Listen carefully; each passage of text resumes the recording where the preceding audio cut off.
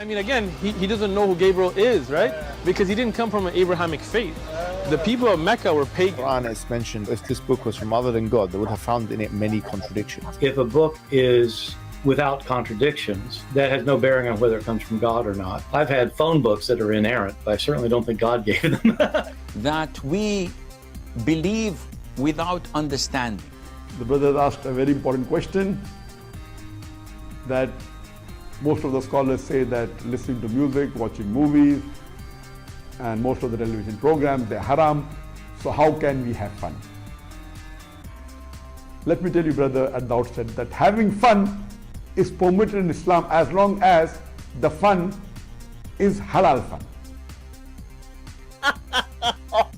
That the standard narrative has holes in it. The Prophet tells us because Satan or the devil sleeps over our nostrils. Those who oversleep and not pray Fajr on time, Satan urinates in their ears. I really do think Jesus was crucified and that he really was dead and buried. He thought that he was a son of God in the sense that he was specially chosen by God. I think Jesus really did think he was going to be the Messiah, the future king of Israel. I mean, that is, after all, why they crucified him.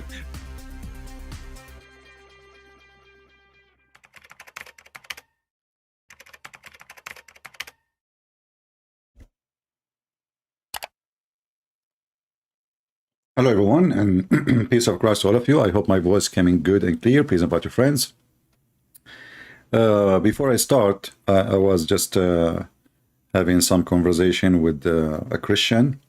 He is disabled, and he asked me for something I found very strange. Very nice of him, actually.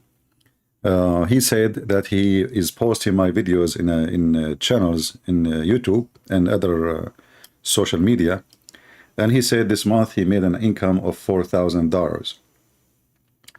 He said he feel like he don't deserve it. This money should go to you, CP, because it's your video, it's your work. Even I am disabled, but I feel guilty to keep the money. So I said to him, no, you keep the money. You deserve it, it's your work, and I'm happy for you. You know, he said, but they don't allow you to receive advertising or anything in YouTube. I said, don't worry, you know, God bless you. I'm glad actually that you are getting support you need. You are disabled. But here you see how decent this man, you know, even he's making money, you know, from my videos. He felt bad. That's, you know, Christian Prince himself. He don't, YouTube don't allow him to get what he's getting. I appreciate really this kind of people. They are wonderful. But I say to him, never feel guilty. I say to everybody, go ahead, download my video, post it, and if you make money, good for you. God bless you. So we continue our topic today, and it's about why every Muslim have different God, different Allah.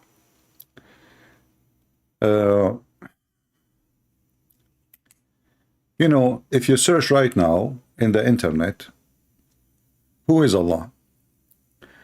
Every Muslim will give you a different answer. And every Muslim will justify, or let us say, will describe God as he wish. Most of them, they agree in something very funny, which is the creator. But we know, and I say very funny because the Quran mentioned clearly that Allah is not the only creator. As an example, Jesus himself, he created from the mud the bird. And the one who can create a bird, he can create a human, because bird have a soul, human has a soul. Doesn't matter what you design.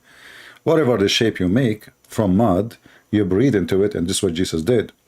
Same time in the Quran, it says that Allah is the best of the creators, which means Allah, he himself admit that there is many creators, but he is the best. So who is Allah? Why the Muslims are fighting over this God? Why they cannot agree about even the basic understanding of Islam? You will see every Muslim attacking the other Muslim, and some they you know, they call them kuffar, some they call them satanic, some they call them just because Muslims they have different let's say different agreement about who is this God Allah. Bismillah walhamdulillah. Bismillah walhamdulillah. This is the good thing about them. I'm just trying to Good find you a reason from video. Imam. Hold on, give me a second. An intellectual idea. Yeah. Let us see.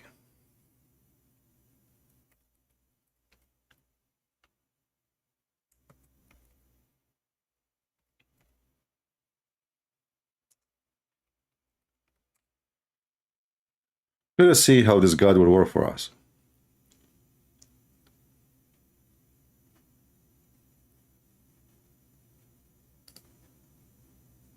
This is how someone. Let us see here. All right.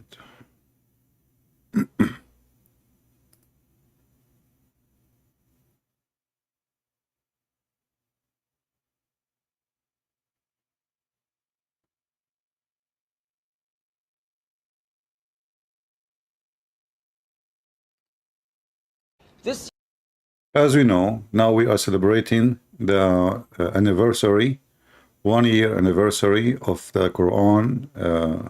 The standard narrative has holes in it. And, you know, celebrating such an occasion would obviously shake the Muslim faith heavily. I mean, all of them they knew, but behind door they speak about it. But when somebody said it loud and clear.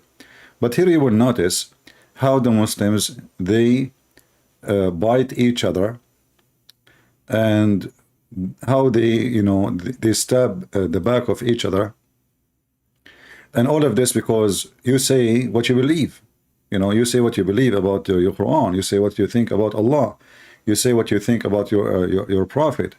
And especially if you are a sheikh and you have knowledge, the little ones, they will bite you, and the big ones will curse you, and the middle one, they have no idea what's going on, and the bald one who lost his hair, he is going to shave his hair again because of what you said. Yasser Qadi should be shut down. His channel should be shut down. He should never be allowed to open his mouth about Islam. Wallahi, wallahi, this person is a disaster that has engulfed this ummah. When you do a deep dive is when things get very, very awkward and difficult. No. No. If you want misguidance, listen to Yasser Qadi. The preservation of the ahruf, is it 1, is it 3, is it 7? Yasser al-Qadi, I accuse you. You are worse than the layman people. You failed. You failed. This is not a joke, brothers and sisters. The issue of ahruf and qira'at caused confusion to somebody whom the Prophet ﷺ said, if you want to listen to the Quran directly, listen to Ubay. ما في مشكلة تكفير يا أخي. Live. We don't care. The most The blue kid, Samfour. Yeah. What is that? Purple? Anyway, so as you see, you know, they are beating each other, biting each other, going crazy against each other, simply just because the guy, he said the truth. And yeah, it is 2-year anniversary. Sorry, not 1-year anniversary. You know, this is remind me, you know, we in the Middle East, we appreciate farting. I don't know if I told you the story of Hamad. So Hamad, he's a person who farted, and then the whole tribe started talking about him for years and years. So he decided to migrate to different country, different location. And he came back after 40 years because he missed his tribe. So when he came back, he saw an old woman. He asked her about her son because, you know, her son is like, when he was young, he was close to his age. So he said, hey, how is your son? His name is etc. Aren't you his mother? She said, yes. He said, how old is he now? She said, I don't remember. All what I remember that he was born 4 years before Hamad farted. So now the Muslims, they will make a point of history since Yasser Qadi farted. But name for me one Muslim is not farting every day and causing the Muslim problems. Just name one for me.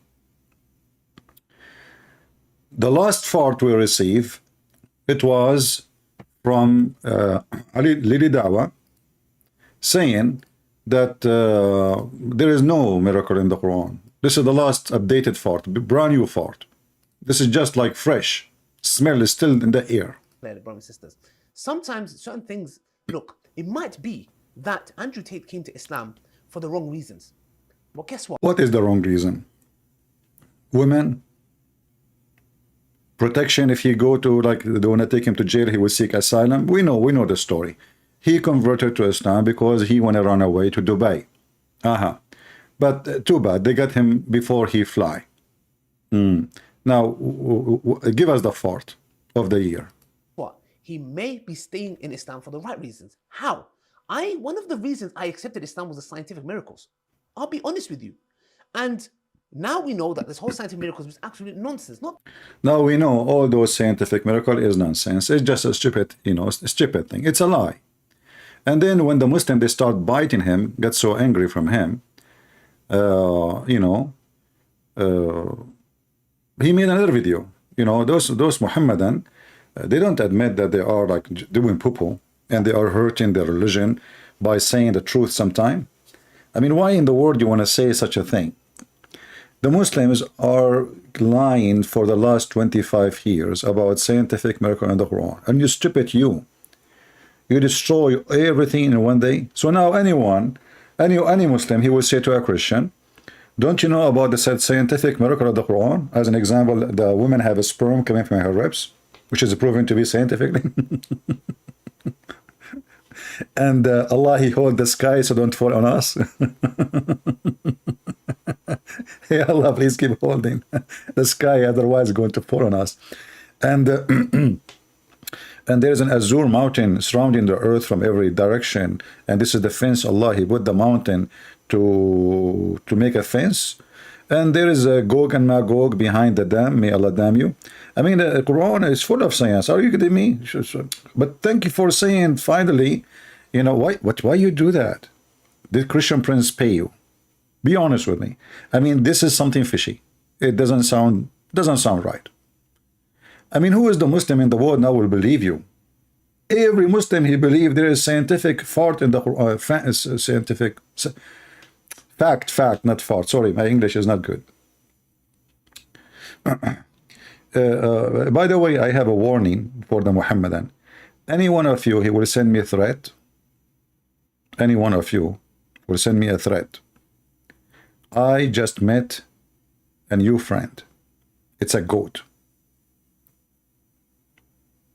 And this goat told me, anytime a Muslim, he threatened you not to insult the Prophet or the Quran, you can give me the Quran immediately and I will rip it apart. Not only that, I will step on it and I will hit it so hard and I will eat it. So don't make us angry. Be nice. You want to debate us. A threat will not help you. Violence does not scare us. Trust me. If your words or your act scaring us, we will never be speaking one word. You can scare only, a bunch of girls. And there are some men, they are like girls too. Not necessarily girls are girls. There are some men, they have a mustache, but they fear and they are cowards. That is not me. So don't make a threat, behave yourself, otherwise the goat is waiting for me. And she is from a good family. The only problem, she said, I will sacrifice for you, my friend. It's Quran. This is really bad, but for the sake of the purpose, it's a noble purpose. This goat, she understood the situation. So just I'm warning you, don't ever make a threat again. So now the scientific miracle turned to be false, and Lili Dawa, she is saying to every Muslim, no, I did not make a slip of a tongue. Muslim don't make a slip of a tongue. Muslim, they make a slip of immigration. As an example, Prophet, he wanted to go to the Jannah, in the seventh heaven, in the sky. He ended where? He ended in Ethiopia, to the point he saw the Nile River there, and he ended in Turkey, or was north of Syria. He saw even the Euphrates there. I mean, what they are doing there in the heaven of Allah. So the Muslims always, they don't make a slip of a tongue, they make a slip, all kind of a slip. And this is a different kind. Miracles in the Quran got debunked. And for some odd reason, funnily enough, as if they thought that it was a slip of the tongue. I'll repeat it again, very carefully. The scientific miracles argument in the Quran got debunked. Okay, why you don't tell us the names of those who debunk the scientific miracle of the Quran? Why you don't complete your favor and put the list? Who is number one will be? Just be honest with me. Who is the first one who wrote books about the scientific miracles of the Quran in the world? Is his name a Christian Prince? So all the lies of the Muhammadan turn to be false. Now, my Skype is open. I'm not going to ask you about scientific miracles no more, because obviously it is debunked, and that means our mission here is finito. I'm going to ask you, how in the world, you Muslim, you try to refute anyone accuse Islam with anything? If I go right now to Lili Dawa page, as an example, not limited. Hold on, where is the Lili Dawa? Just to avoid searching too much.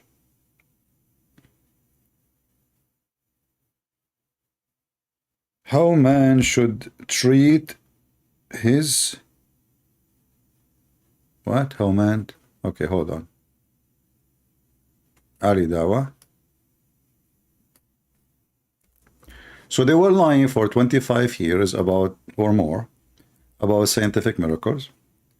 And now, how men should treat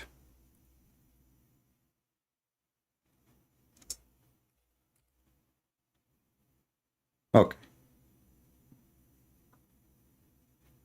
Look at this one. Lili Dawa. Lili Dawa, he is a person who want to school you about ethic life. So listen carefully what Lili Dawa want to say. How to be ethical. The intentions of marriage, and some of them would literally be touchy, would in a nutshell give, signs to certain things. And to me as a man, I had to know better.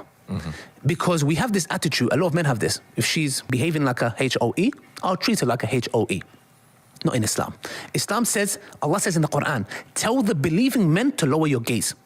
Meaning, I don't care if she's wearing a bikini, miniskirt, niqab, fully covered. You can't even see the eyes. My job is to look away. Muslims, if this is your job as a Muslim, have you ever seen a Muslim? He is not looking at the ass of women in the street, starting from Muhammad. Starting from who? Starting from Muhammad himself. And this is the reference.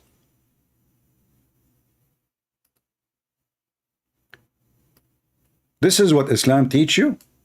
So Islam teach you that, but your prophet is the worst man. Are you saying the bad Muslim is the one who do that and this is your prophet?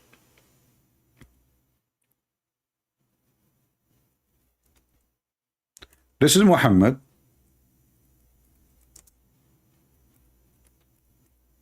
He keeps staring at a woman walking by until he got so horny to the point he cannot hold his testicles together. Read it.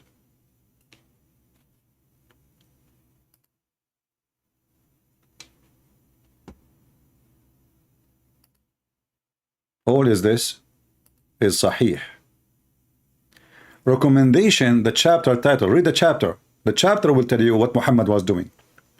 Recommendation to the one who sees a woman, and he is attracted to her, to go to his wife or slave women and have intercourse with her.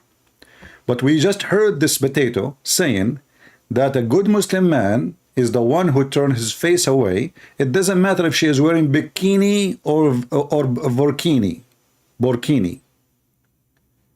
So if this is the scenario, so why you Muslim, you want to have multi-wives? Is that because you turn your face away? Or because you want more? Isn't it you who made videos about having secret wives? How we will find the wife without looking? And why you are looking if you have a wife already? Muhammad, he have 13 wives, and a woman walk by, and he is attracted to her. This is their description, not mine. This is not my description. So he's attracted to her, and he keeps staring at her ass until she walk away. And the woman, she is a Muslim, she's wearing burqa faso. She's from Burkina Faso. She's wearing burqa. She's not in the bikini in the beach. So Muhammad have no excuse, except he is filthy. Isn't it the Muslim they say that the reason men, they can do wrong to women because they are wearing the wrong clothing? Well, this woman is not wearing wrong clothing. What Muhammad do? And then Muhammad, to explain to his friends, imagine how filthy he is. He left his friends, he was sitting outside with his friends in the front of his house. The women walk by. He left his friends outside his door and he went inside to do boom, boom, boom, boom to his wife. And his wife, she was busy doing leather tanning, which is a very dirty job. She will be sweating. She will smell like, like garbage. And he don't care. He don't care. He want to do it now.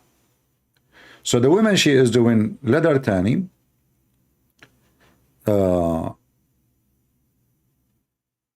And he claimed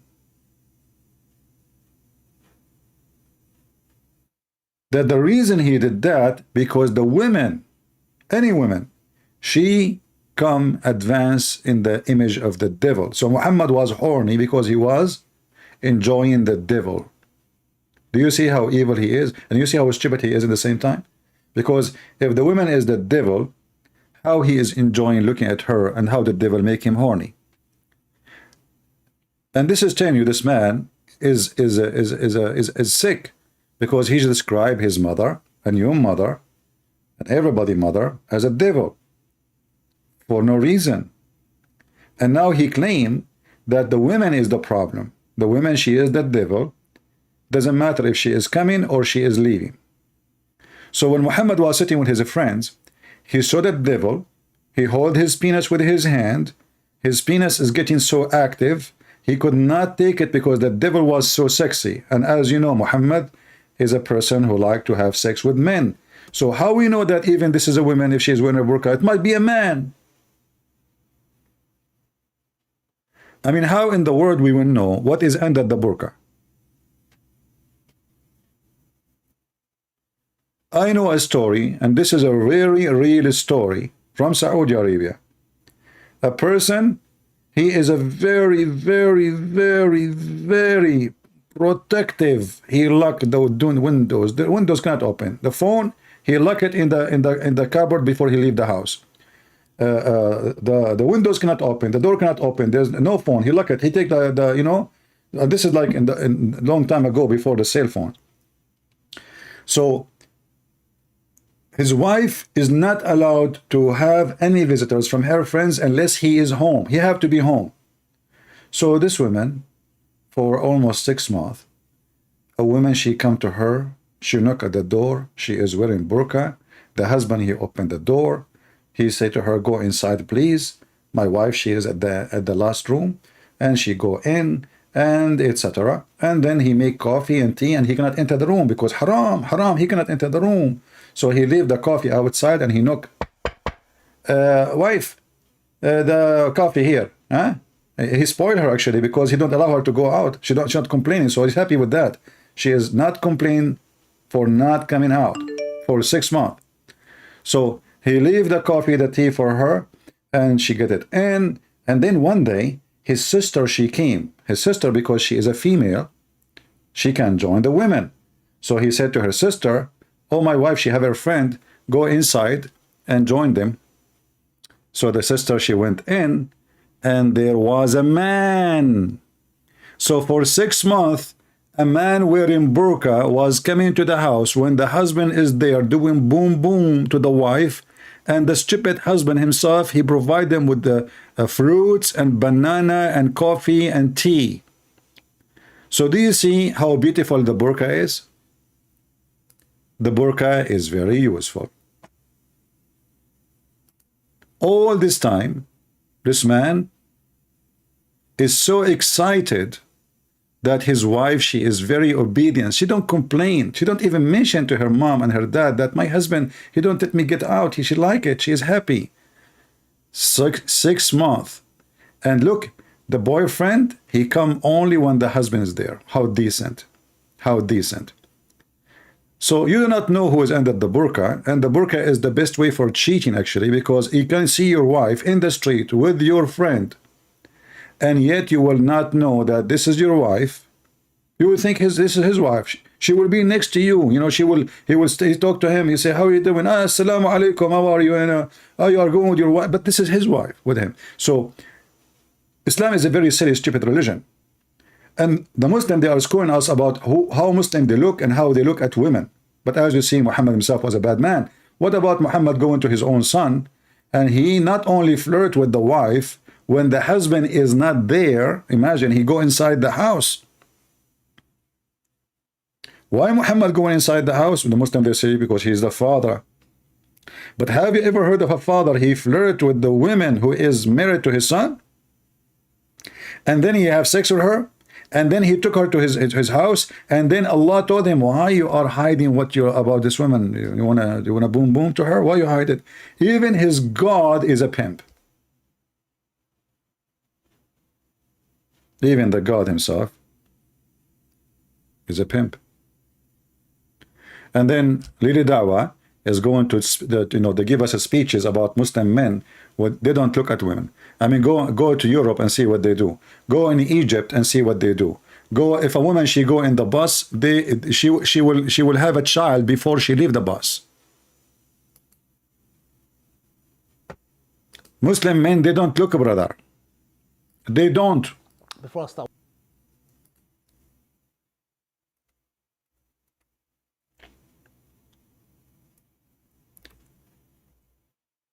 Just not long time ago, Saudi Arabia, they have a national day. National day, like, in the 4th of July, we have 4th of July, they have their own day. They chase women, they touch their asses, they put their fingers in their asses, and the police is there.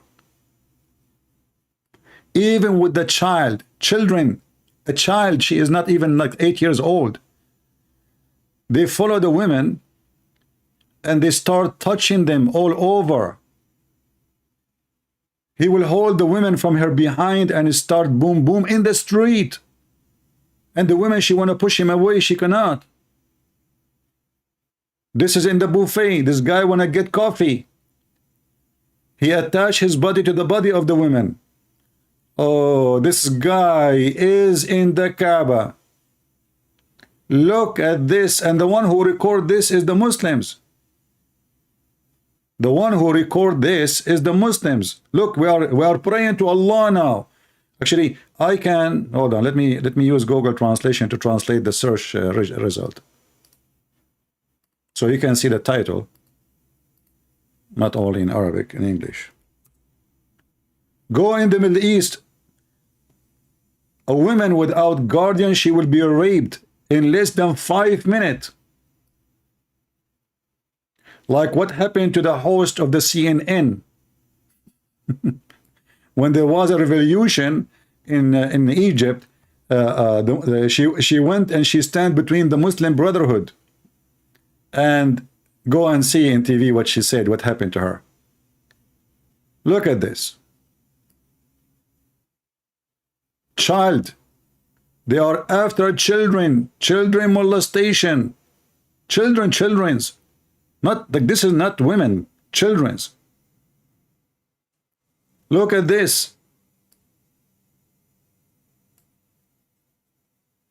All of those men are chasing those women, touching their asses. National Day 92 Arabia. Watch the video. Look what he's doing. Look. She is wearing Islamic clothing. She is not wearing a bikini. Look at this. They rip out, her cover too. This is other women.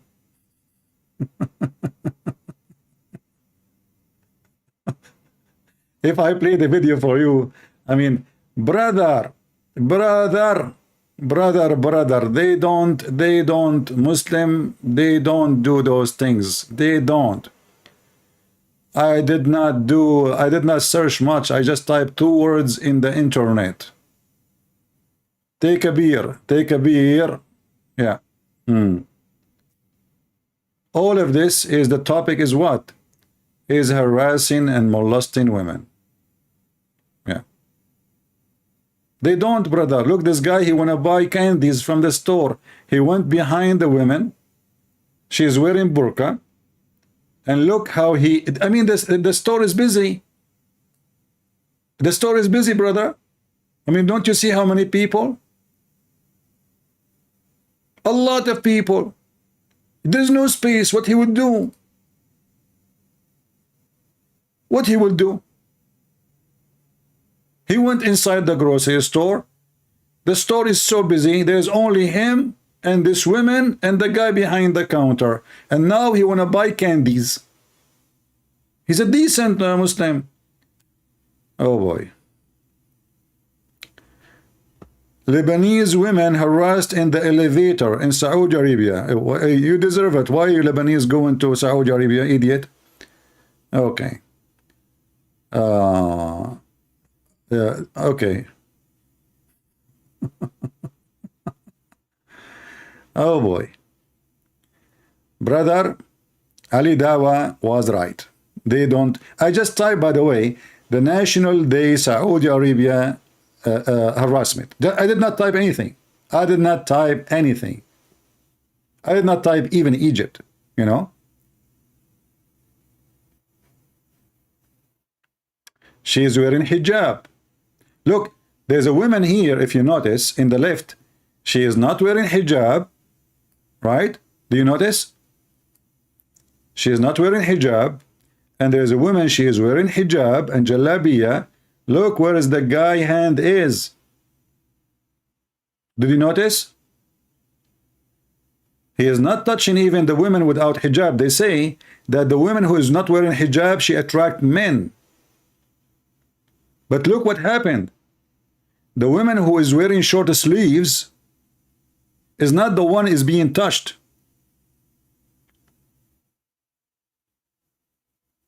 Did you notice? The one who is wearing hijab, as you see, is the one being molested. The woman who is not wearing any hijab, short sleeves, she's okay.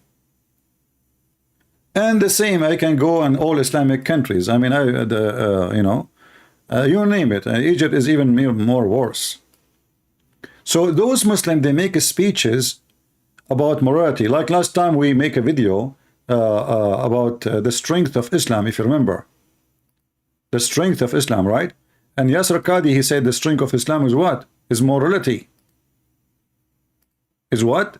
Morality. If they put Muslim, they have morality. Nobody has. We have to face it. Who have morality like the Muslim? Nobody. Do we have any Muhammadan from the morality religion to call us and join us? I saw somebody trying to call me, maybe. Let us see.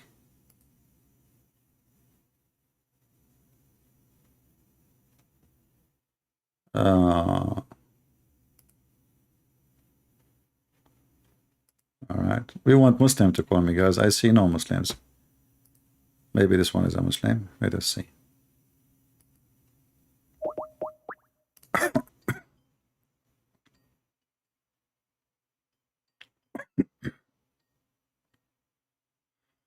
I always mute the ring so it doesn't bother you. Hello? Hello? Yeah, Fakira. Son of Muta. We don't want to speak to cockroaches. Cockroach.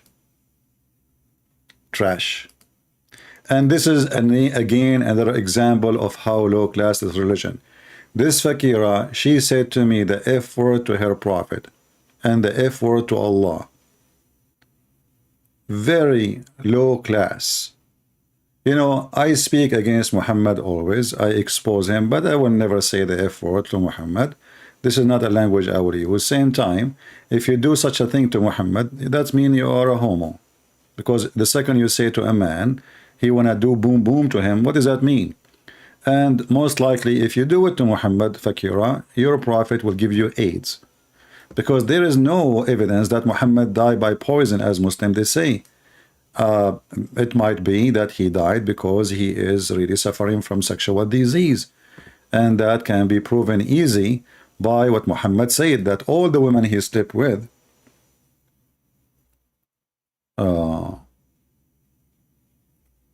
they have sexual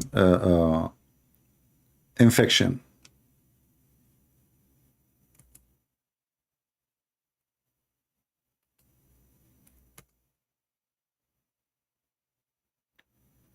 Muhammad, he described how the women orgasm look like, and you know, Muhammad make it so clear that the women orgasm, all Muslim women who he slept with, their orgasm is yellow and the man orgasm is thick and white.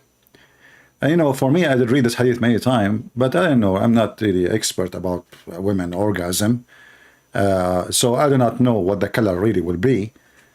So Muhammad, somebody like have some medicine background or something, told me in the chat, well, you need to search because women who have such a color, they have sexual disease infection. And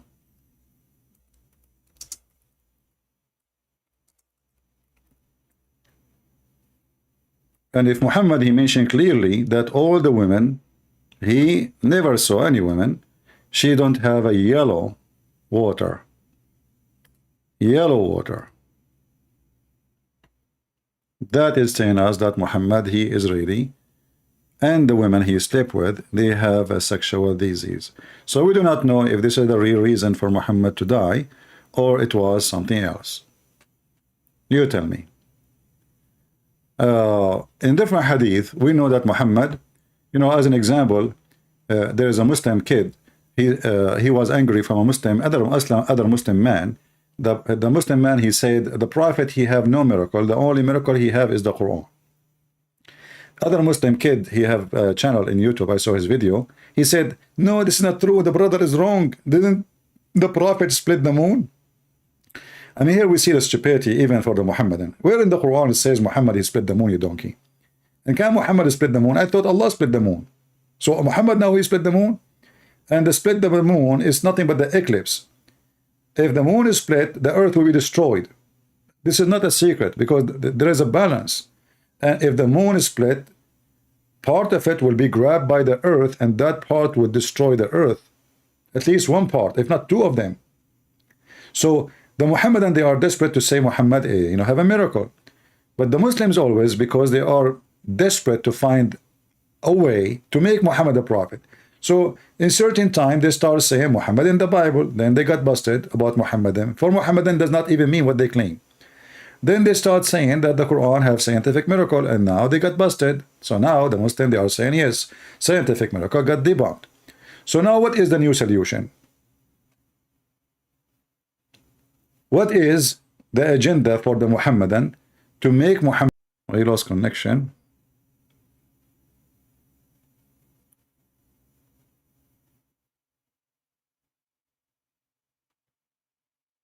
I hope my voice is coming clear, because I see that there was some disturb in the connection. We asked David Wood to send some Abdul here. My friend, it's not David Wood who control where the Abdul goes. Abdul, they go to him because they knew there they can survive. Here they cannot. That's all. If I am like David Wood, the Muslim, they will be lined up to debate me. They will not. The only one who called me is this filthy man, Fakira. Scumbag. And I allow him to speak to me many, many times. And we have tons of his video. You can search them. We made him, we wiped the floor with him. Still this coward, each time you spank him, he called back. He's, you know, like a gambling. You know what happened to you when you go to the casino and you play and you lose your money and you lose your honor. So what do? You gamble more. So he keep coming. And I don't know how to get rid of him. And I think he do that because he want to tell the Muslims, see, he's running away from me. You're so filthy. That's it. I'm done with you. Anyone can type ultimate fart videos Christian Prince. You will see what happened to you. People will die laughing at you. This potato, you ask him, he don't agree with the interpretation. Why? Because interpretation will get him busted. Okay, what about the hadith? He don't accept the hadith. So I said to him, what is the name of the wife of the Prophet? He told me Aisha. What is the name of his father? He told me, etc. He said, where do you get this information from? He said, the books of history. Those potatoes, they think if they deny the books of hadith, they say, I'm not going to accept hadith. Do you know why they say that? Because they are ashamed of what their prophet said. Imagine if I say, I don't accept what Jesus said. You will not say such a thing unless you are ashamed of what he said. The woman, she called me yesterday, if you remember her, the day before. The second I mentioned to her the hadith, it says that she is half a brain. She said, I don't accept the hadith. Why she don't accept the hadith? I mean, all of Islam is in the hadith. In the Quran, there is nothing. The Quran is an empty book.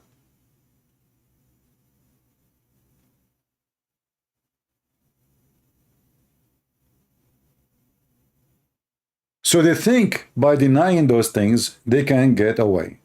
But we get them busted too. Because if a Muslim, he will say he accepts only the Quran. Okay, who is Muhammad? Who is a Muslim believe in the Quran only can tell me who is Muhammad? I will go with you now. The Quran. Who is Muhammad? Nobody knows. Based on the Quran, nobody knows who is Muhammad. In fact, his name is confusing because the Quran mentions many names of him. Once he say Muhammad, once he say Ahmad, once he say Mustafa. Which one is what his name, what his real name is? Do we have any Muhammadan would like to join us live on air? Anyone?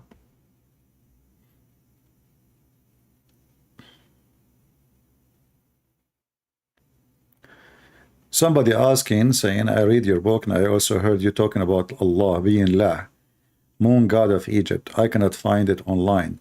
So if you could help me a bit. My friend, you do not need to find online. I am your source and we can prove it easy. You can go and do a little research. You will find that even in the Old Hebrew and the Aramaic, the word Al is a word meaning God. Al. As an example, Daniel,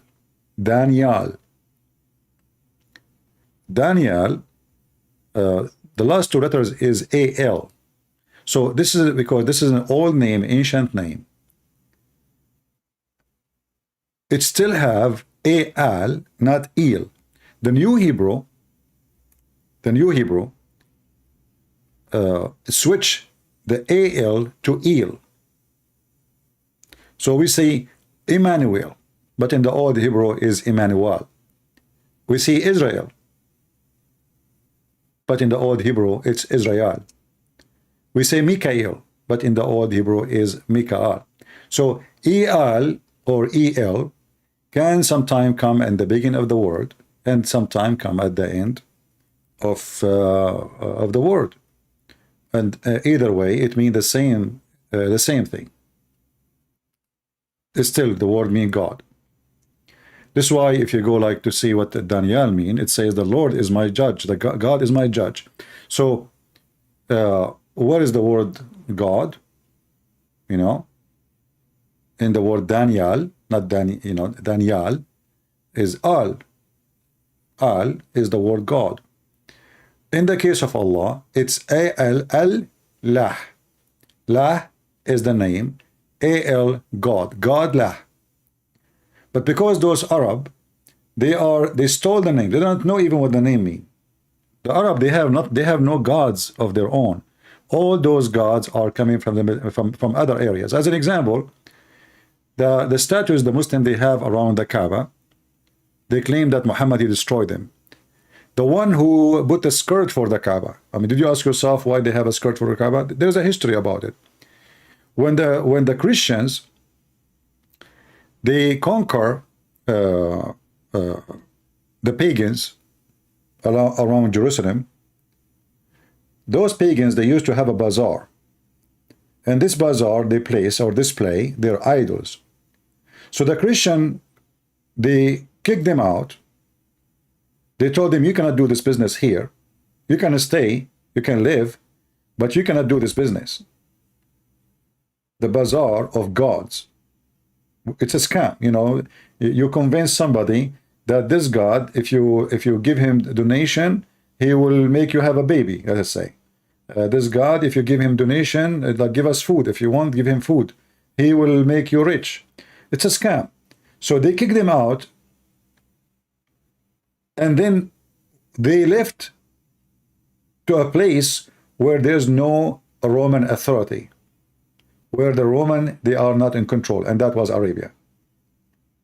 And this is where all those pagans gods, they start like flourishing more, even though the Arab before they have gods.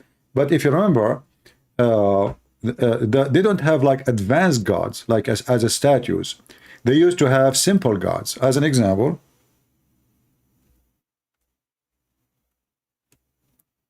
as we see in this hadith, you see everything we say, we have reference for it.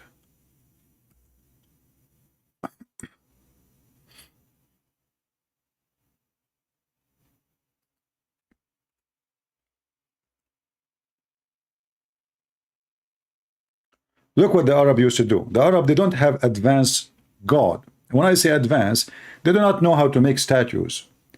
Remember, this is Saudi Arabia, you know, this is a sand, desert, you know, those Bedouin, they don't have any civil, you know. There's nations was exist before them, they have a lot of advance, but those people disappeared, they are gone. And I believe there was a drought, and those nations either they immigrated or something happened to them. Before the Arab, long before the Arab, there was a civilization there, but not in Mecca, but in the Arabian Peninsula. The word Arabia mean desert, does not mean Arab. Arab is not an ethnic. Many people think Arab is an ethnic. Arab is anyone who live in the desert. So we used to worship stones, and when we found a better stone than the first one, we would throw the first one and take the later. You see, stone is it's just a stone. It's not even a statue. So they have a very, very cave time religion. No statues. They don't know how to make statues. When they see in the desert a stone looks strange, look weird, different from other stones, right away they call it God stone. And this is exactly what the black stone is. The black stone in the Kaaba is the God stone. So Muhammad, he copied the pagan before him. They kiss the black stone, they worship the black stone. Muhammad, he kept it there because he cannot make them angry. And he himself, he kissed it. And then the Muslim, they say to us that Islam is against paganism. So if they find a stone better than the previous stone, they throw the first one and they worship the later. And look, if we could not get a stone, then we would collect some earth dirt, i.e. soil, and then we bring sheep and milk that sheep over it. Can you believe it? And perform tawaf around it. Do you see the source of tawaf? People, do you see the origin of tawaf? This is a very important hadith if you want to get a Muhammadan busted about the Kaaba and the Hajj. What they are doing, tawaf. Tawaf is mean going around.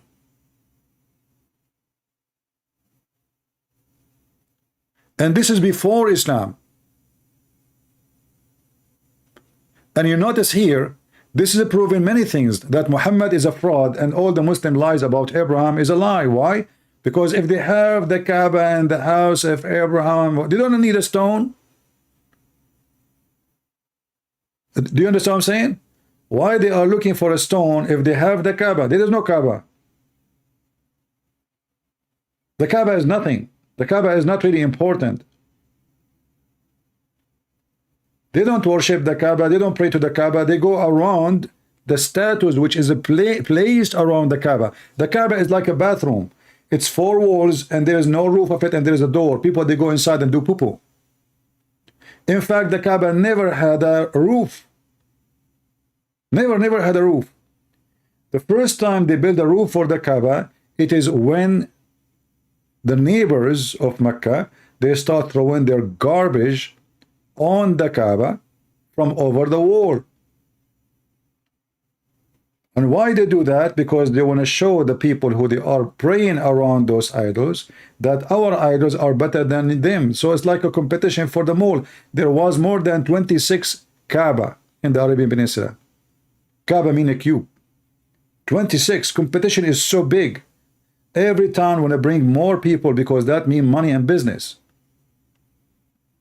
So they compete with each other. And as you see, they don't know the God of Abraham. What is the God of Abraham here?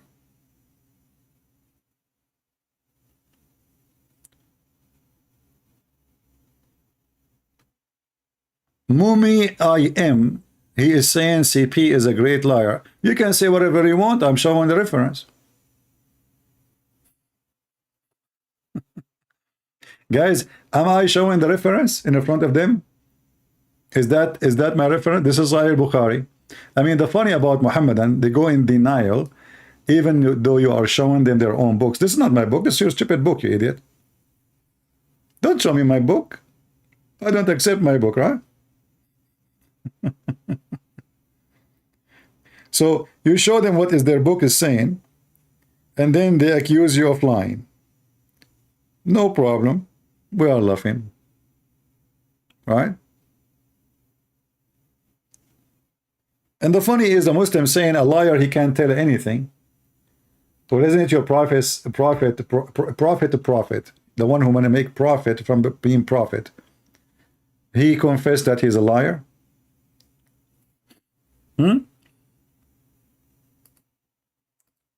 Isn't it your prophet? He says, I fabricated words Allah did not say.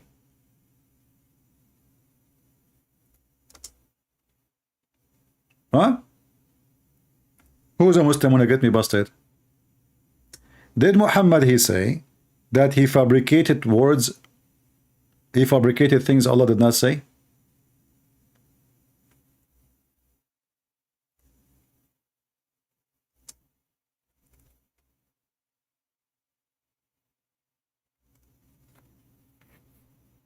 Any Muhammadan?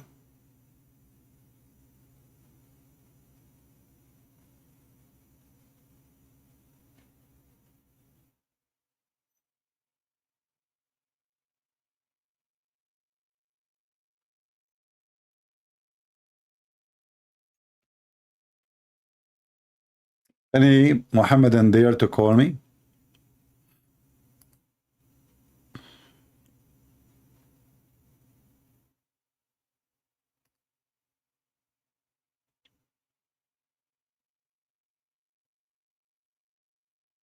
All right, we have somebody here look like he left Islam.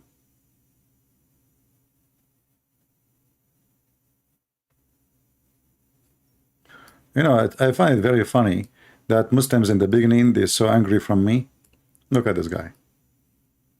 Sultan. This is Saturday, May 27, this year. 10:07 p.m. All right? So, Sultan, why are you, he's saying to me, why you are mocking and insulting our beloved Prophet? Then I spoke to Sultan. I remember here. Actually, it's all what I remember here is that what the call is history saying. We spoke for 37 minutes, and then Sultan saying to me, "You are a gift from God. God will bless you. You have opened my eyes. I can look my Lord clearly. I want to thank you and give you my testimony live on air." Isn't it? This is wonderful. So in the beginning, they say why you are insulting, why you are mocking, why you are attacking, and then they leave Islam and they send you this message. Let us call this guy.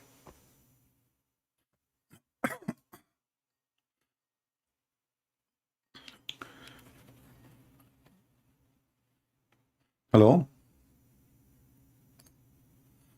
Must be Fakira again. Hello?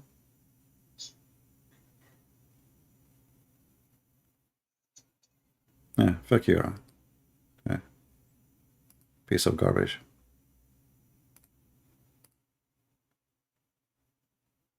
If there is any Muhammadan would like to join us live on air,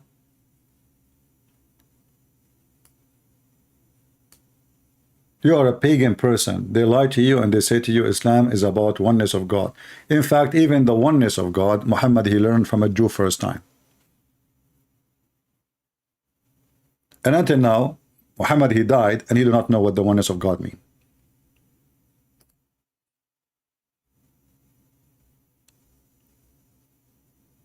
Any brave Muhammadan?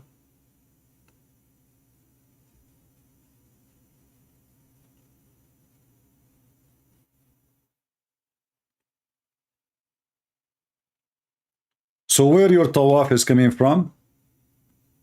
From the Arab before Islam. Where is your Kaaba coming from? From the Arab before Islam. There was a 26 Kaaba.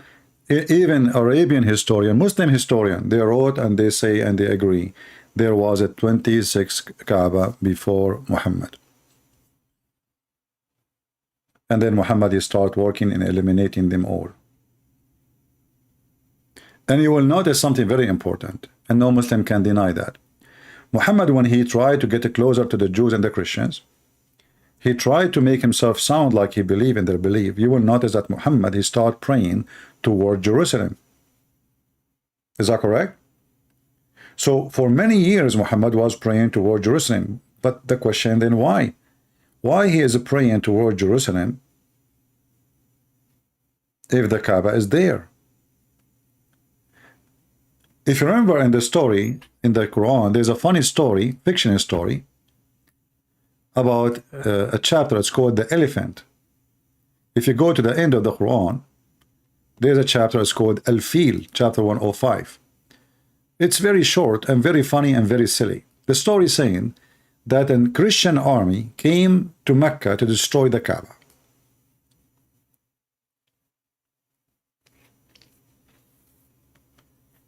And then Allah, he sent birds, brother, F-16 birds. And those birds are carrying rocks. And they throw their rocks at the Christian army and they killed all the Ethiopian, African, black Christian army.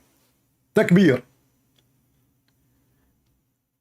Here you notice how stupid this story is. Why? First of all, who in the world want to believe that an army coming from Ethiopia is able to come all the way through the desert with an elephant or many elephants? Do you know how much water an elephant he need? Do you know that elephant he cannot survive even a day in such a trip? Elephant an average of 600 gallons of water he need a day. A day. Not a month. Not a year. A day. So how the elephant or those elephant army coming all the way and how they can survive? This is Saudi Arabia where there's no rivers, there's no water, there's no lakes, there's nothing. And then when the army getting close to Kaaba, Allah, he sent birds, and those birds are so huge, like the one we see in the movies, you know, like those what they call them, I don't know. I saw a funny movie about those birds, big bird. They can carry like 10 men in one foot. Harry Potter. But not long after, the Kaaba was destroyed and more than 10,000 Muslims killed by a man. His name is Al-Qurmuti. And not long after, another man, he destroyed the Kaaba and he killed everybody around it. His name is Al-Hajjaj ibn Yusuf al-Thaqafi. He destroyed the Kaaba too. And nobody saw the birds of Allah.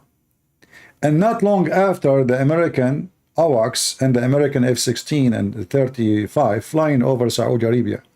And they did not see the birds. Looked like those birds was protecting the Kaaba when there was idol around it, not when there is no idols. Do you understand? When Allah, he sent those birds to protect the Kaaba, He sent the bird to protect the Kaaba when there was idols around the Kaaba and inside the Kaaba. Allah did not send birds to protect the Kaaba when the Kaaba under the control of Muslims only. And why Allah wanna destroy an army of Christians who supposedly they want to make the Kaaba a church? Do Allah prefer people who they have 365 goddess around the Kaaba? Any Muslim? And not only that, Al-Qurmuti, when he destroyed the Kaaba, he stood up in the middle of the space of the Kaaba and he said to Allah, "Hey Allah, where is your birds?" What? Where is your birds? This man is a challenging Allah. What is your birds? No birds. It's a fiction story. And this is why after this guy, he destroyed the Kaaba, Islam collapsed actually. Islam collapsed. Islam actually collapsed all the way until the oil. When the oil revolution happened, Islam started flourishing. This is not Islam which is flourishing right now, it's the money of the oil. So they start investing, giving scholarships, even big universities, very expensive, famous universities. Saudi Arabia opened a special unit, or let us say branch in those universities, paid and supported by Saudi Arabia, Qatar, Emirat. And the purpose is to promote Islam. You will notice that all those who converted to Islam, we heard about them, those like this pimp, Andrew Chochola, and this the other guy, the one they got him from the sink. All of them, they converted to Islam in Dubai. Did you ask yourself why Dubai? What is it? What is Dubai? What is in Dubai? Money. You might say, I mean, this guy, Andrew Chochola, he have money. He have money, but he want more money. Those are the one who is willing to unzip his pant and take videos of himself masturbating to make money. He is willing to do anything to make more money. The one who is willing to have girls work for him, speaking about it loud and public, and he's proud about it, as a pimp, do you think he will have ever enough money? Is the guy who used to own the Playboy station, the first Playboy stations in the world, the filthy man who died like a dog, do he have enough money? He want to have more money. For those are satanic. All of them, they are under the influence of the money. Dubai is the last country can be called Muslims anyway. I mean, bikini and the nightclubs and the drugs. I mean, they claim to be religious, supposedly. But in the same time, they can be more attractive because there you can call yourself Muslim, but you can go to nightclub. It's a different version of Islam, you know, just to attract. Like, okay, you know, you just say Shahada. You don't need, I mean, Andrew Chochola, you want to drink whiskey and, you know, okay, this is Dubai, you know. You can do whatever you want here. Just say Shahada, come in front of the TV, you know, in front of the camera and say that, right?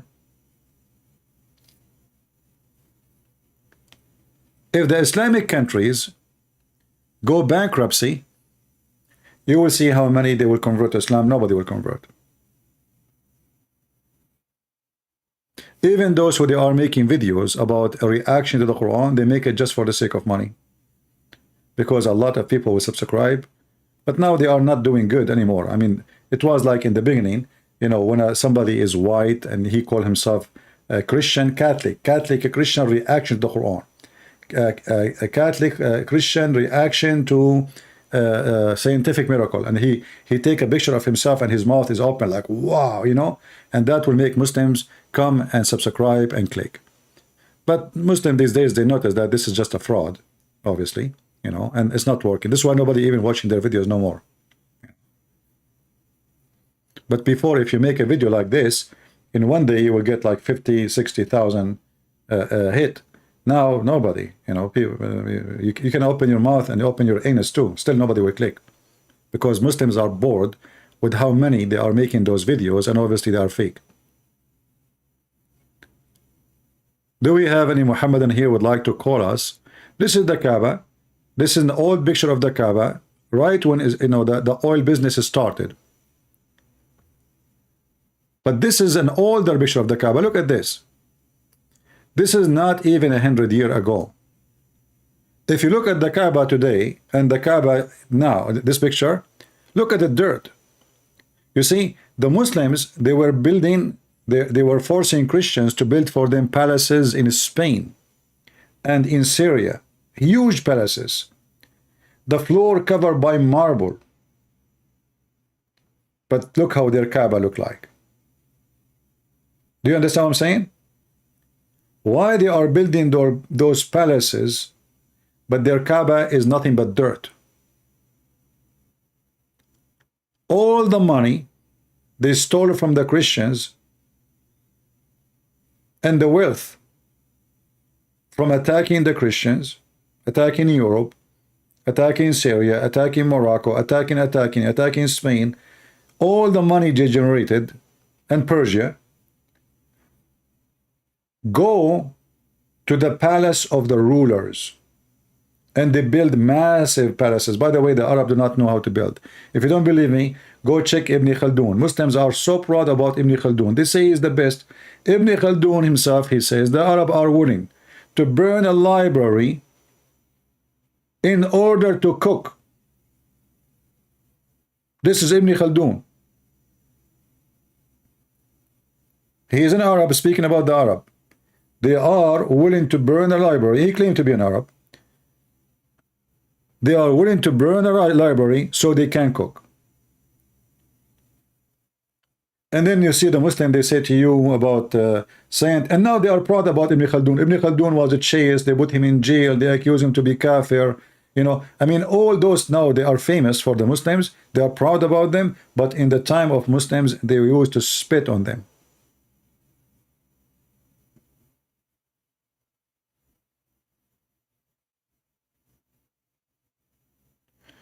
My dear Christian family, pray for me today. My exam result going to get published.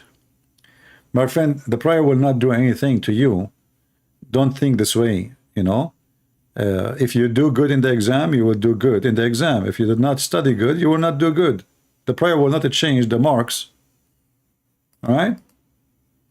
Otherwise, none of us will go and study. I go pray, and then I go to the exam, and then I should pass, right? Because I prayed. No, it doesn't work this way. Don't think like Abdul. We are not Abdul. You work, you study, you get the result. Even the Lord himself, he worked. Yeah. You will be like the Abdul who was praying to Allah to win the lotto. He keep praying for like 40-50 years. Allah make me win the lotto. Allah make me win the lotto. Win the lotto. Allah. And the angels of Allah, who they are satanic, they told Allah, come on, Allah, make him win. Allah, make him win, please. Come on, the guy he praying for you 17 years, 18 years, 19 years. Keep praying every day. Make me, please, Allah, make me win the lotto. Allah, he told them, wait, you know, okay, wait, I'm waiting. So Allah keep telling them wait. And then after 50 years, the guy is going to die. The angels, they make a revolution on Allah, the devil of Allah. They went to Allah and said, we will kill you now if you don't make him win the lotto. So Allah told them, I will make him win the lotto. But shouldn't he buy the ticket first?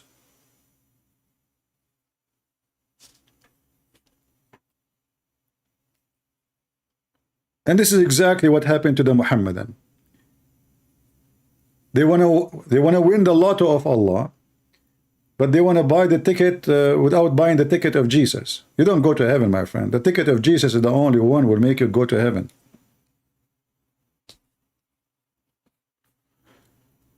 Do we have any Muhammadan? Yeah, he's so cheap. He want to win the lotto without buying the lotto, which is the case of many people.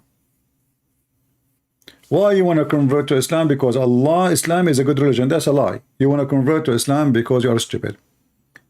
Because they told you in Islam you will have a lot of women. You are a dreamer. You are a pervert. Pervert. One woman, one man. God, when he created Adam, he created one Adam, one Eve. He did not even create 2 or 3 or 4. If one woman, she can be enough and more than enough for Adam at that time, is going to be enough for you today. And if one man was enough for the women at that time, is going to be enough for her today.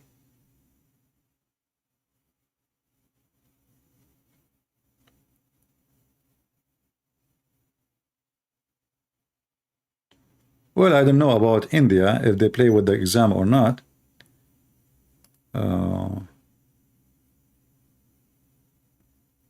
Okay, let's see here, this guy.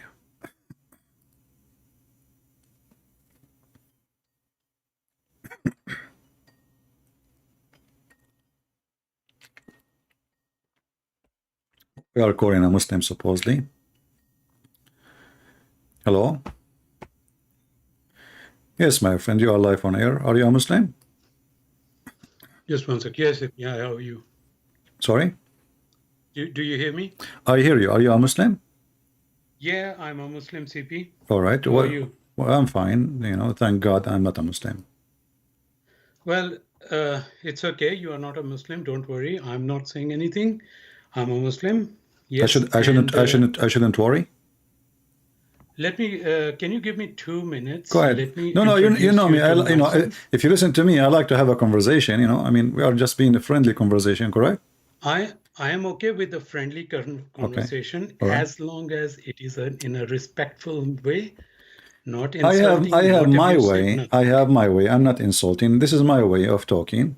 I hope you don't mind. I mean, you are calling me. You know how I talk, right? I'm sure you heard me. Fine, Mike. Yeah, I'm sure you heard me a million times before. So you know, okay. So let's have a conversation. Go ahead. What do you want to say? Okay, can you give me 2 minutes? Go ahead. Just to introduce you myself and to your respected audience. All right. Okay, first of all, I'm not a teenager who's calling you. Okay. I'm a mature person. How old are you, if you don't mind? Around in 50s. 50. Okay, still teenage. Okay. Second thing is that yeah, I have lived half of my life in Muslim countries and half of my life in Western countries. Okay. I've been to many Western countries like US, UK, Canada, Australia, Singapore. I have lived in a few Muslim countries as well. Okay. And I have dealt with many imams, not just one, all right, not just hundreds, but many imams. Sound good. In Muslim countries as well as in Western countries. All right. Okay. And? Yes, there are things, few imams, I disagree with them. I'm not happy the way they are doing it because to me, they are just misguiding people. Like what? And on the other side, when I deal with Christian priests as well, I get the same response from some of the priests. It's not like they are wrong or it's not like what's going on, but I have my own opinion because I don't rely on just the books, but I use common sense. I use the information. I analyze the thing. Basically, I'm an analyst. So I analyze everything before coming back to the conclusion. Okay. This is what my understanding is. Go ahead, CP. Yeah, but I don't know. I mean, you asked me to speak for 2 minutes. I thought you would say something important, but you said to me nothing. Oh, what you said to me, I've been in many places. You know, you remind me of my dad. You know, he used to be a pilot for airplanes with my mom. They used to be working like in the terrorist.org organization. And, you know, they went to many countries and they stop in many airplanes. And he have expertise to hijack all kind of airplanes. What does have to do with my topic?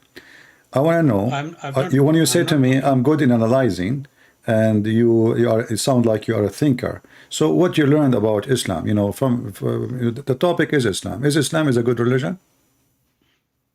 Yes, it is a good religion. Why? Tell me why. If you follow the Islam correctly. Okay, what is the correct? But unfortunately, many people, they don't follow it, which I agree. I was checking. No, tell me the correct Islam. You were showing me. Tell me the correct Islam. Go ahead. My friend, Islam is just when you submit the will of Allah and follow the commandments. What does that mean? And what is the commandment of Allah? What is the command of Allah? The commandments are two: worship Allah, Hukukullah and Hukukul Ibad. These are the two things which you have to take care of it. Okay. Hukukullah means rights of Allah, and Hukukul Ibad means rights of the people. All right. You have to do that. Okay, I want if you you. miss anything, then you will be accountable for that. All right. I want you, as long you mentioned to me the right of the people, right? The right of the people. Chapter 2, Yes. chapter 2, verse 178. Do Islam teach that people have rights, or Islam teach something weird and racism? You are coming from India. I can tell you one thing very honestly. I'm not a scholar. I'm not an native Arabic background. So maybe there could be a problem where I could not explain you the things as the scholars or native Arabic speakers Can you call Zakir Naik right now?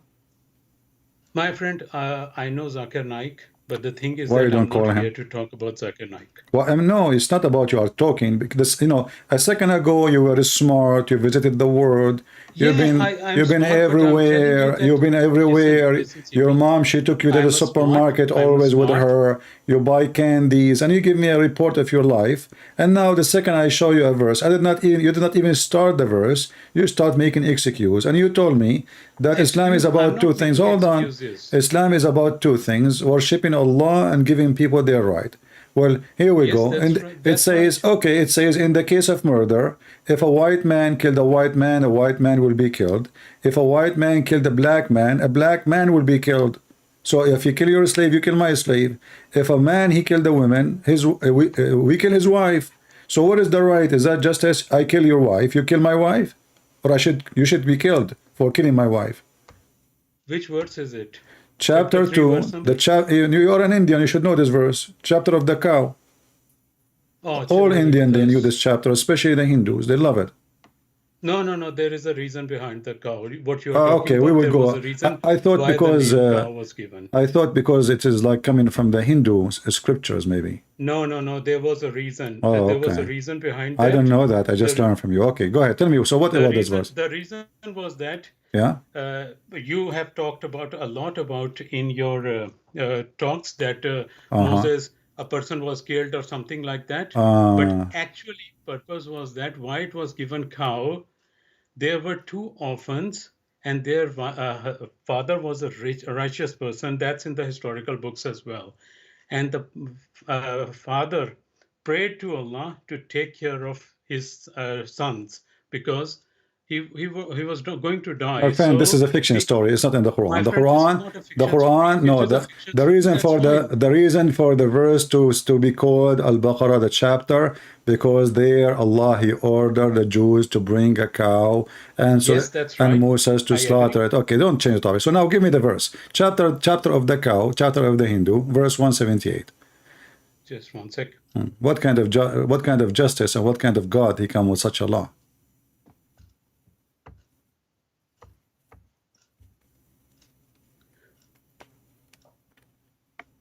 So that's the thing. There is just a justice over there, and the scholars are there. They can explain you everything about that. Why there is a justice? They say yes. In the case of murder, a white man will not be killed for killing a white unless he is killing a white man. A white man will not be killed for killing a slave. A man will not be killed for killing a woman, but a woman. I can show you the interpretation. I won't show you. I can show you. I have the interpretation in front of me. Okay, right so read it. Go ahead. What interpretation you are reading? Well, there are many interpretations. Give me the name. Give me the name. What is the name? Well, I follow Ibn Kathir. I follow. All right, no problem. Ibn Kathir. Here we go. Anything else, but I don't follow just one interpretation. And the thing is that. Oh, drama. Okay, my friend. So is it justice that in case of murder, if I kill your wife, you kill my wife? Is it justice in the case of murder? If a white man killed a black man, the white man, he will not be killed. Instead, we kill another black man who is on. This is not the case. This is not the case. Okay. My friend, do you want to challenge me? My friend, you need to follow the situation. These are. Do you want to? My friend, okay, hold on. Listen. There is no need for this drama. Do you want to challenge me? Why should I challenge you? Because you are saying this is another situation. So I am sure you are. Are you sure? I am sure. Are you sure? My friend, listen. Are you sure? Are you sure? I am sure. So either you say to me, I'm sure, then we open the interpretation and we'll read it. Or you say to me, you are not sure. So I am sure. Are you sure? I am not sure about that. Okay, I am sure. So who is the winner? Before we start the game, I won. So I am No, sure. you don't give money. I said go to the scholars. The scholars are there to explain you Okay, everything. here we go. This is the scholars in front of me. This is Tafsir al-Jalalain. Well, the Tafsir al-Jalalain is not the only authentic one. No There are many problem. other We can go to Ibn Kathir. We can go to Al-Qurtubi. We can go to anyone, anything you want. All of them are saying the same. So look what happened. You gave me your history. You went to Asia, you went to America, you went to England, you went to Canada, you went to Australia, you went to the supermarket. It turned to be that you cannot even read one word in your Quran. And now suddenly you know nothing. So all the introduction you gave me and etc. it proved nothing. Here we go. It says it says in the front of me, free man. Here we go. If a free man killed. A free man will be killed for a free man and not for a slave. Do you see it? And a slave for a slave and a female for the female. Do you see it? I'm checking it in the Quran. It's in the Quran, it's saying the same.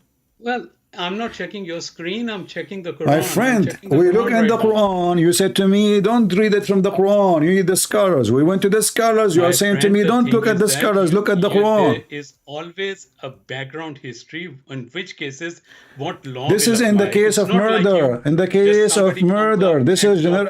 Listen. This is general murder. Have nothing to do with the person. In the case of murder, this is what you do: free for the free, slave for the slave, women for the women. What history? You want to make a drama? So Allah now giving Muhammad Allah for any murder. Any murder. In the case of murder, if a white man, he killed a white man, the man will be killed.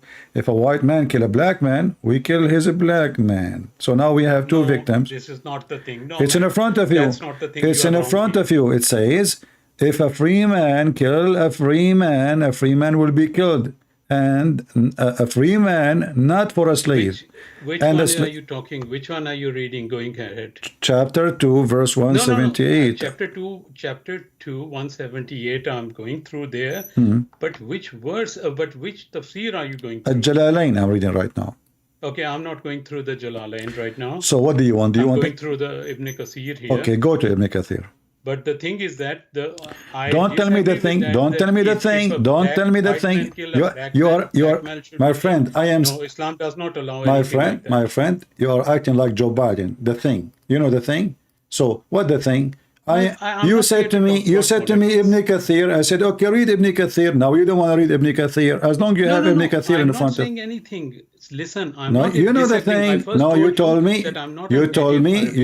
You know the thing. So maybe I cannot explain. You are acting like Joe Biden now. You know the thing. So do you know the thing or you do not know the thing? Sorry, we're going. This is Ibn Kathir. Ibn Kathir is saying the same.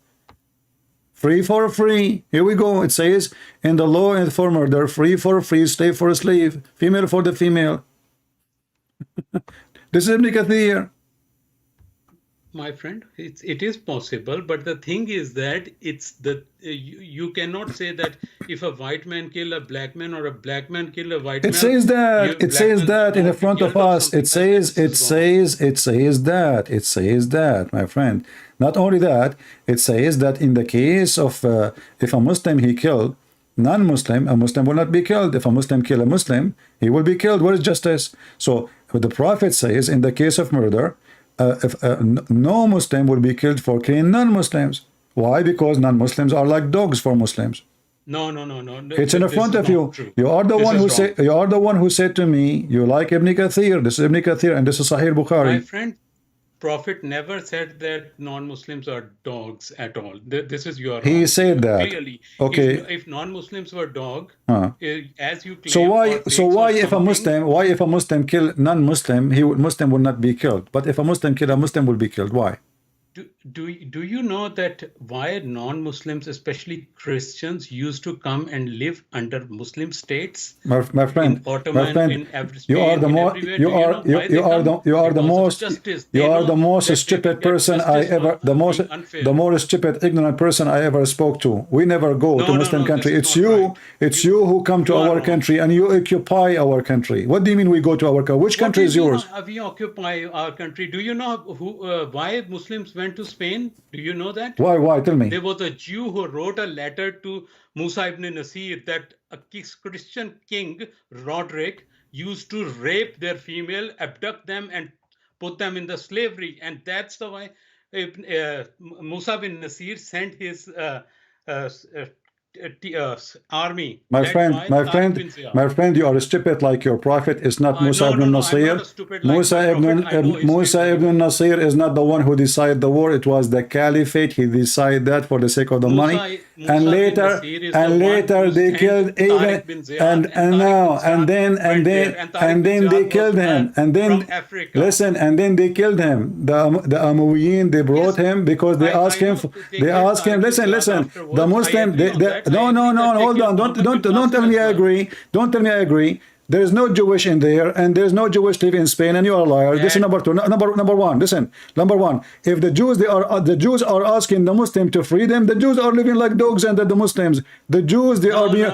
Isn't it your prophet? Isn't it your listen. Okay, hold on. Isn't it your prophet? He said, "I will kick all the Jews and the Christians from the Arabian Peninsula." Yes or no? Why he said that? A second ago, you said we like to go and live under the protection of Muslim. A second after, you says, why is that? Why? Tell me why. No. Why he did that? Why? Why? He did not say anything. The Jews were doing the conspiracies against the Prophet. They refuse. What the Christian? I will let it go. I will let it go with the Jews. What the Christian did to Muhammad. My friend, your Prophet Abraham. What the Christian did to Muhammad? The Christian they gave Muhammad. Listen. You see, you're acting like a monkey. Each time I show you a reference, you jump. What the Christian did to Muhammad? The Christian they protected Muhammad. The Jews themselves, they protected Muhammad. They welcome him in their city, and then he killed them all in their city.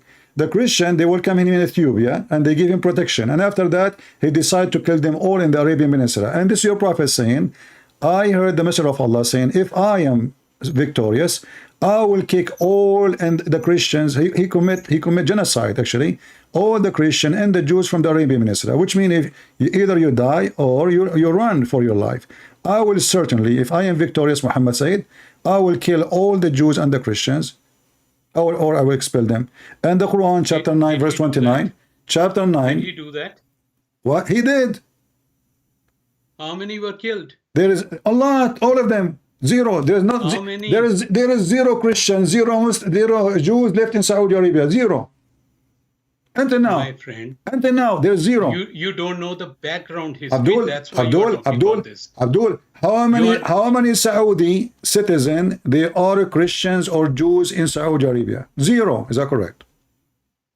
At the moment, nothing. At the moment, there would be in Riyadh or some. Just take a hike. At the moment. What at the moment? You stupid idiot. At the moment, there is a churches too in Saudi Arabia. There is no atheist in Saudi Arabia. Zero atheists. Have you ever heard of a country have zero atheists? Have you ever heard of a country have zero homosexual? Why they kill them? The second you say you're Christian, they will kill you if you are a Saudi. Me, myself, I have an admin. He used to be an admin in my chat room. His name is Saudi Christian, those who knows very well. And he used to admin in other chat room too. He was executed. He used to use a nickname. He thought nobody would know him. He trusts some people and they find out about his name and he was killed in Saudi Arabia. Listen, don't waste my time. Listen. Don't waste my time. Don't waste my time. Let me ask you. I will make it simple to prove Islam is bad or good. Was Muhammad a pervert man or a good man? Pervert. He was a good man. Okay. Is it true that your prophet, he went to the house, his own son's house, and he flirted with the wife when she was married to Muhammad? It was to his son. Absolutely wrong. So why it's written in your books? You said to me the scholars they know. If somebody wrote something 100 or 200 who is somebody? Who is somebody? This is your prophet wife. Your prophet wife. This is somebody. My friend, do you know that what you're a prophet wife? at that time? Listen, I don't care. This is your Muslim books. Aren't you learning about your prophet from what your prophet said, from the companion, and from what the wife she said? My friend, there are many things which we check it from here and there. It's not Christianity. It's even in the Quran. Even in the Quran, Allah said to Muhammad, "Why you hide what you have in your heart for this woman? She is married. Have you ever heard of a God?" That was something else turned up. That was something else. Go and talk to the scholars. They will explain you what. So anything I say to you, you say the scholar. If we go to the scholar, you say I don't accept the scholar. Is that what you will do? Is that the game? No. Okay. Can we go? Shut up. Listen. Just to show you why I don't respect people like you. I'm not insulting. You said to me, go and see this. Listen. You said to me, let us go and see the scholar. Can I open the scholar and see what he says about this verse? Do you accept? My friend, if there is an educated scholar... A second ago you said, go and ask the scholars. Why should I accept that? Why you don't accept? You said to me, go and see the scholars. Which scholar you are going? Which scholar you are going? You're a scholar. I follow more than 50 scholars. I follow more than 50 scholars. Name for me the 50 scholars and I will give you the 50 scholars. Start. Go ahead. Well, there are 50 scholars. I check everything. I check scholars in USA based in Texas. Shut up. Scholar based in Texas. Let me block you. A scholar based in Texas. That isn't you. A scholar, he is a cowboy based in Texas. When we say scholars, you idiot, we say those who they are from the old time. Not Yasser Kadhi, not Mimi Hijab, the boy, not the guy, the Lili Dawa. You know, we scholar. You know what scholar mean? The ones who all Muslims accept them as a scholar, not a YouTuber. Potato. Like Al-Qurtubi, Al-Jalalain. Ibn Kathir, I don't consider him a scholar, but I will let it go. So you said to me Ibn Kathir, we go to Ibn Kathir, and they don't want to read Ibn Kathir. We say Al-Jalalain, you don't want to read Al-Jalalain. We say Al-Qurtubi, you don't want Al-Qurtubi. So it doesn't matter what we say to you, you will not accept, because all of them, they will get you busted. You are a fraud like your prophet. You have no dignity. You, Muhammadan, have no dignity. We say, this is your books. You say you don't want your book. There's 50 scholars. Okay, give me the 50. There's a guy is in Texas. What does this have to do with my topic? Give me the scholar who wrote about this from those who they are considered scholars. Not somebody is running a mosque in Texas and at the same time he owns a restaurant for shish kebab and falafel. This is what they do.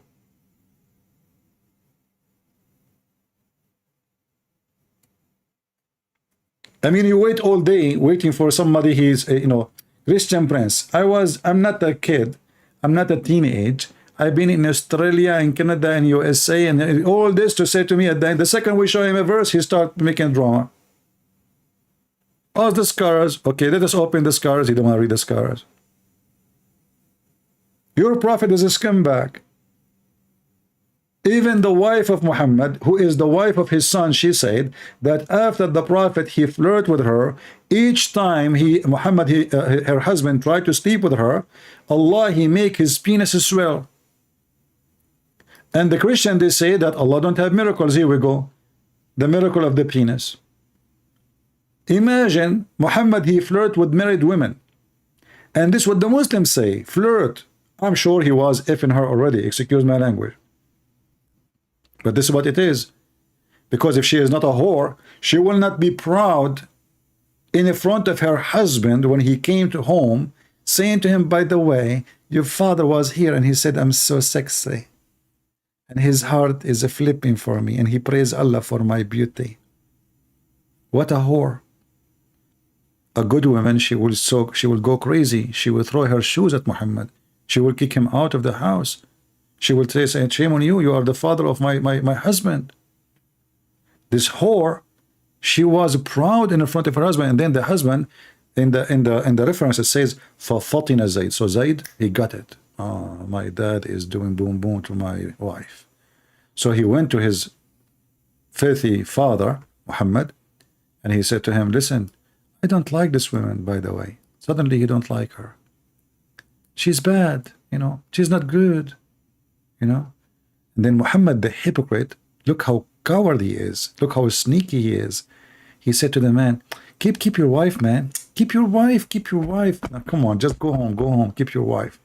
And then Muhammad, after this guy left, the rumor there started spreading about what Muhammad doing with this woman. So he have to fix it. So he claimed that Allah told him to go and F her. It's not him. Look, and remember when you said to Zayd, you know, and look what they add between the bracket, free the slaves, you know. O whom Allah have bestowed grace. Let me change the translation. They are adding all those things is not there. It's not even part of the Quran.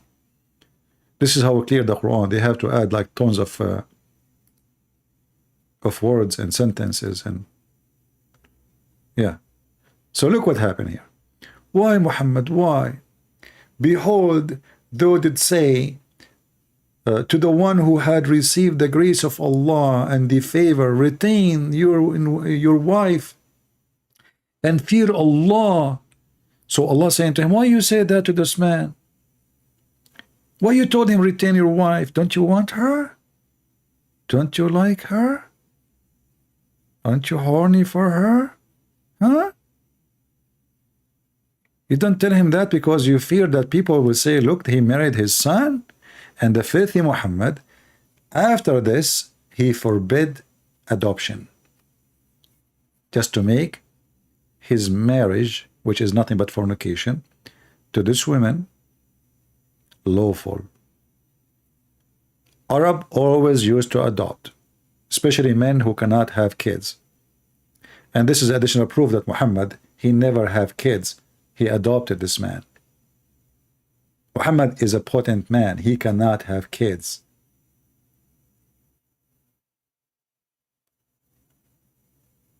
And most likely he married this man to this woman so he can have access to the house anytime, so people will not say, why this man keep going inside the house when the husband is not there? But now he is legitimate father. Muhammad, he screamed, he says, Zayd is my son. Everybody should know from now, I am his father and he is my son. He is from me and I am from him. So he announced him as a son. He married him to this woman. And according to Al-Qurtubi, she was very big and beautiful. In case you do not know, the Arab at the time of Muhammad, you know, like the beauty scale changed. So in the old days, they believe that if a woman, she is skinny, that means she is sick, she is ugly, she is not healthy, she's not going to be a good wife. There's no beef. So a woman, she is big, full of meat, is the one is beautiful. So they describe her as she was so big and white.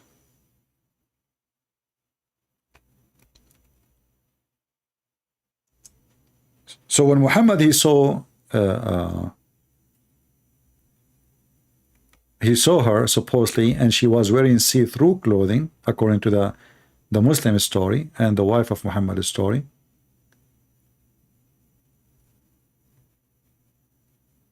Right away, when the husband, he came at night to sleep with his wife, she said, each time he tried to get close to me, Allah has make his penis swell.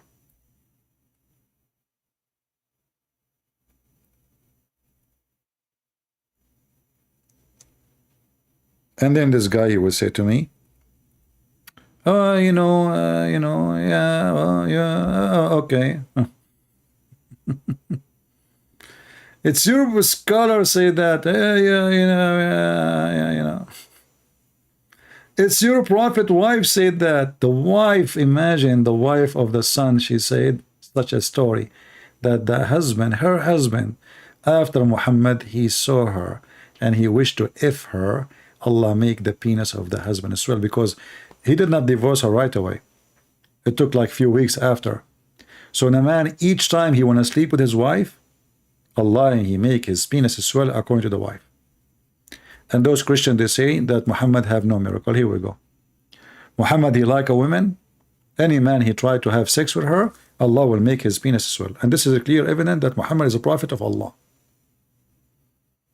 He is the penis swell God. In the same interpretation, it says, if the prophet, his eyes fell into a woman, the prophet, he has a 16 privilege.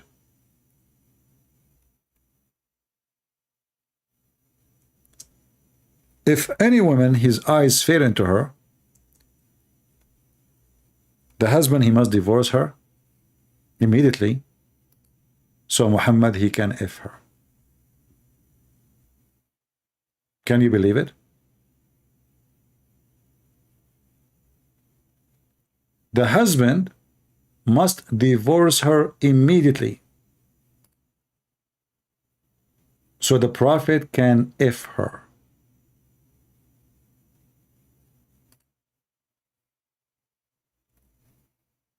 We have the reference, we have your book, and you cannot deny it. So what the Muslim they do, like this guy, they play the game of accept and he don't accept. When they want, they accept. When they want, they don't accept. When they want, see the scholar. When they want, we do not know the scholar. When they want, the scholar is good. When they want, the scholar is just a human. You know, he's a human. You know, I mean, are you going to take what a human said as if their prophet is God? You know, and this is what your prophet said. This is what your Allah said. This is what you Muslims say. This is evidence against you, not against me. This is the book here. I will share it with you.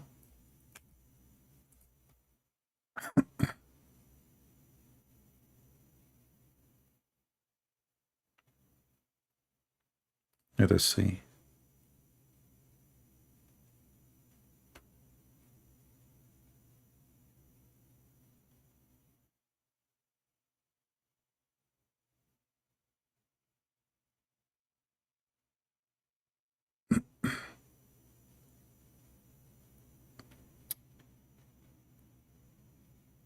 What a filthy man. What a filthy man.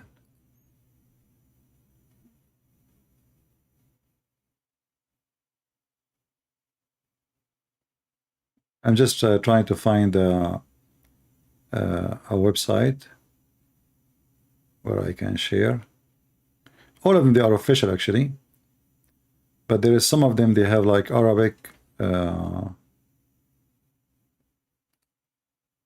title in the link.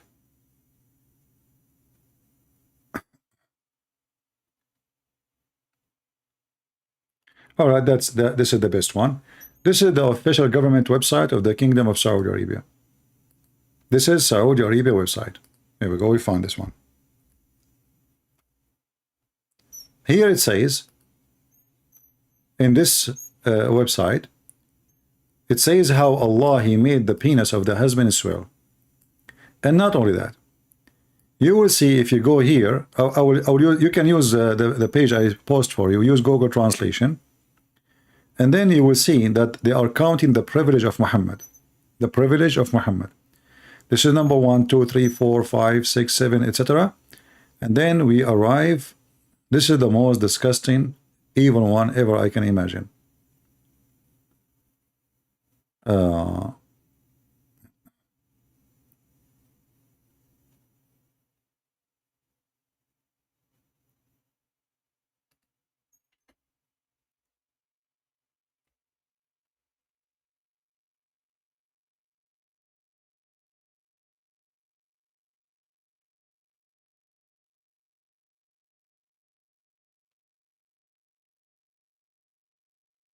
Here. Number 10, privilege number 10. إذا وقع بصره على امرأة وجب على زوجها طلاقها. If his eyes fall into a woman, her husband must divorce her immediately. Let us use Google Translation so we can read together. And again, this is the official government website of Saudi Arabia. So they cannot say, oh, this is a fabrication. Oh, this is the Kuffar website. This is a Christian Prince website.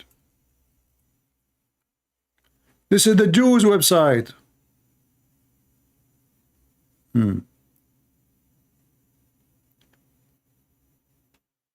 Let us see. Where is It was 10th or 11. Hold on. It was.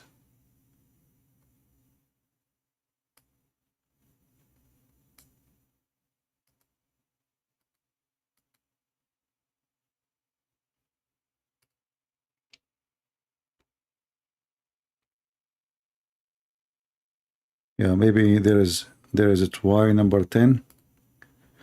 Let's see. Look like Google translation is not coming accurate. Let's see. See here it says number 10. Let us see the 5th. We go to the 5th and see here the 5th. It says النكاح بلفظ الهبة. All right. Translate to English. And then we search.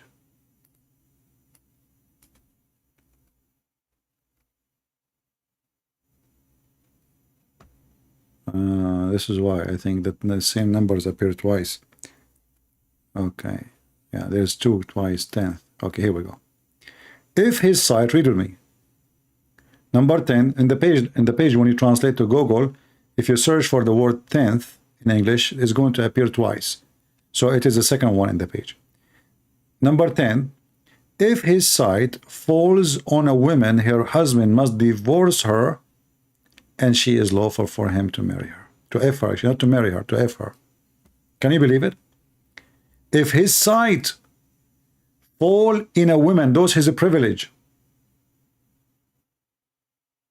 You know, like when they show you in the movies, like in the old days, like the Khan, he liked the wife of the soldier, so he, you know, he killed the soldier, he take the wife. This is Muhammad. Very evil, disgusting man. The husband himself, he, like a puppy, he will give his wife like a pimp to Muhammad. Just Muhammad, his eyesight fall on her. That's it. He do not even need to ask for her. It's in the front of you. And this is what? This is the official government website of the Kingdom of Saudi Arabia. And this is Al-Qurtubi. Read with me. Tafsir Al-Qurtubi. Page number 424 in their website.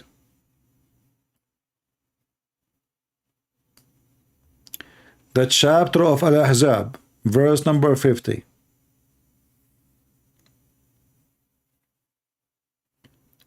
And then they say to you, the Prophet was the most trustworthy, as-Sadiqul Amin.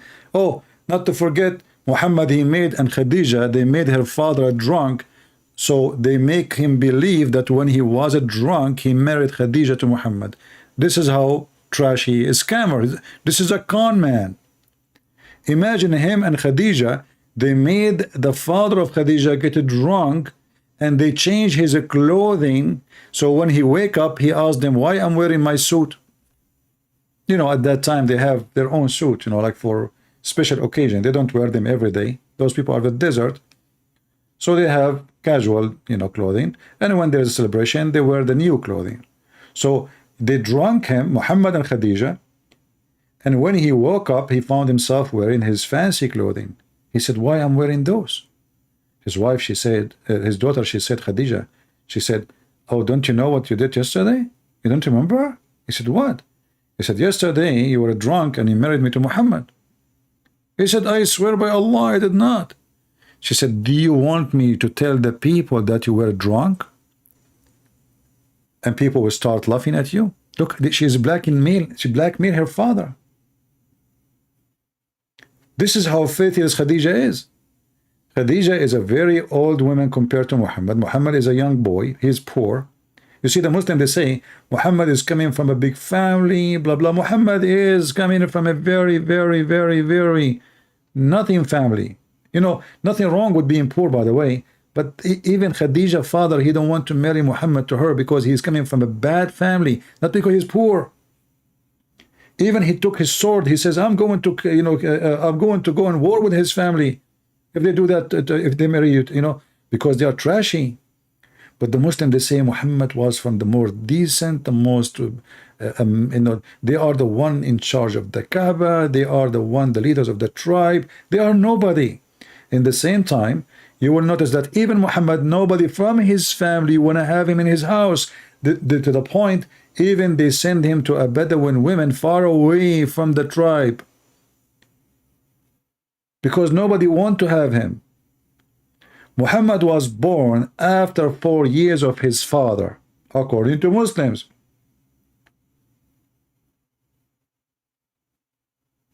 So how he can be the son of that father?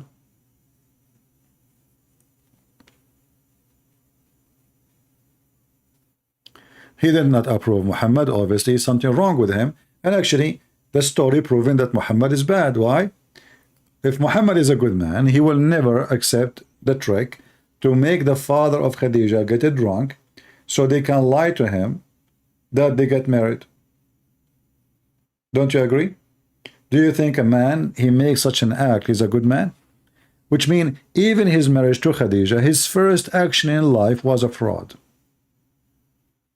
And this is what the Muslim, they say, you know. You see, all those stories is from their books. And the Muslim, they say that those stories after the scholars, they filter the stories. There's tons of stories we never heard of because the Muslim, they dump it.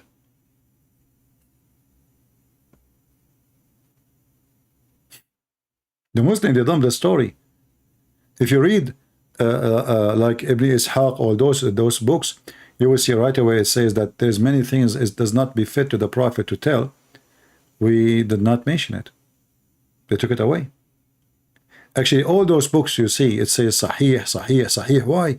Because they start filtering stories in order to avoid many horrible stories. And this is supposedly the stories they approve. Can you believe it? Those are after filtration. So what the story was before filtration? Imagine even the Muslim cleric, you know, the Muslim cleric in YouTube, they go and they speak about the story, they are proud about it. How Muhammad, he made Khadija and Khadija, they made their father drunk, the father of Khadija drunk,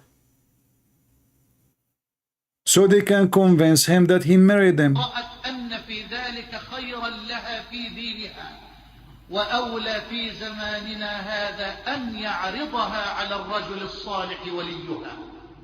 This is a speech in the mosque. I wish I can find the video. Let us see. You see, they have only the audio of those sheikhs. They are proud that Khadija and the Prophet of Allah, they made the father of Khadija brother, they made him drunk. This is how good the Prophet is. I mean, is it obvious? And they say to you, Islam is against alcohol. And if Muhammad did not marry Khadija, Muhammad will never become a prophet, because by her money, he became somebody. Her money.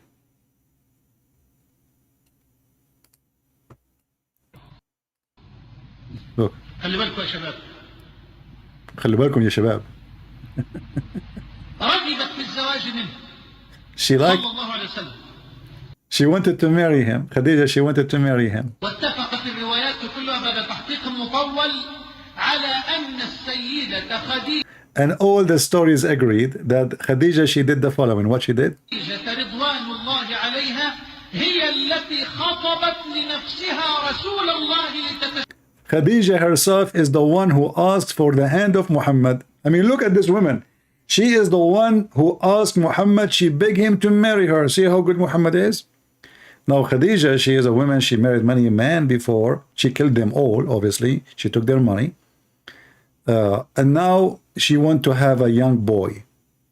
And now the sheikh is so proud. She's saying, Khadija, she is the one who asked for the hand of Muhammad. Let us skip a little bit.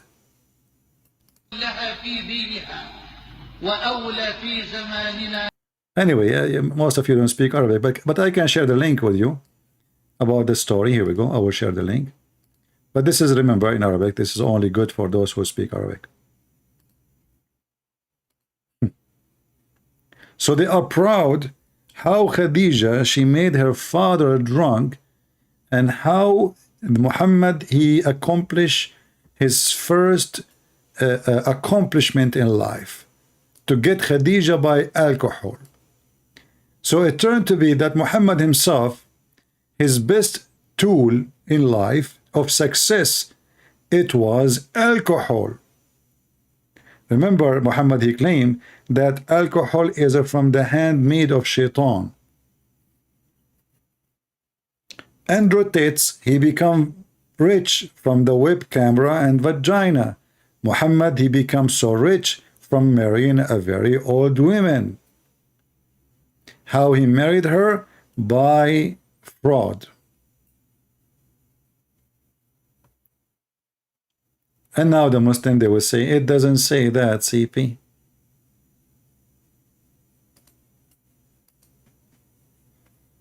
Oh, we can find the reference too.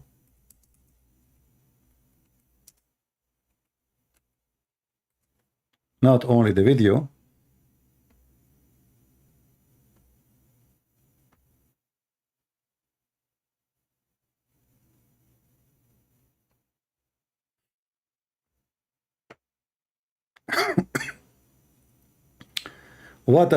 And you know, they say to you, Muhammad is the trustworthy brother.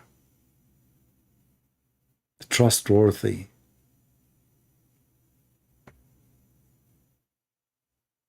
He is a trustworthy. Yeah.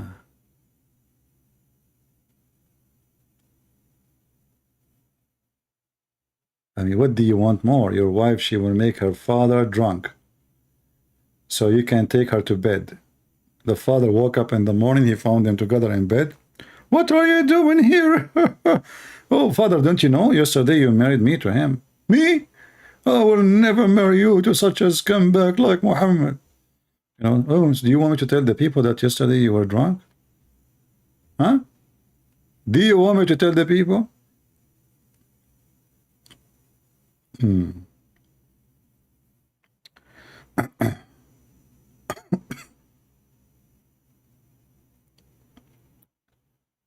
Anyway.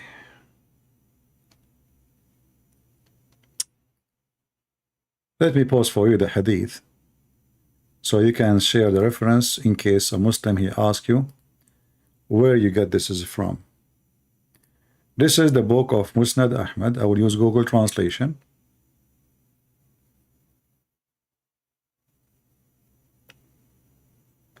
This website is not open. Let's try another website. I know. I think the Muslims, they are blocking me. You know, look. Each time I try to open their website, you know. Do you remember the hadith about Adam was created from the white people? They are from the right shoulder, and the black one from the left shoulder, and then he made the white go to heaven. That hadith in Al-Ilm website is totally gone. They took it off. You cannot find it. No, this website open. Okay, let me share the link with you. They took the hadith off totally, and there it says Sahih, but we show it many times on the screen, but now we cannot find it. This is the hadith. This is Musnad Ahmad.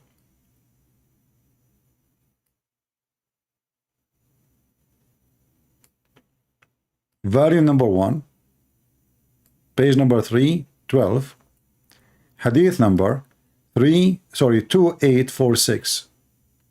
And you can use Google translation on your side, and you will see the story how Khadija, she made her father drunk. She invited many people. She made a party. She served alcohol. She made them drunk. You know, to make her father believe that he married her. And when he woke up and he refused to accept that he married her to him, she said to him, you make yourself miserable. What about I tell Quraysh, the tribe, that you were drunk? Should I tell them? Do you see how she is blackmailing her father?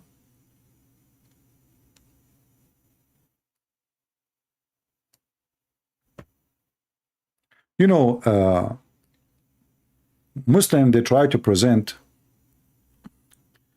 like that Muslim women, they are nice, kind, shy, they wear burqa, they are obedient to the husband. If you go in the Middle East, you will not believe how the men, they are washing dishes. If you go and search right now and search for, you know, like when you search for domestic violence, usually we are talking about what? About the man beating the wife, correct? In the Middle East, no. When you search for domestic violence, it is the women beating the men. Muslim women are very aggressive. Very, very aggressive. And Muslim men are very submissive. In the street, when you know, he's a man, you know, but in the house, he is a chicken. If you don't believe me, I can search right now for domestic violence in Morocco as an example. How many men they got beaten every day by women?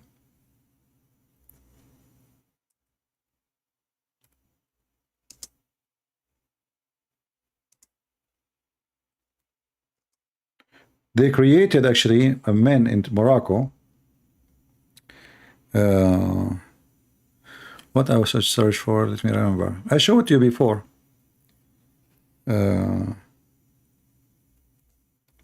So the men, they created a club to for like a human rights club to protect men from domestic violence.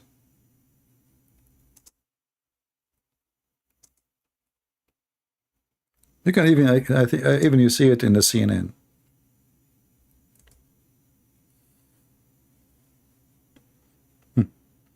Here we go. I found their Facebook too. You want to subscribe?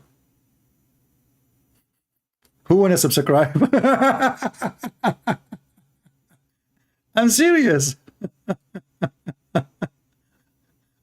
Look. This is the human right, the men, Moroccan human right, men to defend men from domestic violence, women against them, from women violence. I'm not joking. This is not a joke. This is real, you know? Yeah. So, look, he is carrying a car, supposedly it's, you know, as a joke, but the woman, she is sitting in the top of him. This woman, she is molesting this guy. Yeah, look like all the page is about the men right. Let us use Google translation.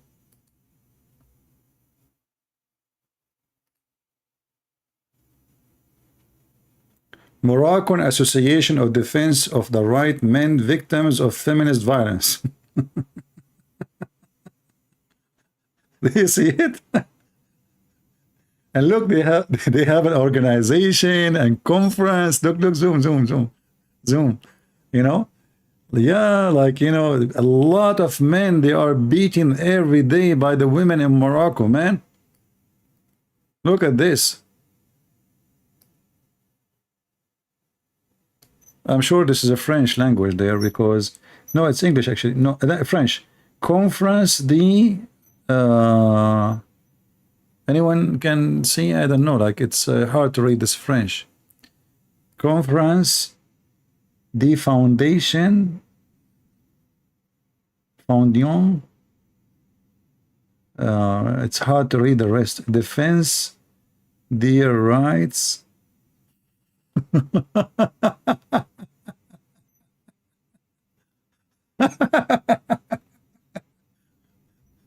You know, yeah, but you know, when you see those women in, you know, they wear in hijab and they are like supposedly shy, and you know, oh boy, go and see in the Middle East.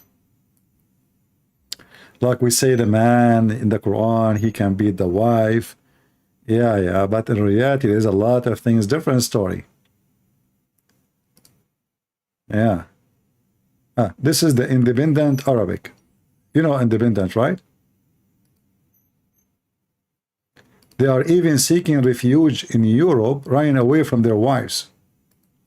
So a man, he come to Europe asking the European Union for refuge because his wife, she might kill him. Look at this one here. Where is the link?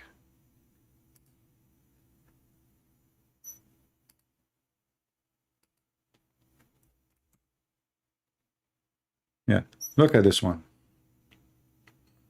I tried to post it, but the link is so long.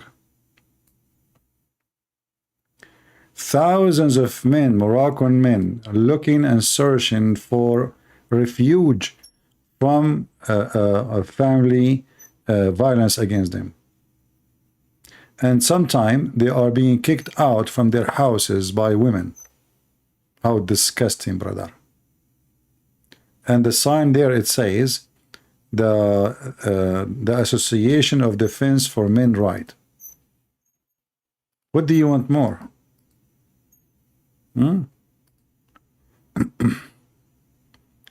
Let us see if I can translate this page here. Thousands of Moroccan, again, this is the Independent, you know, the Independent newspaper, but this one is in Arabic. So I'm using Google Translation. Thousands of Moroccan men are seeking refuge from domestic violence. They are sometimes expelled from their houses and seek help from a human rights association. So like there's many, they think if they marry a Muslim woman, she will be obedient. She is like the one is like wearing hijab.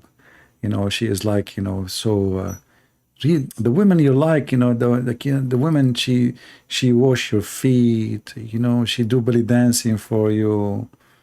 Yeah, good luck.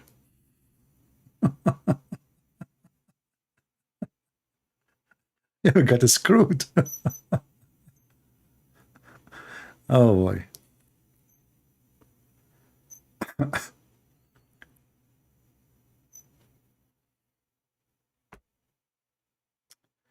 And this is why Ali Dawa, he have his videos about having secret wife. Why? Because if they have a wife, second wife, and the wife she find out, you know, you can imagine what would happen.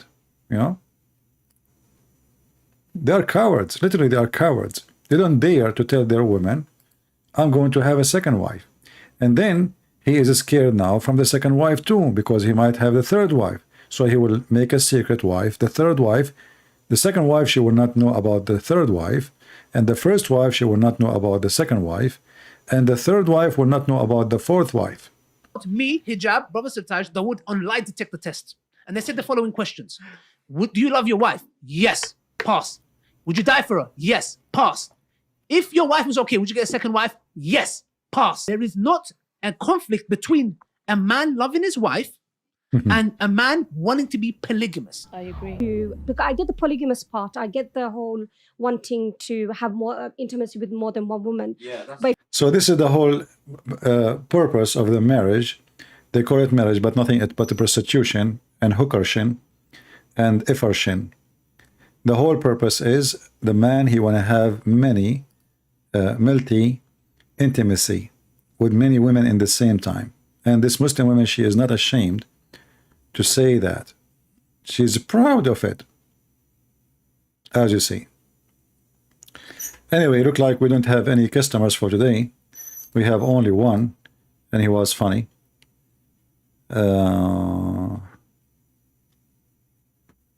Yeah, I don't see anyone. And for some reason, the chat is frozen for me. Is the chat frozen? Okay, now it's working. All right, guys. I hope next time we will have a better, you know, I want to have a Muslim who you can have a conversation with him. But as you see, those Muhammadan, they I mean, they are just, you know, they claim, like this guy, he claimed he is over 50. But the second he start talking, he is talking like a teenage. Like, you need to ask the scars. We go to the scars, he don't want the scars. I am not the scars. You need to see the scars. Okay, let's go to the scars. Now he don't want to accept the scars. So they play games in order to avoid the embarrassment.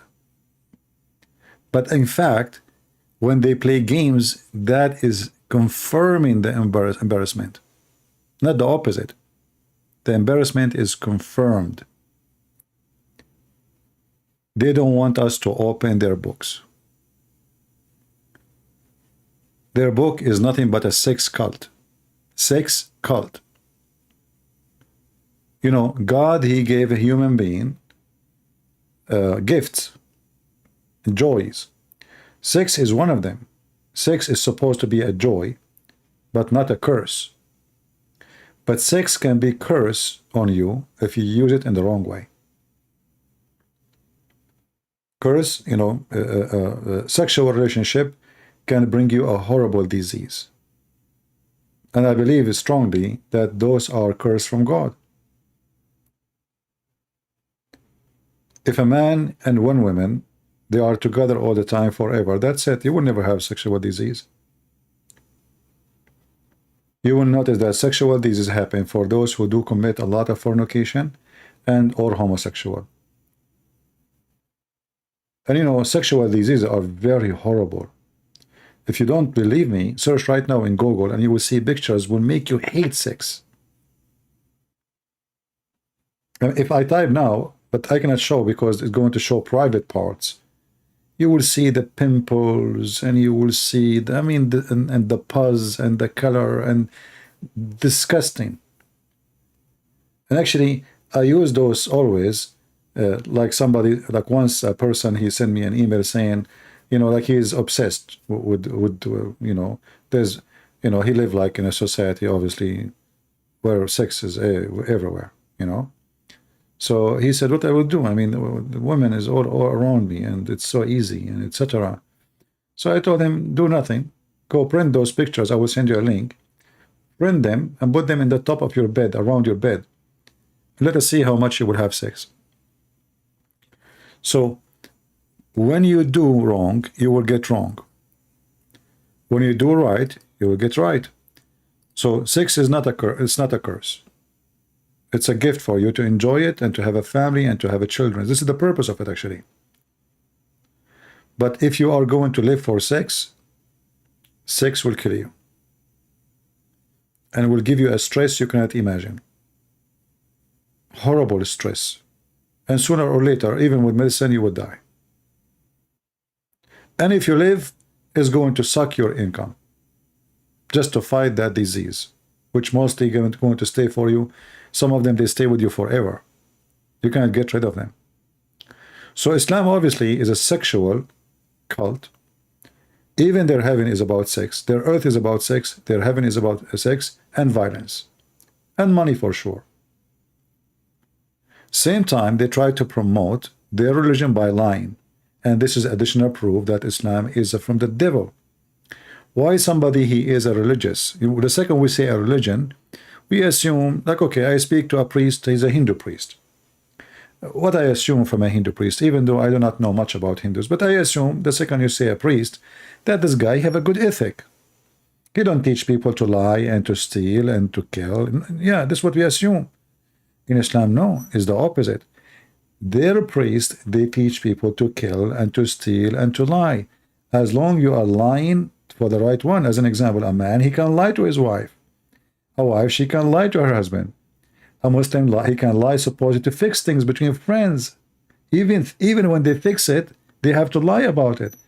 Which, you know, lie cannot fix anything, because sooner or later they will find out it's a lie. And you can lie to your enemy. And this is what the Muslims do. They use taqiyya. They lie to us. So Islam is a very satanic, demonic cult, promoting, recruiting people by sex and money, and literally money. The Quran says, وَالْمُؤَلَّفَ قُلُوبَهُمْ, and you can buy those with their heart inclined toward Islam. And Muhammad himself, he bought a family, the whole family of a man who is a warrior, he bought them so they can convert to Islam. They don't want to convert to Islam, but Muhammad is not strong to fight them. So what he did, he offered them a lot of money. And this is part of Islam, to give money to someone to convert to Islam. If you go to chapter 9, verse number 60, you will see it. Chapter 9, verse number 60,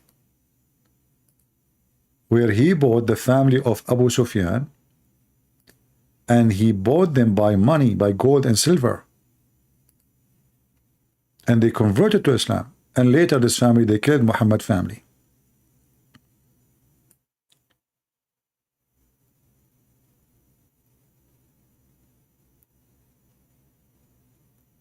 This is how faith its origin is.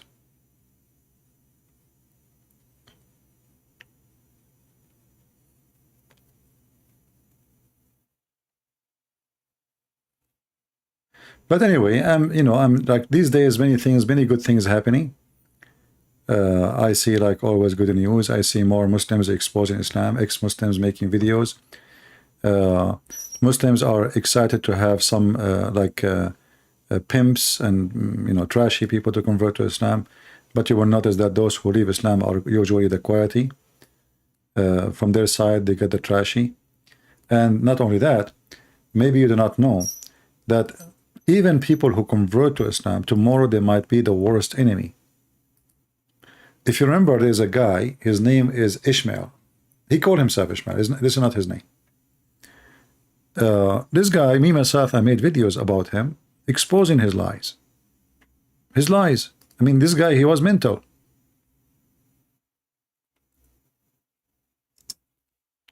He lied to convert people to Islam.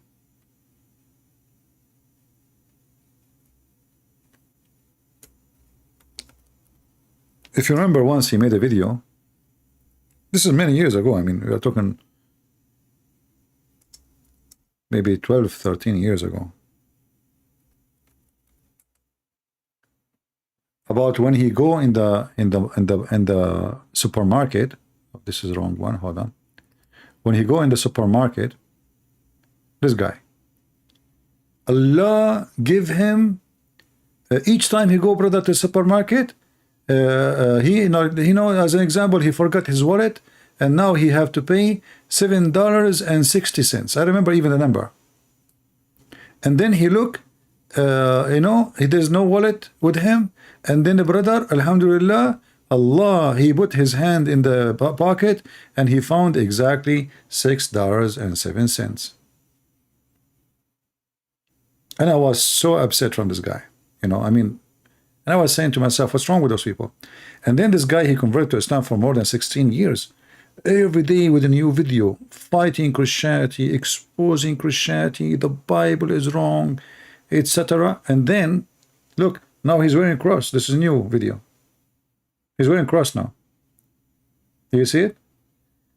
But what happened is, the revolution in this guy family, the life, he did learn Arabic perfectly. I was surprised how good his Arabic is. When he read the Quran, in a perfect way. So this guy really was studying from all his heart. And now he become a #1 enemy to Islam. And that make it more horrible for Muslim. And then suddenly, all the Muslims, they start saying, he is a fake Muslim. He was fake. He never converted to Islam. 16 years as a Muslim, he never converted to Islam. Muslim, they share his videos everywhere. Just because he left Islam. Hi, and welcome to another video. Dear Muslims, you believe the Spirit who revealed the Quran to Muhammad was the angel Gabriel. But have you ever investigated and asked yourself, was it actually Gabriel who appeared to him? Fortunately, we have authentic reports of how the angel Gabriel appears to people, as recorded in the Bible long before the time of Muhammad. so we can use these earlier historical accounts and compare and judge whether or not Muhammad actually had encounters with the true biblical angel Gabriel or with some other spirit. When we make this comparison, you'll be shocked to discover that when you read the Bible and the Quran, you are actually reading about two totally different Gabriels, two totally different spirits. Due to the fact that the Bible came long before the Quran, let's start with the Bible. Starting with the Old Testament, it records two incidences of Gabriel's appearance to Daniel. We read in Daniel chapter 8, verses 16 to 18. So anyway, to make it simple, now this guy, the Muslim, they took him to Saudi Arabia. They taught him Arabic. They taught him Islam very well. And this is why he left Islam. So what will happen to the Muslims if Andrew Tate, he leave Islam? The Muslim, they will say, see, we know he's the Muslim. Even if he stay as a Muslim for 16 years. Many who convert to Islam, sooner or later, they will leave Islam. And then they will start, this guy actually is doing a good job because now he speaks Arabic very well. He read Arabic very well. And he study, and they spend their money on him, teaching him for free. They send him to Saudi Arabia, scholarship. He joined the universities in Saudi Arabia, learn perfect Arabic. And now what they say, there's a million video exposing don't convert to Islam, exposing Ishmael. He's a fake Muslim. Quote, and I heard a man's voice from Ulay calling, Gabriel, tell this man the meaning of the vision. And he came near the place where I was standing. I was terrified and fell prostrate. Son of man, he said to me, understand that the vision concerns the time of the end. While he was speaking to me, I was in a deep sleep, with my face to the ground. Then he touched me and raised me to my feet. The other Old Testament incident is in Daniel chapter 9, verses 20 to 22. Quote, while I was speaking and praying, confessing my sin and the sin of my people Israel, and making my request to the Lord my God for his holy hill, while I was still in prayer, Gabriel, the man I had seen in the earlier vision, came to me in swift flight, about the time of the evening sacrifice. He instructed me and said to me, Daniel, I have now come to give you insight and understanding. Now we turn to the New Testament, which records another two incidences of Gabriel's appearance to people. Anyway, you can watch his videos. If we go to his channel. Hi, and welcome to my Patreon mission. Our police, militaries, and secret intelligence agencies are not enough to stop the spread of radical Islam. We also need a strong education and research to confront Islam at its ideological roots. All right. And look, now he is doing teaching in churches. That's fun. I mean, isn't it amazing how life is really funny? I mean, this guy was so excited to teach about Prophet Muhammad, how good he is, how wonderful he is. And I could not believe it when I saw his videos first time. I mean, how crazy. I mean, it sounds like when you convert to Islam, you are possessed. You know what I mean? You are truly possessed. Yeah.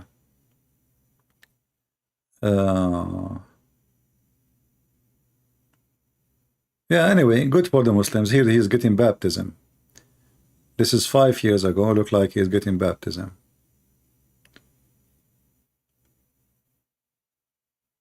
Do I make fake Quran? Prove that the Quran is corrupted. Conflicting text variant. Yeah, you see, Muslim, what you did? And you will notice this guy, when he have an Islamic channel, he can have advertising. Now he cannot. YouTube don't give him advertising. Did you notice? When he was a Muslim, he can have advertising over his videos. He left Islam. There is no advertising in his videos. Hi, and welcome to my video. Proof the Quran is corrupted, Conflicting Textual Variants, Part 2. In Part 1 of this series, I did a comparative analysis between the dominant Hafs version of the Quran and the lesser-known Duri version. Here in Part 2, I'll be making an even more important comparative analysis of the Quran using the Hafs and Warsh versions. Why is this more important? Well, it's because there are literally tens of millions of Muslims using the Warsh version of the Quran.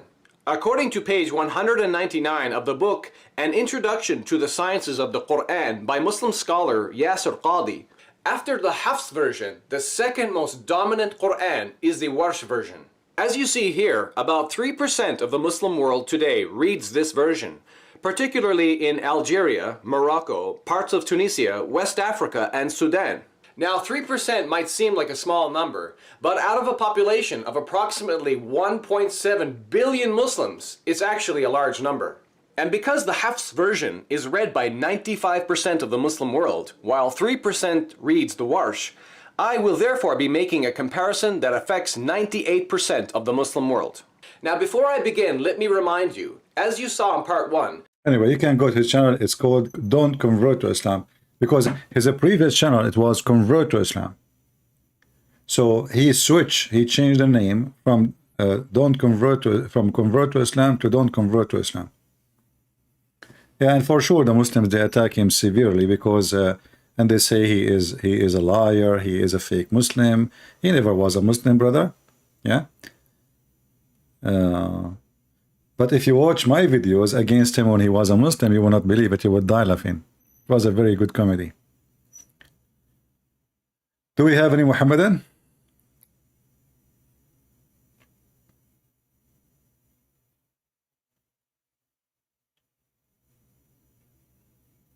Yeah, well, it's very normal. I mean, even like in a Christian, sometime if somebody leave Islam, we will say like he never been Christian, but this is true. But this guy, they cannot say really he never was a Muslim because this guy was making videos every day about how amazing the Quran is. Every day. I mean, this guy, he like he's possessed with Islam. He was young. I mean, and until now he's still young, but he was really young. I mean, 16 years ago, imagine. So he was very young, and he come with weird, like as an example, he says in Islam there's miracle not only in Christianity. I remember one of his videos. He says that his cousin, she's in South Africa. She saw an angel, and the reason that he's an angel because he's white, and there's no white people in South Africa. When I heard that, I died laughing. You know, what is the proof that he is an angel?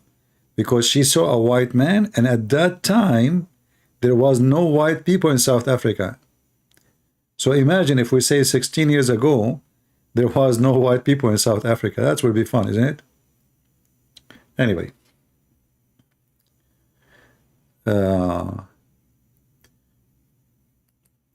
But at the end of the day, people, they decide where to go. There's people, they decide to go to the garbage, and there's people, they like to go to the flower. Where I can read about Muhammad being infidel, because many Indonesian claim they are from Muhammad tribe. How somebody is Indonesian is from Muhammad tribe? How that can happen? This is another scam. Anyone want to attach himself to this scam, Muhammad. So you will see the king of Morocco, he is descended from Muhammad. Saddam Hussein descended from Muhammad. The king of Jordan descended from Muhammad. Al-Qaddafi is descended from Muhammad. The Indonesian, they are descended. But the Quran says Muhammad was not the father of any of your men. So how they are descended of Muhammad? And the family of Muhammad, they are all killed. Even his fake daughters, they are not his daughters, like Fatima. Her kids, they died. So what kids? And you will see a lot of those scammers. They claim to be, this has became very popular from the time of the Ottoman. The Ottoman, to make money, the caliphate, they are very corrupt. So they created like a kind of department. You can seek a title. So let us say you wanna get the title of Basha. Basha is like a noble. You send, let us say, 100,000 piece of gold to the caliphate. He will give you the title of Basha. This way you are protected by the government, you are respected in the society, and you have your own place. And you can own villages if you have the money. Same for the one descended from Muhammad. So they start buying those certificates. You send money, they send you a certificate that this man is a son of etc. They create for you that a chain of sons, son, and they find you at the end coming from Muhammad. Our friend, do they look Asian? Those the ones who they claim they are from Muhammad. Do they look Asian or they look like people of Yemen? If they look Asian, obviously they are Asian. Same time, how somebody migrated from Yemen, he is descended from Muhammad. Somebody told you that Muhammad from Yemen? Is Muhammad from Yemen? The people of Yemen, they are not even Arab. They are, most of them, they are from Ethiopia. This is why Yemeni people, they look totally different from those who they are living in Saudi Arabia. Like, unless you are in the south of Saudi Arabia, which is Yemen, like Jizan. They are skinny, very thin. They have certain kind of face. They don't look like the people of Saudi Arabia. Let me show you how the original Yemeni look like. Until now, they are naked, actually.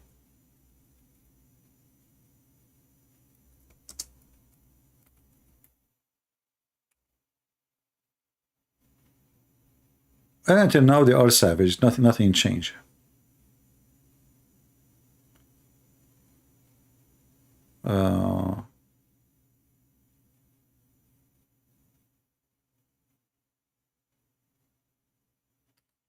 Okay, those are the Yemeni.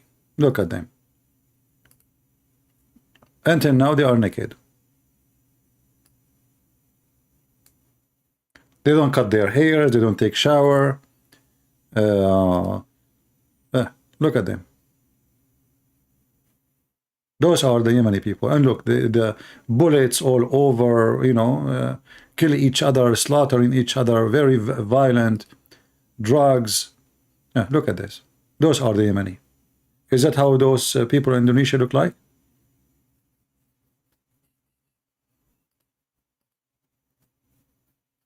The second they got little money, they go and buy a Kalashnikov. And the second there's a fight between two people, 50 people die. No police, no government, no etc. No, this is Yemen. Those are Yemen.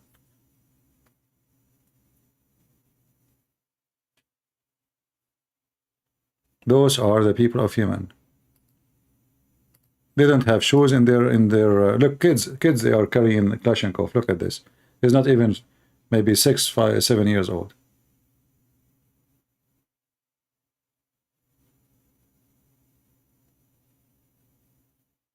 All of this is a lie, my friend. How people they are coming from Yemen in Indonesia, that's a lie. That's a lie. Same time, even if you are coming from Yemen, 0 people from Yemen, they are coming from Muhammad. Muhammad have no family. He have no descendant. Even the Quran says so.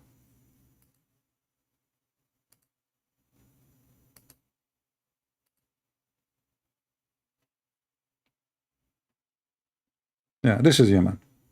And drugs is their food. They have something called al-qat. They keep it in their mouth all the time. Anyone, you see, this is a business. Anyone want to claim an honor, he claimed to be from Muhammad, but all of us, we knew that Muhammad is a scumbag.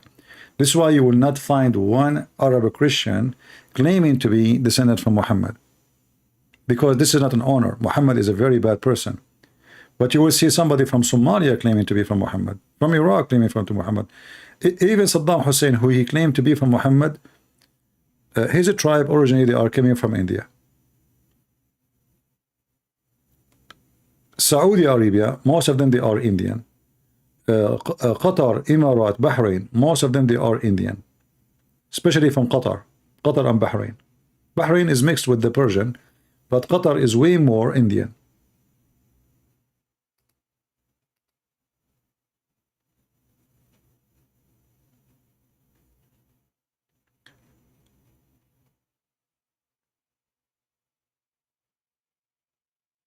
Yeah. No, I'm not joking. You know, if you look at the map, if you think India is far, India is very close to Saudi Arabia. I mentioned that many times.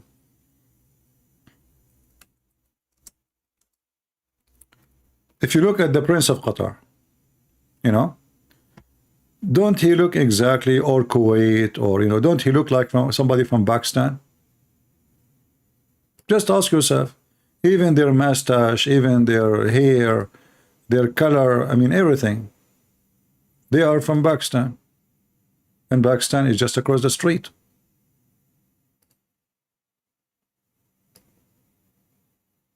This is how the father of this one, the prince, he used to be the one before him. He's still alive. This is how they look like.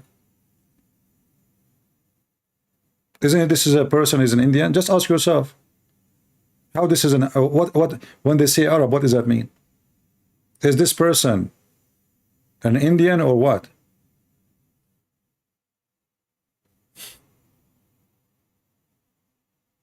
Their face, their mustache, their hair, they're Pakistani.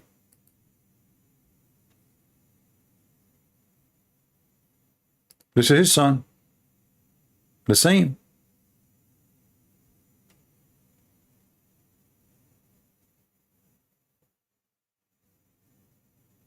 And this is after marrying women who they are supposedly pretty, so they can, like, you know, their look change. But in reality, they are the same.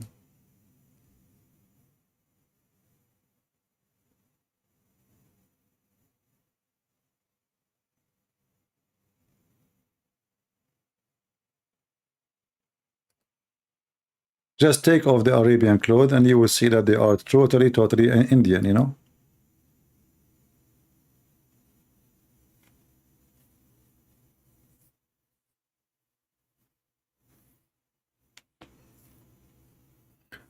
Well, DNA, I mean, I think all nations are mixed at the end of the day.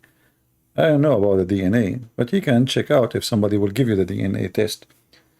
But I believe strongly there is nothing called Arab. Arab is not an ethnic.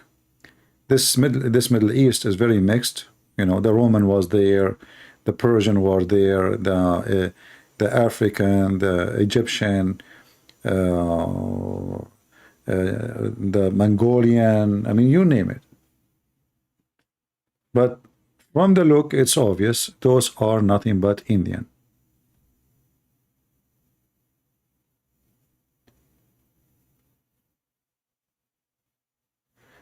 Arab, first of all, as I said, Arab is not an ethnic group. So when somebody says to you, Arab are dark skinned, this is not true. Because even those are not dark skinned. Even those are not dark skinned. Let us say, you might find somebody from the Middle East, he is blonde, depends where he's coming from. So as an example, if you go to Syria, Lebanon, even in Egypt, there is blonde. Why? Because remember, the Roman was there, and Syrian, they are white people. Syrian Aramaic people, they are white. They are blonde. The Arab, they are darker skin, but they are not dark skin. They are white still. But they are darker skin, but not dark. But there is no ethnic group called Arab. Arab is a big fat lie. Never exist.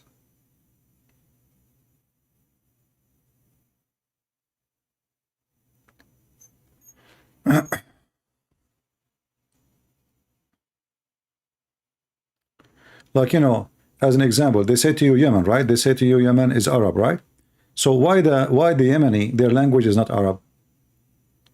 If you go right now and study the temple of Al-Makkah, you know the story of Balkis? Balkis, you know, the queen, which mentioned in the Quran, mentioned her story in the Quran, and mentioned in the Old Testament.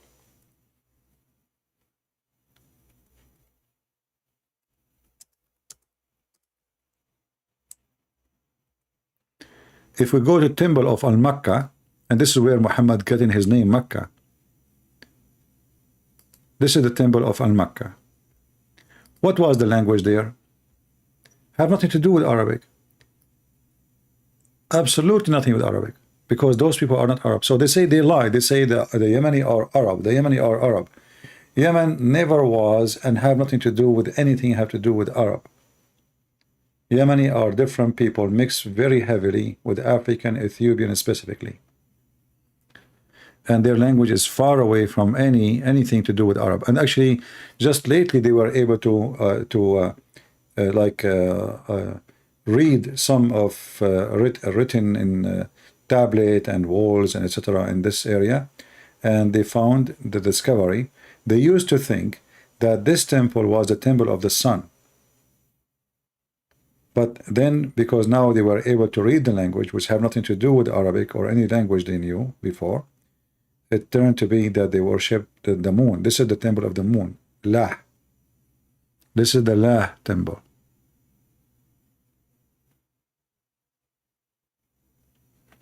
And the name actually of Mecca is coming from here. This is the temple of Al-Makkah. In Arabic or in the Middle East or Aramaic, there is sometimes the same letter like Ka can come as Qa. So Mecca can come as Makkah. As an example, when we say Yeshua, Yeshua in Arabic mean Yeshua. But why it is Yeshua? Because in Aramaic there is two languages, and same as Hebrew, there's old and new. So there's, you can say Yeshua, which means the letter S can be seen as S, or the letter S can be seen as Shin. So Yeshua can become Yeshua. Same for like the word Shams. Shams in some area they say Shams, they don't say Shams. So the letter Sin switched to be Sin. Instead of Shams we say Shams. Shams means sun. So Makkah is the same as Makkah. And this is where the name of Makkah is coming from. They build, this is why if you go to the Kaaba, there is a corner, it's called the Yemeni corner. Why? Because they have stones from this temple. They place it in the wall of the Kaaba. So people who used to come here to do Hajj, they do not need to go there all the way to Yemen. They go right away to Al-Makkah, which is a counterfeit city for Al-Makkah temple.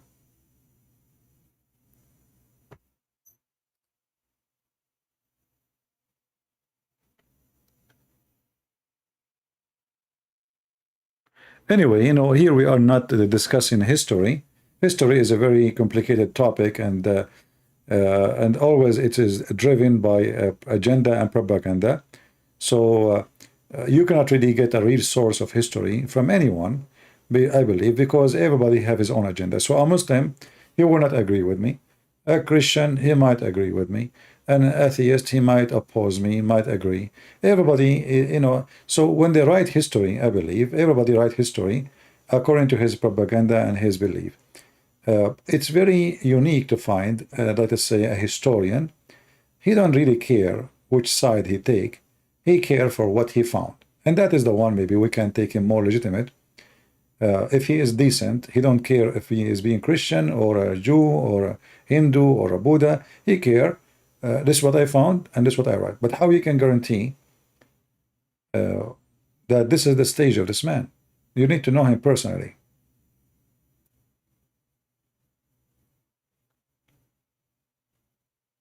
Like, you know, when historians, they write about the Crusaders, what they say about the Crusaders, all evil stuff. The Crusader, they were bad, the Crusader. This is what they teach your kids in school. But reality is, if not the Crusaders, all of us, we will be under the shoes of Muhammad. It's a fact.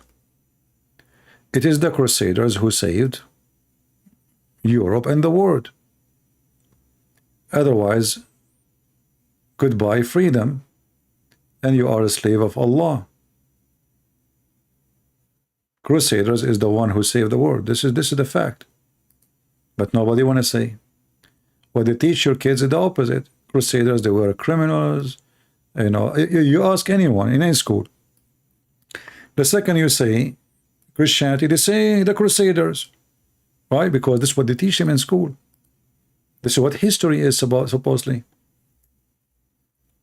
Nobody want to teach the truth. They, since the woke culture took over and the atheists and the Christians, they were very sadly, they don't really care and they don't fight against them. So they start poisoning the children, and the children, they believe that Crusaders, they were bad people. Those Crusaders, they are the best of us. They defend us and our freedom. Now, for sure, it can be there's a criminals between them. Why not?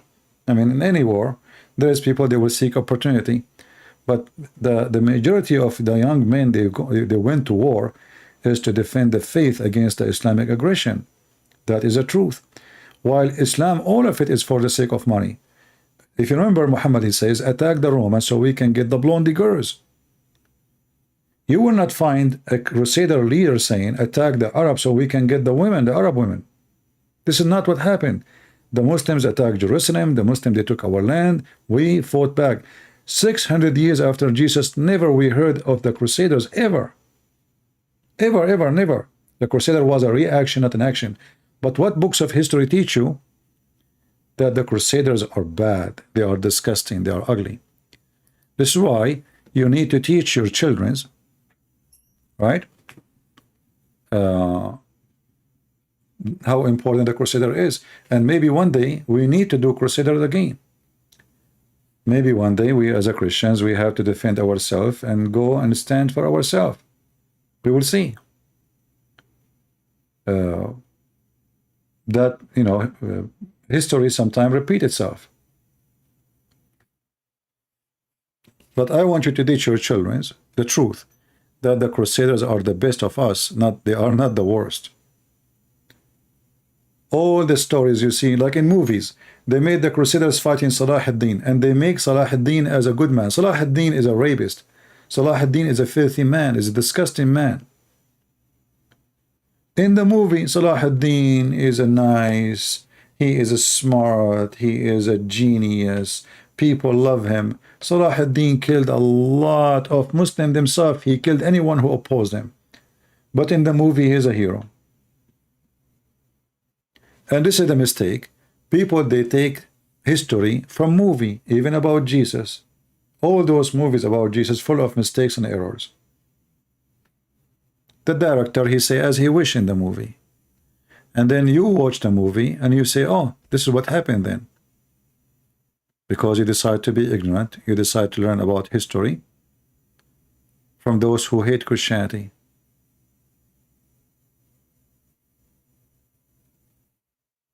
How many of you heard of Richard the Lionheart? We have a king right now in England. Is he the same? This guy is scumbag. So you see how countries they change? From Richard the Lionheart, the one who defeated the Muslims and he taught them a lesson to remember forever,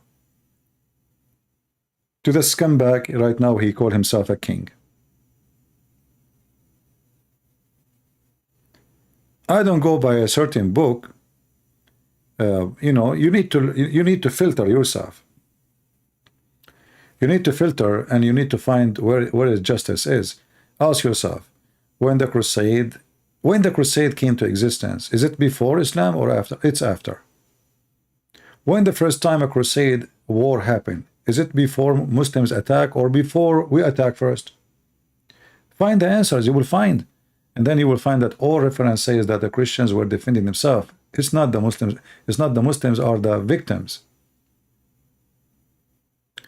Because the atheists and the Darwinists, they launch long time an attack on Christianity in Europe.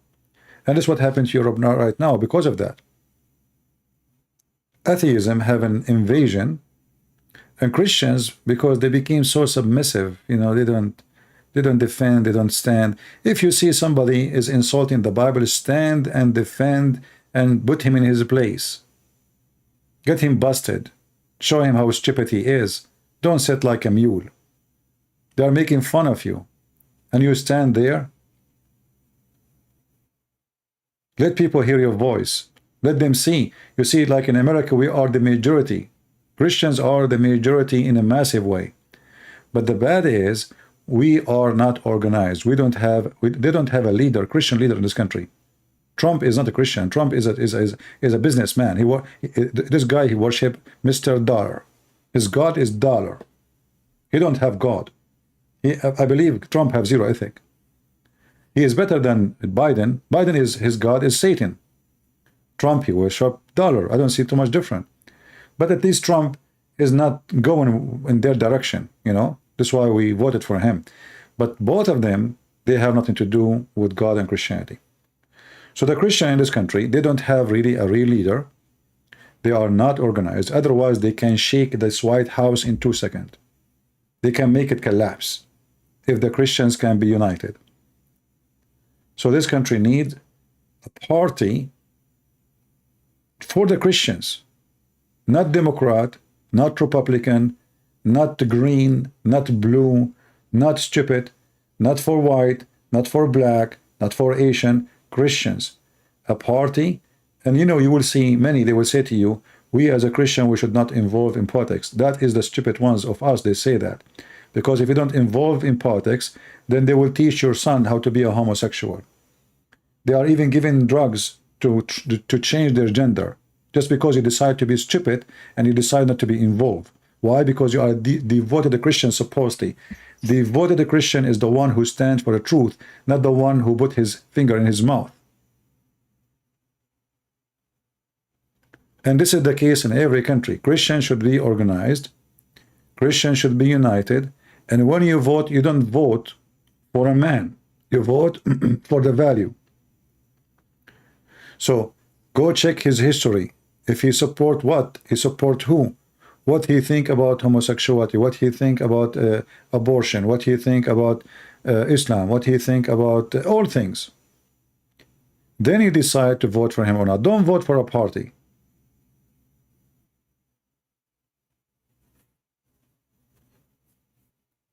Unless this party is a Christian party and stand for what is in the Bible, nothing else. And I pray that in the state one day, they will be, you see, I'm not born in this country, I'm not involved in politics. So I don't really, I'm not like, I don't have the power to establish a party. Otherwise, I will, you know, I will. But for me, I can be the voice of the truth. Maybe tomorrow, someone young, he will come and he will be the man who establish a Christian party, voice the Christians, because you know those in the politics, they care for you only if you have a power of vote. If the Christians are not united and they don't have a voice and they are divided, you know, who care? You know. So you need to teach your children from now. Like as an example, if you live in the state, how many of you live in the state?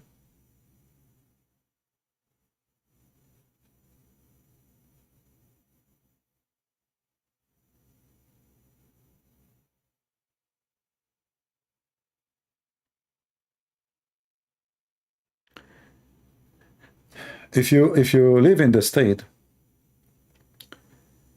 you know, we should teach our children that it's very important for them to involve in politics. In the same time, we should not let teachers in school teaching them unless this is a teacher we know, he is a Christian. Don't let your children get their milk from the devil. If you think that your children, they are going to be under the influence of an evil person, you better take him to different school. Actually, there's many families, they teach their children at home. When a child is in the presence of a teacher for 8 or 10 hours, he come back home, and this teacher is a weirdo, wacko, all kind of crazy stuff, your son is lost. You have to be careful. Your children today either going to fight with you, I mean in your side, or going to fight against you tomorrow. And that's what the Muslims are doing right now. They're trying to make your children convert to Islam to join jihad with them against you. Instead of sending their own kids to fight in America, they want someone like Johnny Walker. You know Johnny Walker's story? 16 years old, converted to Islam. He joined Taliban. The American came to Afghanistan. They captured him. They convert your son, or like the other guy from Australia, 16 years old too. Suddenly he disappeared. Suddenly they found him making a video in Syria that he is going to commit suicide. So why they want to lose their kids? They will lose your kids for their war. So your kids is the target. And the man who is today exists, those who vote for Democrat, they are the victims of like your kids today. This is what will happen to your kids after 20 years. They will be like them. So you cannot be Christian and you vote Democrat in USA. If you vote Democrat, you are no Christian. Because everything they stand for is against Christ. So you can fool yourself, you can say, I'm Catholic, I'm Protestant. No, I don't agree with you, all these stupid things. But you know in your heart that you cannot support homosexuality and you are a Christian. You cannot support abortion and you are a Christian. You cannot praise Muhammad and you are a Christian. This is far away from Christianity. You cannot support, giving kids drugs and make them believe that the male is a female and the female is a male. So if you are a foolish man or a woman who teaching your kids that, or making them believe that they are still Christians, doing those things, you are satanic. You are just satanic. And you can say, oh, I'm a good guy. No, you are not. The Bible is the judge. A person he claimed to be Christian, what does that mean? Somebody he followed the scriptures of Christ. The scriptures is there, clear. It's very clear cut. I saw like a video of a woman, she claimed that she is a Christian minister, but she is LGBT. How you can be Christian minister and LGBT? So, those people, they repeat a lie and they believe in the lie.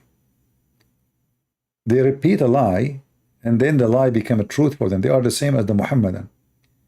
It's like somebody, he kept repeating a lie, a man, he kept repeating a lie saying, I'm a woman, a woman, a woman, a woman, a woman. And then after repeating the word that he's a woman 1,000 times, he think now he's a woman. He start wearing a skirt. But no, you are not a woman. It doesn't matter how many skirts you wear.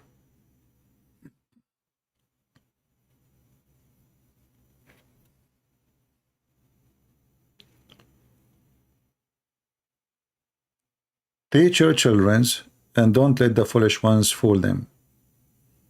Anyone have a question?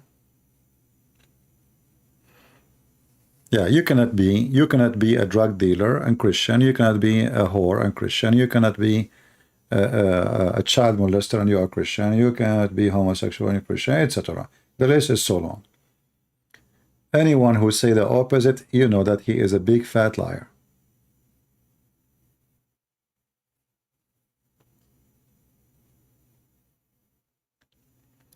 Arun saying, Christ never said a word about homosexuality. He hang out with Maria the Magdalena. You should not be throwing stones. Arun, I say to you, you are a stupid idiot. Isn't it Jesus is the God of the Jews and he is the God of the Christians? Isn't it Jesus is the God who destroyed Sodom and Gomorrah? Arun, you are a donkey, my friend. Same time, Maria the Magdalena, Jesus said to her, sin no more. He did not hang out with her. Hang out with her. Hey, listen, Maria, you want to go out to the bar?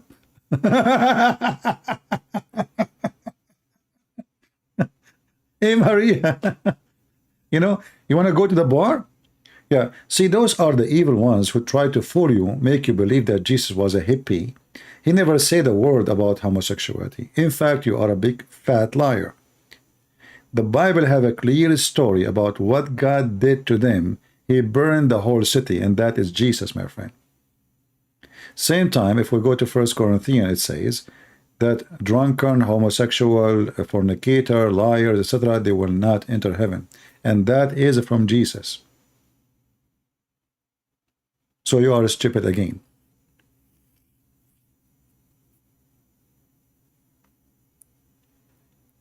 This is an example, actually, what we see from this guy, Aaron, is an example of how they fool you and how they try to manipulate. And they say Jesus never spoke anything about homosexual. That's false. Jesus did not need to repeat what he said already. And the punishment happened already. And the Jews, they knew exactly the punishment for that. So it's already established law.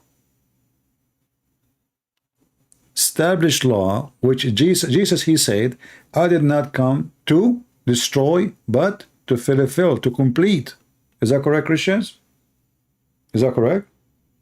So Jesus, he did not change the law. He came to complete the law. And the law already have a punishment for homosexuality.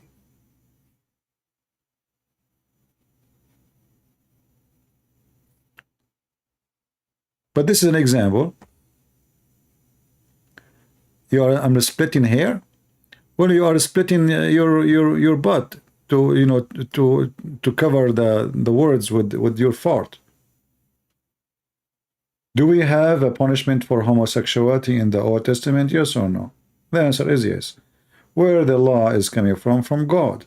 Who is the God? Jesus. Isn't it Jesus says, I've been given the authority over all flesh? So you are stupid again. You know, when Joe Biden, your stupid president, he make a law. When he make a law, do he delete the old law? No, he don't. Unless it says, I delete the old law. So when Jesus, he come, he did not delete any law. He said, I will complete, I will do more.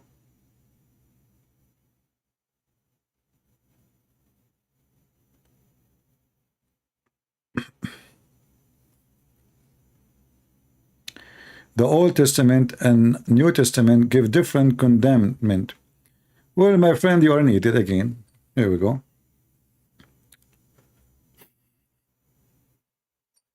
Guys, the New Testament did not give. The New Testament did not give. He decided. This is an example of those Democrats. You know, they are weirdo and stupid. And they think that we do not know our book. All right? They think we do not know our book. Let us see what our book says.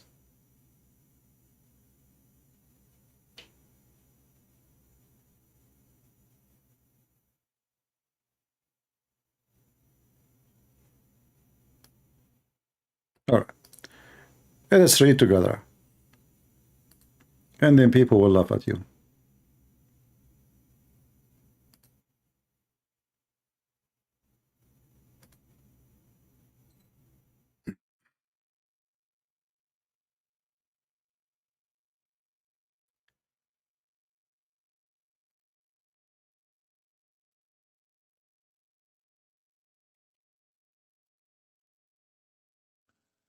First Corinthians 6. Dare any of you, having a matter against another, go to law before the unjust, and not before the saints? Do ye not know that the saints shall judge the world? And if the world shall be judged by you, are ye unworthy to judge the smallest matters?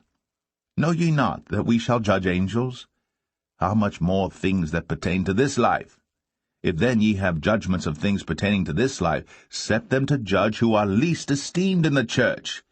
I speak to your shame.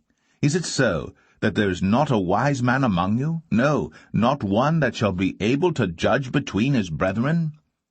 But brother goeth to law with brother, and that before the unbelievers? Now therefore there is utterly a fault among you, because ye go to law one with another. Why do ye not rather take wrong? Why do ye not rather suffer yourselves to be defrauded? Nay, ye do wrong and defraud, and that your brethren. Know ye not that the unrighteous shall not inherit the kingdom of God? Be not deceived, neither fornicators, nor idolaters, nor adulterers, nor effeminate, nor... Did you hear it? Those are the homosexual. So all those lists will not inherit the kingdom of God. So my friend, you are a stupid idiot. Don't tell me about Jesus. Those who don't follow the Bible, they are going to go to hell. Here we are not politically correct. If we are hurting your feeling, well, use some, take some aspirin. This is our book. You like it, like it. You don't like it, take a hike. So if you are a fornicator, if you are a thief, if you are an adulterer, if you are a homosexual, or if you are an abuser of blah, blah, all the list, you will not go to heaven. All right? You should Dawa and Muhammad Hijab recipe and review, because I'm trying to know you respond to their question. You did not get chance to answer. News Digital, are you a Muslim, my friend? Chance to answer. Who cares? I mean, all those years we are answering, I need to chance to answer. We made the videos about it and we got them busted. Look like you came to the party so late. So be careful with those fraud people who try to fool you, saying that Christianity is not against and Jesus never mentioned. That's absolutely false. The Bible is so clear that fornication, even drunk, to be drunk will not make you receive heaven. Drunk. You know, drunk. You know what drunk?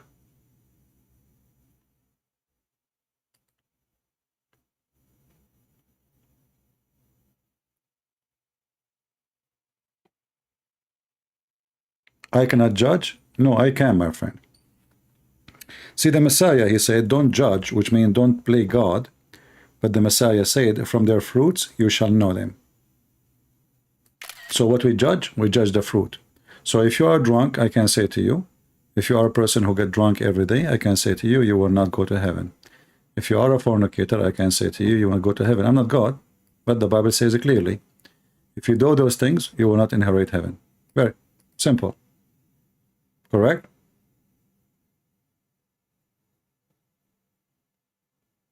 All right?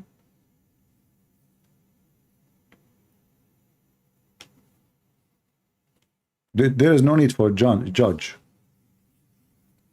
I am judging your fruits. So the Bible says, if this is their fruits, they will go to hell. Don't fool yourself. And let Joe Biden then save you.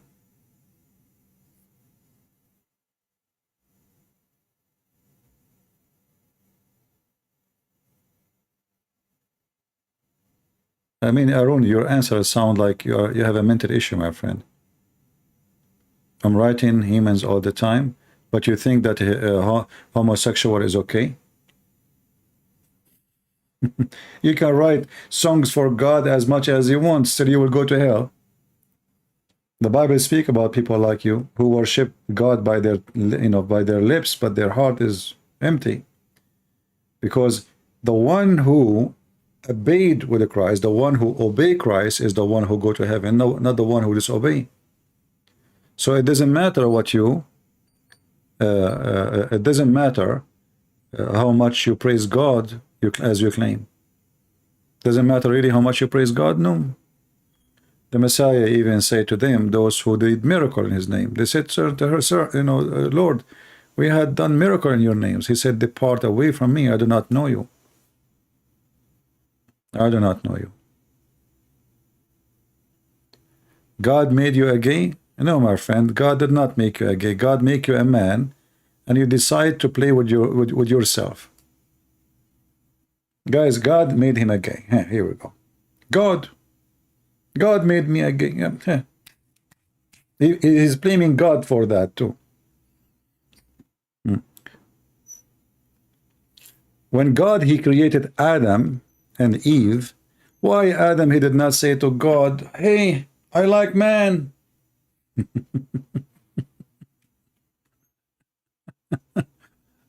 Oh, How do we know that the Quran, the reason from the Quran, the reason for Jesus, his crucifixion? Allah know that Jesus said he is God. Because of that, Allah does not mention the reason for the crucifixion of Jesus. Okay. You know, we don't care really what the Quran says, but we use the Quran to prove the opposite for Muslims about what the Quran is saying. Anyway, Arun, I advise you, my friend, to repent. Otherwise, the Bible is so clear that people who do fornicate, people who they are thieves, people who they are breaking the command of God, they will go to hell. So don't tell me, this guy, he keep asking me, are you Assyrian? Are you Assyrian? Are you Assyrian? I mean, people, they have issues, my friend. I mean, my friend John, is it important if I am Assyrian or from the moon? Is that really important for you? Let us say I'm Assyrian. What that would do to you? Are we going to be friends now? Do you want to go and play in the football with me now because if I'm Assyrian? What's wrong with people?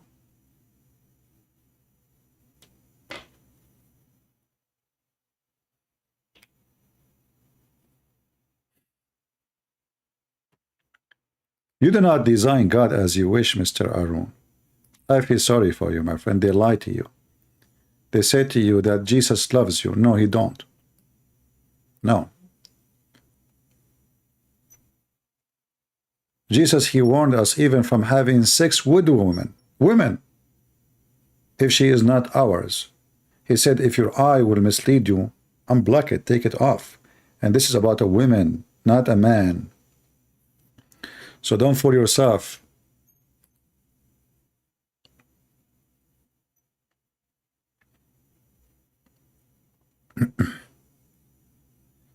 Repent before it's too late. The judgment day is coming. Your life sooner or later will be taken away from you. And then you will stand with shame in the front of God. You will be full of shame if what you did to yourself.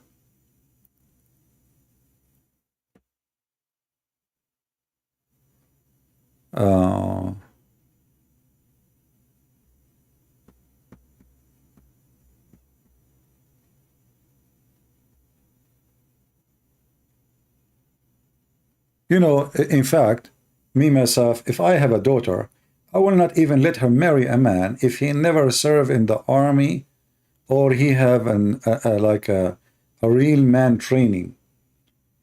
You know, I mean, you must be a man to marry. A man is not a person just have a penis. It's not enough. Donkeys have penises too.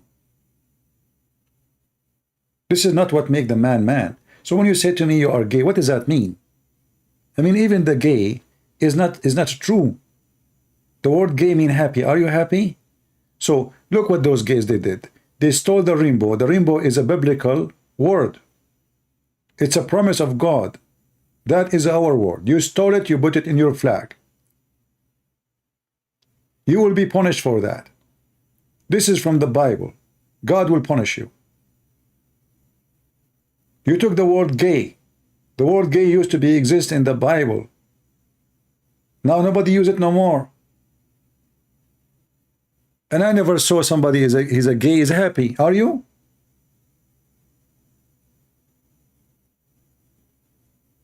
You are not. Look at you, what you are doing. You are striking everywhere, and you wanna put the flag everywhere. Honestly, you are not happy.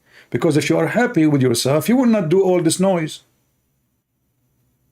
Do I need to go and put a flag in the street because I'm a Christian? What does that mean? That means I'm, if I want to show off that, we are the majority. We are the massive majority. So imagine if we decide to put our flags all over your house.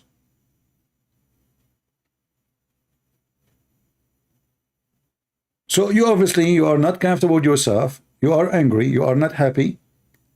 And you are crying. God did not comfort you, my friend, because you are committing sin. Repent. I do not need to place my flag of Jesus in the street, everywhere to tell them, okay, I can go preach the gospel, no problem. I can speak to people, no problem. But when you say you are gay, what does that mean? You are telling me how you do sex. That's what gay mean. The way you do sex, what you do in the bedroom. Why I need to know what you do in the bedroom?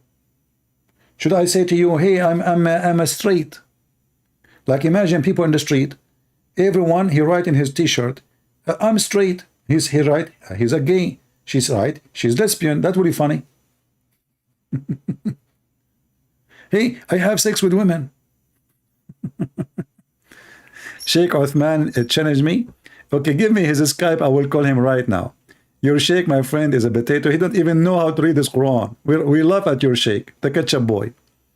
Did he find the Messiah in the notebook? Did he find the book of Uthman?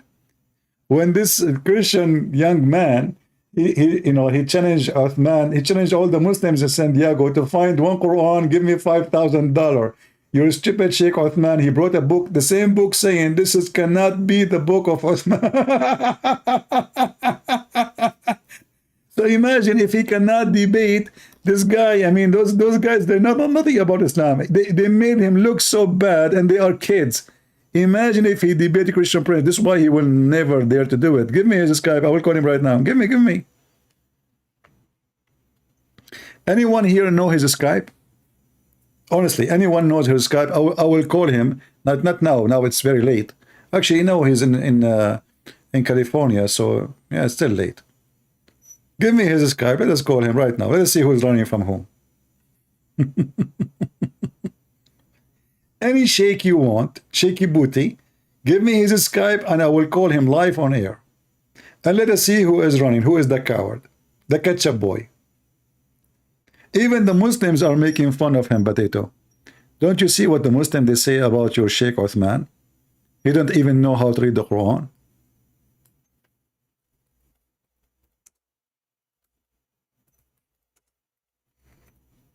I mean, if the Muslim they start, attacking Christian Prince, I understand, but the Muslims even they are making fun of Uthman.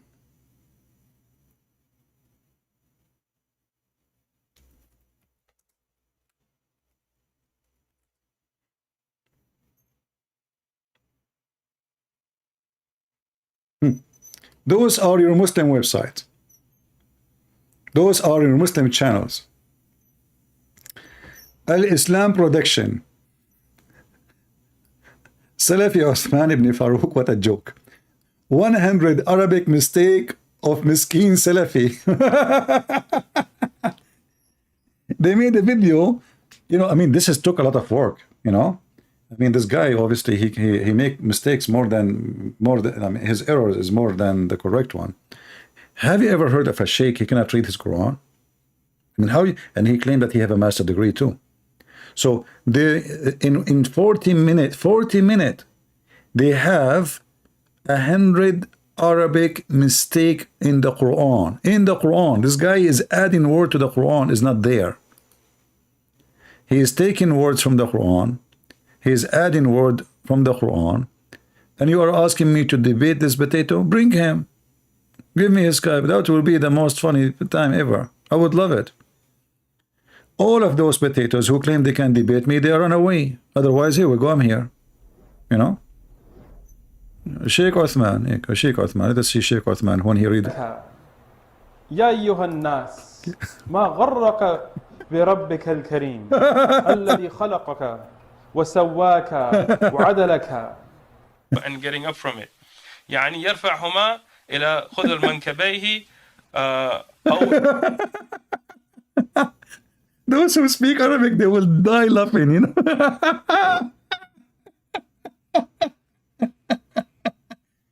You know what? My Chinese is better than your. What the heck is that? Are you copying from a Chinese movie like Ching Hong He? What? This is Arabic? And look, he is reading there. I mean, look, and those people, they should be easy for them to read. Why? Because they use the Urdu language, which means they use Arabic letters already in their language. So all what you need to do, just connect the letters together. Even if you don't understand the language, even if you don't understand the word, still you should be able to read better. He cannot even read it. Look. إلى فرغ أذنيه. فرغ أذنيه. فرغ أذنيه. إلى فرغ أذنيه. كفعله عند تكبيرة الإحرام. He said يعني يرفعهما إلى خذ المنكبيه أو إلى فرغ أذنيه كفعله عند تكبيرة الإحرام. What does he say? He says صح أن الودع هو سنة دون الإرسال.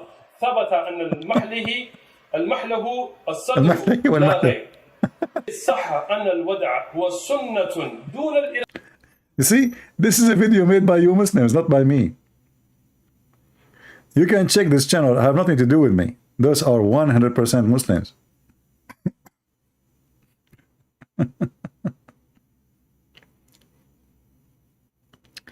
Oh boy. Oh boy, oh boy. This is why they will never dare to get close to me. I mean, imagine this guy, you know, he will speak to me in 2 minutes, you know, people will be laughing at him.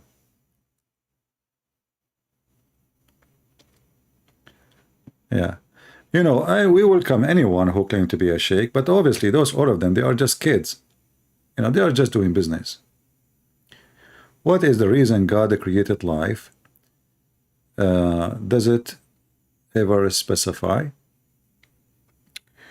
You know, the Bible is so clear about why God created life. How we know? You know, when the Bible says, the Lord said, for God he loved the world, he sent his only begotten son. So God, this is why we Christians, when we pray, what we call our God, we call him our Father. And that is telling you that God, because he loved to share his glory, he created the children. Those are the human.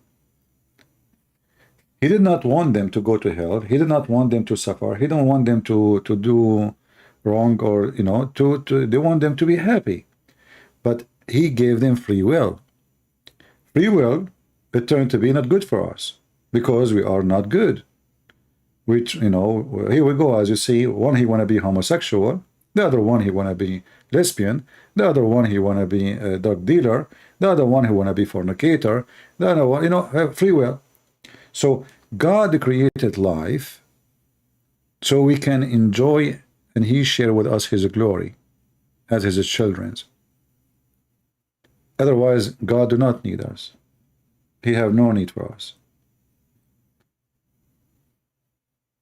And if you look around you, you will see, you know, everybody, like all religion, they seek the purpose of life, supposedly, right? I believe that the purpose of life is to die for now. The purpose of life now is to die. What does that mean? We are born to die. That is our purpose. It's a purpose we do not choose. Which means the second you are born, by birth, you choose to die. But it's not a choice you made. It is a nature of sin. You know, the Bible says the wage of sin is death. So the purpose of life for now is death. However, the purpose of life can change. God, he gave you a choice. If you want to be with me, you can live forever. So the Messiah, he said, whoever believe in me and I will live. That will be the purpose, to live for eternity with God. Otherwise, by nature, the purpose of life is death. The way it is now.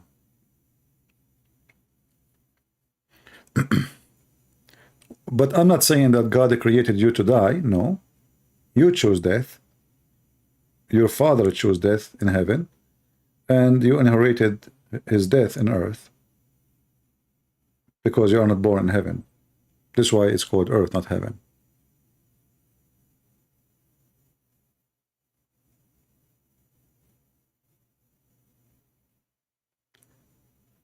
All right.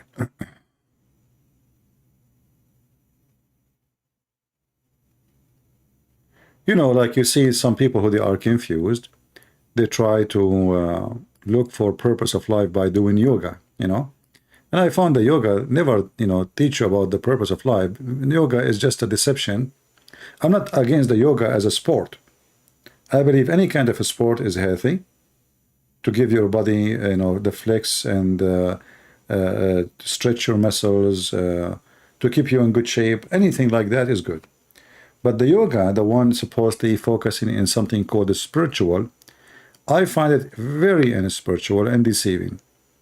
Because yoga in general is focusing on what? That you focus on yourself. But the purpose of life never was ourself. You see, all of what Christianity teach is to give and sacrifice. For God, he loved the world, he sent his only begotten Son. So even God himself, our Lord, he did not do yoga. He was not focusing on himself. If you have love, you don't focus on yourself. If you have love, you focus in saving others. Yoga does not teach you that. Yoga teaches you how to be selfish, how to forget everything around you and focus on yourself. Yoga is a self-worship, not good. You know, when they asked this guy, Sadhguru, about the death of his wife, he said that his wife, she decided her death by yoga. And then you ask yourself, how in the world this yoga is good if a woman in her early age and she have 5 years old kid, she decide to die by yoga? How good is the yoga then? Sound like what he is saying, that she decided to commit suicide. So is yoga really helping you, or yoga? This is the wife of the guru. You know what I mean? The wife of the guru, she, according to him, she killed herself by yoga.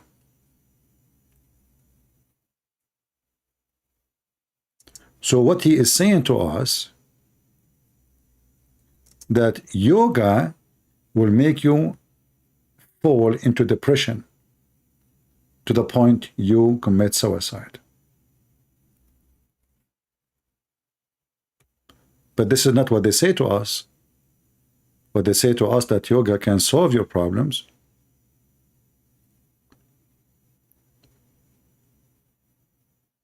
In this interview, when they asked him about how his wife, she died, because people, they accuse him that he killed her, he said that she decided her death 6 months before she died by yoga. And why a woman, she have 5 years old kid, she would like to die?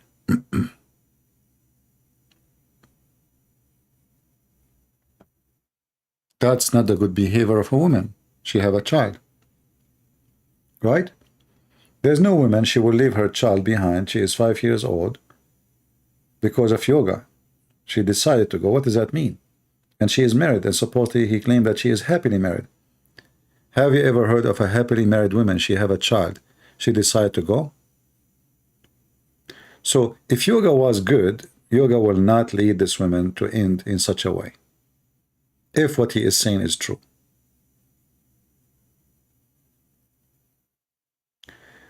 Would you ever street preach? I don't go on street and preach, but if I see somebody saying something bad in the street, I get them busted. But I don't go on purpose to preach, no. Like if I'm walking in the street and I see a group of people, Muslims or non-Muslims or Jehovah's Witnesses, they have a sign or etc., I get them busted. But I don't go to preach. Because I have, you see, if we don't have the internet, I would do that in the street, because then this is the only option. But why I want to do it? Here I have 100,000 people, can come and listen. Another few 100,000 people, they will copy my videos. And I have 1,000 people right now, more than 1,000 watching and listening. Can I do that in the street? No. In the street, you will find 2, 3, 4, and then an idiot, he might try to push you or to scream at you, and you don't. And like I see a preacher in the street trying to preach, somebody come and bring music next to them just to disturb him, like the devil, demon. Here, you cannot do that to me. So here it's more, let us say, the purpose of what we do is to reach out, right? Here we go. We have people from Indonesia, from Pakistan, from Islamic countries, from Christian countries, from India, from everywhere.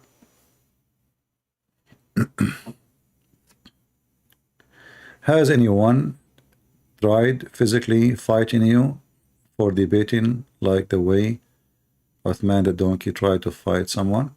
Well, for me, I'm not, and this is another reason I don't like to go on the street. I'm very hot-blooded person, and I'm always armed. So I'm not, I don't want to be in such a position because I don't want to lose it and then end in jail. You know, if somebody try to touch me or hurt me, he will not have a happy ending. So I'm not, you know, some people, they, you know, they can manage. For me, you know, you try to do something wrong to me, you know, try to use physical violence against me, you will be badly sorry, you know. You know, I am armed. I have my guns with me.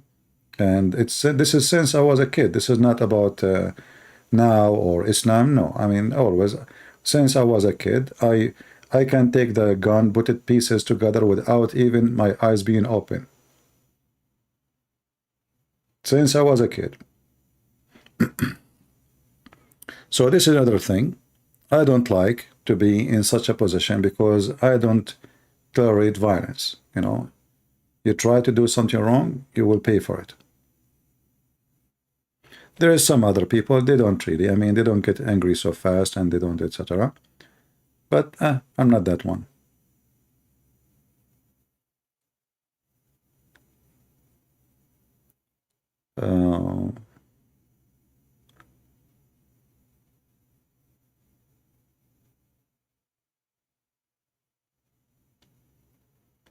No, it's not about Rambo or anything. You know, I mean, this is how I am since I was a kid. I never hurt people, and I don't want to hurt anyone. You want to talk to me, nice, and, you know, okay.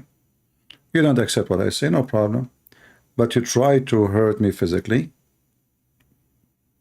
then you get a response. And I'm the kind who get, let's say, in fire so fast. And now, actually, I'm way better than before. You know, I mean, before it's different story. Now is way better. You know, now I avoid all kind of issues. But when I was like really young, I mean, anything. I mean, if the air walk by, I would have fight with it if it's necessary. The Middle East is a very aggressive land, you know, and in the Middle East you learn that if you don't stand for yourself, everybody will step on you. So either you are under the shoe or you are above the shoe. You choose. There is no between in the Middle East.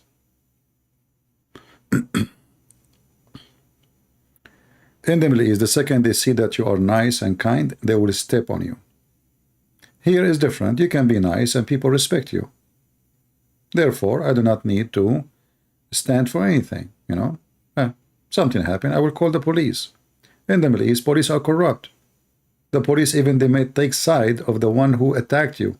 Just pay them some money. Very corrupt countries, you know. The judge is corrupt. You might be the person who defends his house. A thief come into your house. The thief, he will go home and you go to jail. Welcome to the Middle East. So in the Middle East, you learn that you have to stand for yourself. Otherwise, everybody will eat you. And that's where we are coming from, my friend. What are your thoughts about the country, Georgia, the faith of Eastern Orthodoxy? Well, the Orthodox Church is a very ancient, beautiful church, for sure. And the Orthodox Church have a great history of liturgy and study and philosophy. However, I believe that Orthodox Church, sadly, they become just a traditional. They don't have too much work. People go to church, they do rituals, you know, the same as, I mean, like every Sunday, something. It's like a social thing. So they are not the same as before, going, preaching, teaching, converting people to Christianity. They become most likely priests doing their job. And that is not what Christianity is about. So as a church is a wonderful church. As history is amazing history. As work fruits today, not good.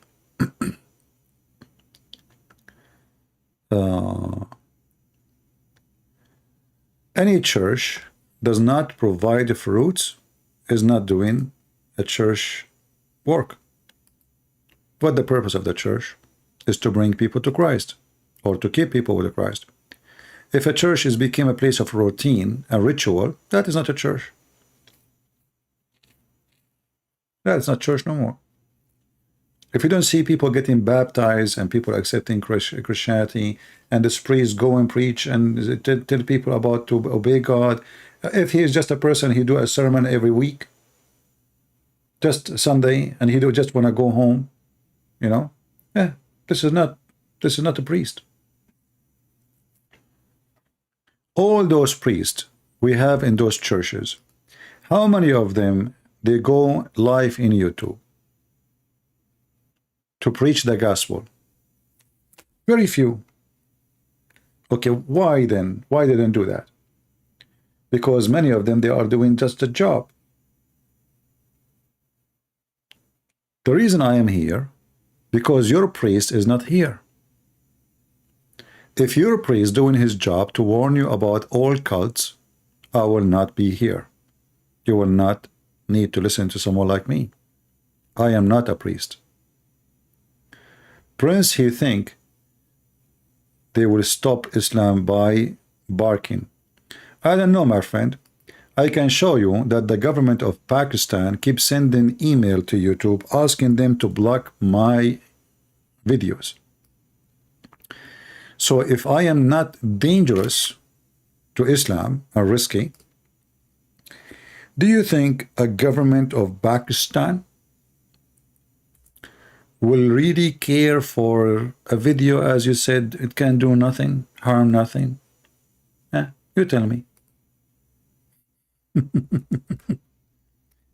And if we are parking, as you say, the one is parking is the one who keeps sending email to YouTube asking them to block my videos.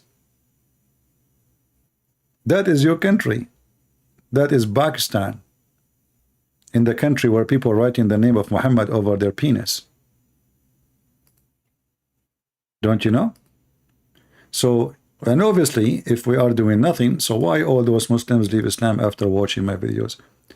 If you go right now to Indonesia as an example, you will see that a huge number of Indonesians, they are watching my videos. And actually, the funny is, there is people, they are watching. There's a channel I found, few of them, they are translating my videos from English to Indonesian. The video, I have 10,000 for it in a day. They have 20,000 for it in a few hours. And this is telling you how much the Indonesian Muslims and Christians, they are thirsty to hear the truth about the garbage of Muhammad. So, my friend, we are not only, we think we are stopping Islam. Islam is dead already. Don't you see, Lady Dawa, she confessed that Quran have 0 miracles. Who is the one who made the Muslim reach that point? Me. I'm the first one ever who made books and videos exposing the false scientific miracles of the Quran. And now the Muhammadan, they admit with shame that those scientific miracles are fraud. One of the reasons I accepted Islam was the scientific miracles. I'll be honest with you. And now we know that this whole scientific miracles was absolute nonsense. Not Why he is saying that? Why the scientific miracle is nonsense? How the Muslim reached this point? Do you think the point arrived here from nothing? It's people like me, my friend. We made you Muslims strip. We stripped you from all your lies. So one of the biggest lies the Muslims they spread, that they have scientific miracle in the Quran.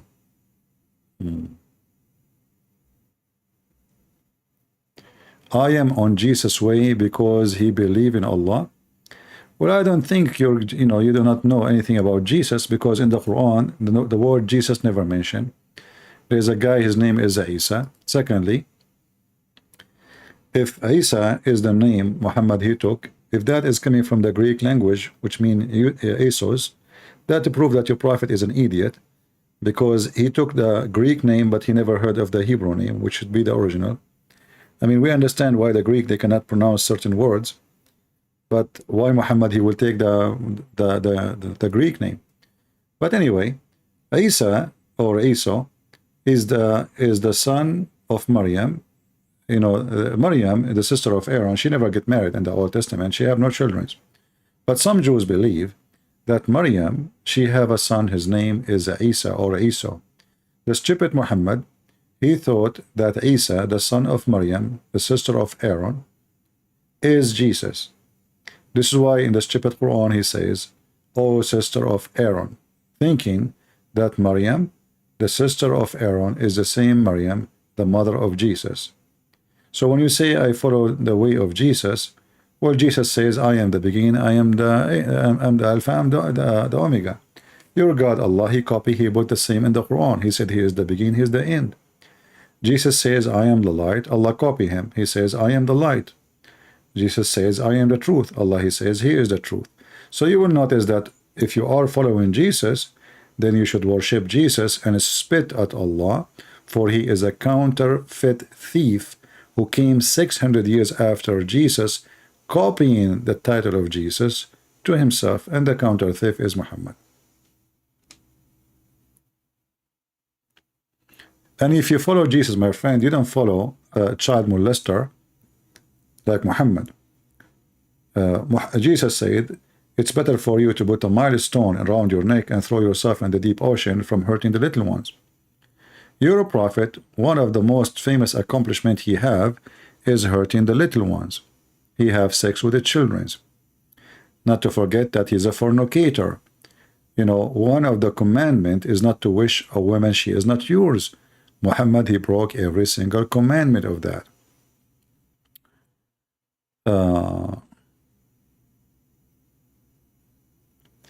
I have so much love for you and respect. How I would lie to shake your hand. Greeting from Croatia. Thank you, my friend from Croatia. God bless you, my brother. I don't deserve your the kind words. I'm just like any one of you, doing little, you know. If every one of us, he built a brick in a temple of God, we will have a beautiful temple.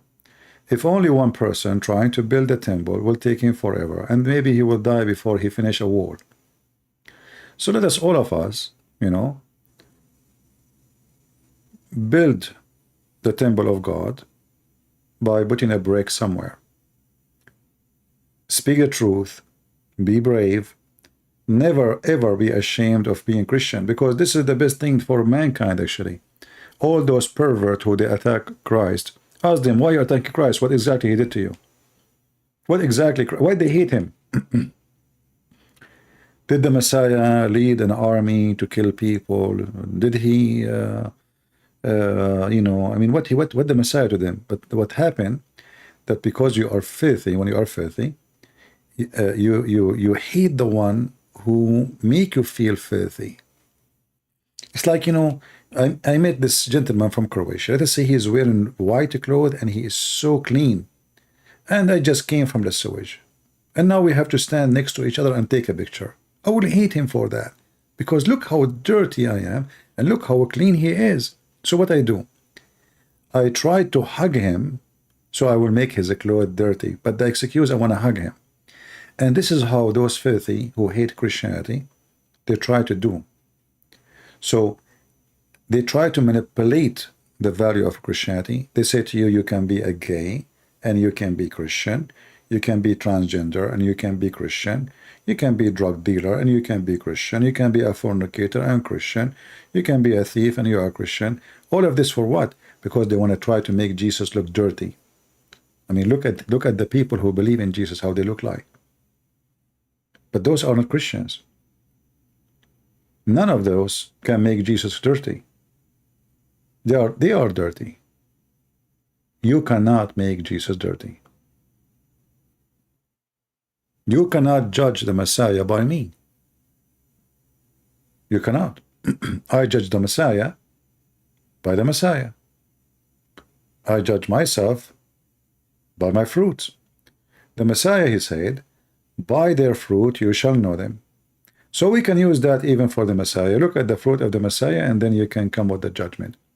And this is how we know that nobody can really judge the Messiah and make him look bad, for he is the best of the best.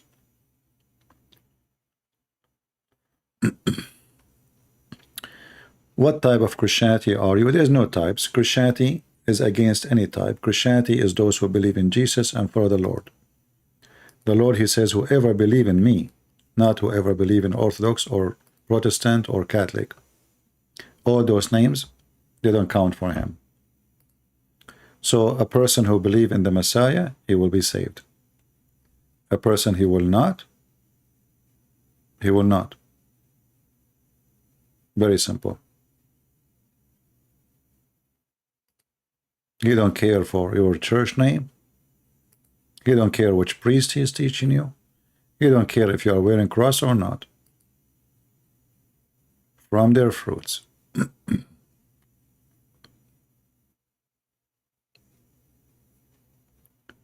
Why you are bad-mouthing against the prophet? Be respectful to other religion. Talk with logic. Okay, I will use your logic, Mr. Gusan. Guys, when a Muslim he says such a statement for us, isn't it really this is hypocrisy? So he is saying to me, don't bad-mouth my prophet. This guy, when he prayed to his God 5 times a day, he cursed the Christians and the Jews. The first thing he do in the morning, when he wake up, he say, please Allah, don't make us like the cursed Jews or the lost Christians. I mean, he just woke up and he is bad-mouthing the Christians and the Jews. He cannot even have a prayer with his God without bad. He just wash his mouth and his anus. And now he start a prayer, supposedly. What he do? He bad-mouth the Christians and the Jews. And supposedly, we are the one who they are lost, and the Jews are the one who they are cursed. But if you think about it, you will see that the Jews are the most, successful people in the world, and those are the ones cursed. And the Christians are the most blessed people in the world. Why? I mean, look at our life and look at their life. Their life, they have no peace, misery. I mean, just go to Islamic countries and see. You do not need my description. They are crossing the sea just to come to the country which is not Islamic. Everybody, his dream is, every Muslim who lives in a Muslim country is his dream to leave Muslim country. Every single Muslim. Even their presidents, their kings, their princes. All the royals who they call themselves royal in the Middle East, when they want to have a good time, they go to Europe. They don't go to Pakistan. Have you ever heard of a royal family from Saudi Arabia or Qatar, or they own a palace in Pakistan? They don't. They buy a palace in Paris, not in Pakistan. Why? Is that because you are cursed? Is that because you are lucky? And when you say don't badmouth us, the Quran call us, the Christians call us pigs, monkeys, animals, worst of the creatures, filthy, najis. And then he said don't badmouth us. So my friend, your prophet is a scumbag. You like it or not. If I hurt your feeling, go to Amazon and buy some bandage. I don't think you'll find any, because the Muslims are out of them. They are duct tape their prophet. Do you see how sensitive the Muslims are? Don't badmouth our prophet. My friend, I don't badmouth your prophet. Your prophet is the bad mouth. He is a sewage. In fact, even when your prophet, he take a shower.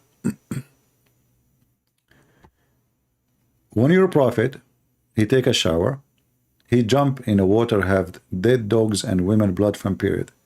Am I bad-mouthing? This is what you're saying. Hello, according to Aramaic dictionary, Atocom, God is Allah, Allah, Allah. Can you explain this? My friend, in the Aramaic, this is the word meaning God. This is not a name. So there's a huge difference between a word meaning God and the last 2 letters is a sound, is not even part of the word. So Allah or Allah is a name. It's not a word meaning God. Al is a word meaning God, and this is the one you see in the Aramaic. The sound is that the end is like this. They call it like a like when in the Old Testament there's many verses they end with ah, but they have no meaning. It's just like a musical, because they used to sing the Bible. So all of us, we know that the names of Islam is coming originally mostly from the Aramaic. However, Allah is not the same as this word, because it is not one word, number one. Secondly, it is a name. Even the Muslims agree that it is a name. So if there is a word close to it in the Aramaic, but that word means God, not name, you cannot say it is the same word. Like, like now, in English, we say the word God, right? So English is a strong language now, because it's the most spoken language in the world. But, in Arabic, we never use this word God. What God? There's nothing that's called God. So we can use that word, ilah. Ilah. This is coming from the Aramaic. This is the word you are talking about. But that is not a name. Il is coming from the Aramaic or the Hebrew. Il is a word meaning God. The sound, the ilah, is just a sound, like to make it holy or special. So the word is il or al. Allah is two words, al and lah. Lah is the name of the God of the Muslims, and that is the moon god. So you are like mixing things between Allah or al. Even like in the Aramaic, those sounds, they are not even part of the word.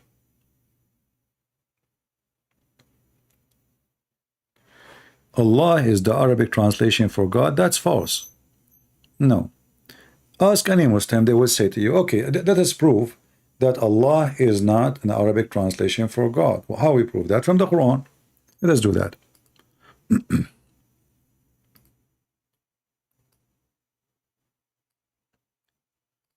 Just to show you, I mean, people, I feel sorry for people. They have a very poor logic.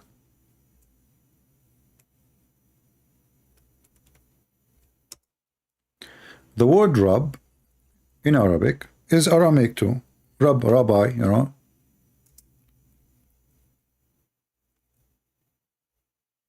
So let us read this one.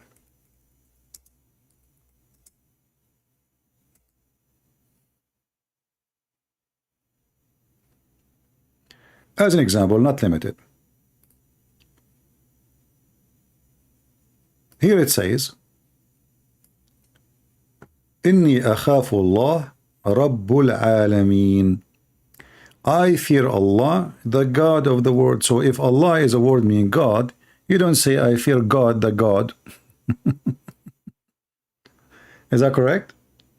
I fear, see, the Muslim did not translate Allah, and here they say Allah. No, because these are two words.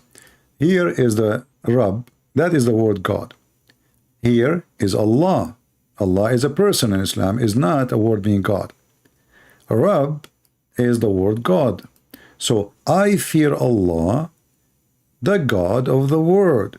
So if the word Allah means God, that would be a stupid statement. All right? Same time, we can find the same when Allah himself, he spoke about himself.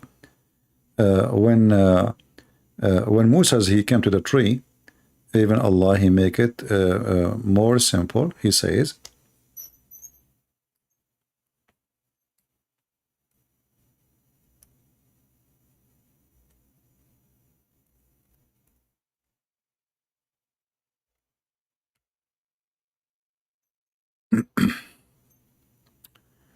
let us go here.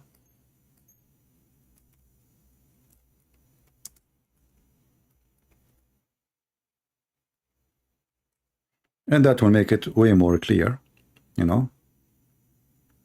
Chapter 28, verse number 30. Look what the verse is saying. So supposedly Allah speaking to Moses, what he said to him, I am Allah, the God of the world.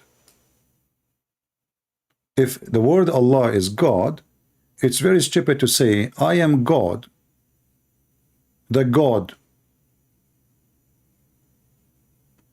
You see, The Muslim, they did not translate the word Allah as God because it's a name. So he said to him, I am Allah, the God of the world. Ana Allah, Rabbul Alameen.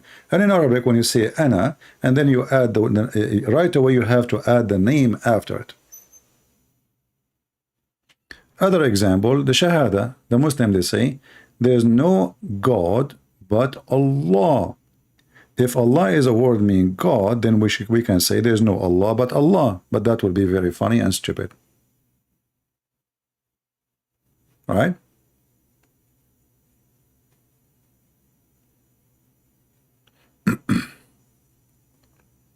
Even the Muslims, all of them, they agree that Allah is a name. I mean, I find it very funny that the Muslims suddenly, they don't want to consider Allah as a name. Suddenly, the Allah is just a word meaning God, just to make it fit with the Aramaic. So you don't say that Allah is the moon God. That the whole story. You see, this is a duct tape method. So when they want Allah is a unique name, when they want Allah is just a word. Do you see the hypocrisy?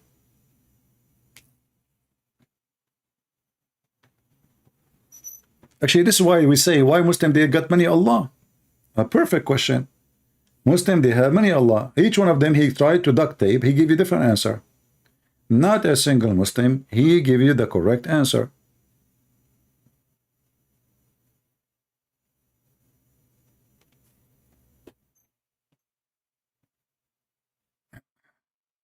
So suddenly now Allah is just a word mean God. It's not... I can say there's other people who they are in the Middle East or in Indonesia, like Christians, because the Muslim occupy them, they forced to use the word Allah as a word meaning God. But all of us, we knew that this is not right. Allah is not a word meaning God and should not be used for the word God. Unless you are trying to use the Aramaic language, which is totally different, then you should not say the word Allah. You should say the Aramaic word that will make it fit. Al-Ilah, you know, the God, but not Allah.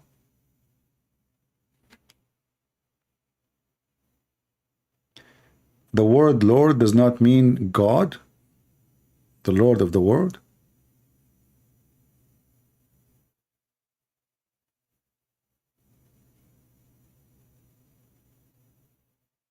Whoever say the translation for God through Aramaic is Allah is wrong. I understand the word from what you are saying.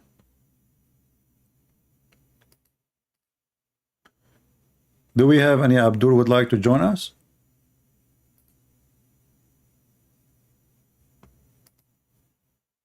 They don't know even who is their God. Look at this edict, another edict. He says, the Catholic, they created Islam. This is an example of the stupidity, you know, of those people copy-paste the internet boys. Catholic created Islam. Yeah, I saw somebody, he is a grown man, and he claimed to be a professor, and he said that Khadija, the first wife of Muhammad, she was a Catholic nun. I could not believe it. I died laughing.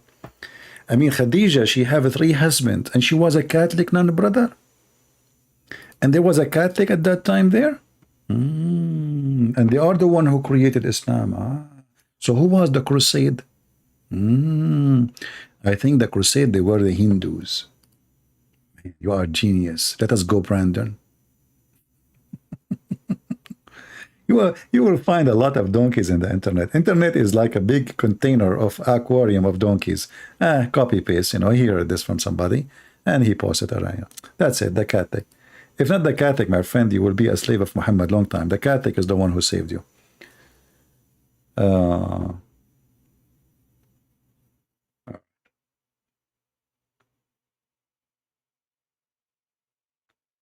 It does not have to translate directly to English. Word of God, for it to mean God, it goes to word gods. Yeah, I'm missing your point. Whatever your point is stupid. Allah, every single Muslim agree that Allah is a name. Don't be stupid. You see, if the Muslim, they change their mind about the word, if the Muslim, they never believe that Allah is the name of their God, then I will go with you.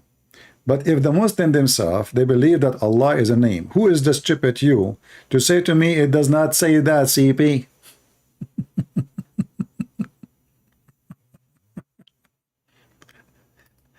You know, are you going to redesign Islam as you wish? The Muslim believe Allah is a name of their God. You are coming here to argue and says, no, it's not. You must be stupid, donkey. It's not up to you and not up to me. This is their religion, and this is what they believe. Are you mental? You will not find one Muslim, he will not accept to say to you, Allah is the name of our God. It's not the word mean God. Otherwise, Allah is the God of the Hindus too. Otherwise, the one who worships Satan, they can call him Allah too. If the word God is God, if this is Allah, is mean God. So anyone have any God, he call him Allah this case. No. You are just being a stupid fool.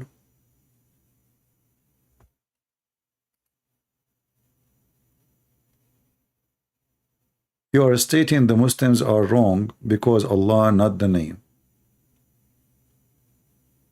No, I never said Allah is not the name for Muslims. I said the original name, the authentic name, because Muslims are copying from Muhammad. Muhammad copy from the Arab. The Arab, they copy from the Aramaic. Allah is two words. A-L, which means God. La is the word, which is the name of the God. By time, the word Allah is connected. In the original Arabic, the original Quran, if we can find it, there is some, like a few old print, but far away from the original. You will see that the Quran, they are not connected. Allah, the letters are not connected. So if you look here, you will see as an example, in chapter 1, there is two words appear in the beginning, verse number 1 and verse number 2. And I will highlight them. This is Allah here, but this is not Allah. But they look the same. What happened? Where is Allah? Here, the second one, it says Lillah. Lillah. Li in Arabic mean two. La is the name of the God. That is the name of the God of the Muslims. La. It's in front of you. The first one, Bismillahir Rahmanir Rahim. In the name of Allah. Al is a word God. God La. In the name of God La. And then here, Alhamdulillah. He did not say the word God. He just mentioned the name. Alhamdulillah. So the second one contain a letter and the word. Let us type it in the screen.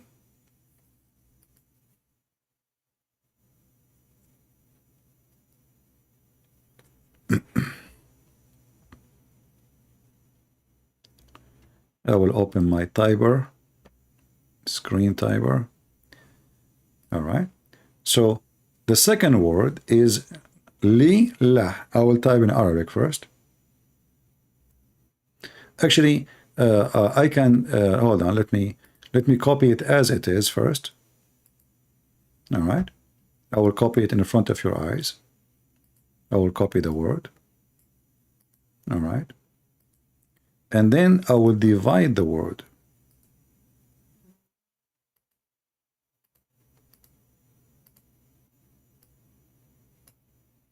I will paste. And then look what I will do. Actually, let me pause the word first as it is, and then I will divide it again.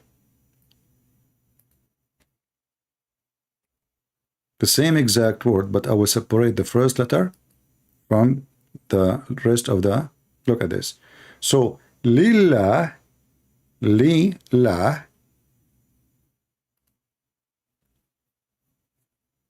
the first letter, Li, is a word, is a letter mean two. This is the first letter, two. And this is the name, Lah. This is the name of your God, Allah. Here, verse number 1, Allah, and this is Lillah. What is different between them? This one here have Alif in the beginning, This one does not have alif. So your God is La.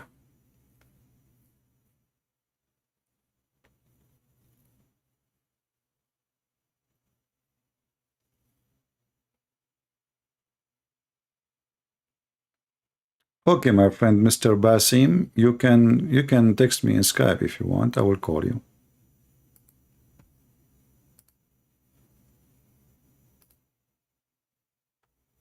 All right. I just opened my Skype just for you if you want.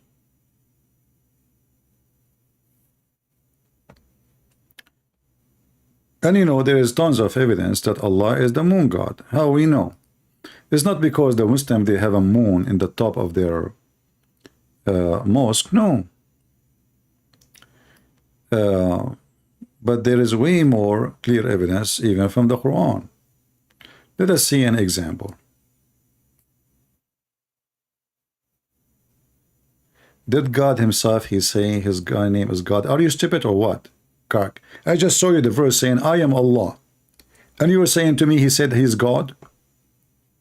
He said, I am Allah, the God of the world. You said to me, and you are asking me, did he say he is Allah?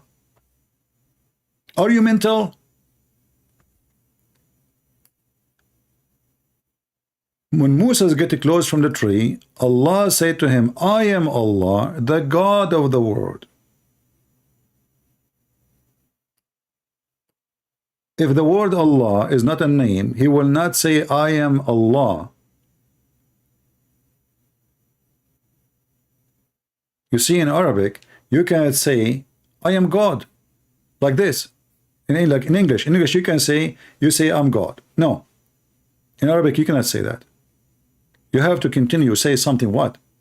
So, this is why he says, I am Allah, this is my name, and then he describes saying he is what?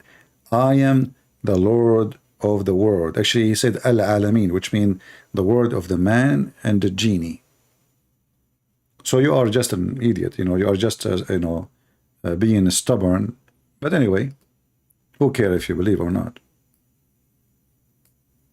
At the end of the day, every single Muslim, he will tell you that Allah is the name of the God of Islam. If I type right now, what is the name of the God of Muslims? And I will go to Muslim website. I will not open any website unless it's a Muslim website. Here we go. What is the name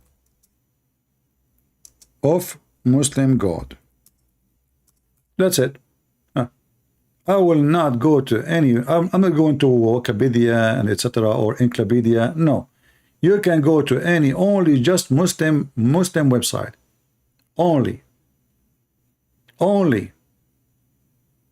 You will see every Muslim saying that to you. So you are mentally ill, my friend. You are just stubborn with stupidity. Check them only in Muslim website. Don't accept any other website.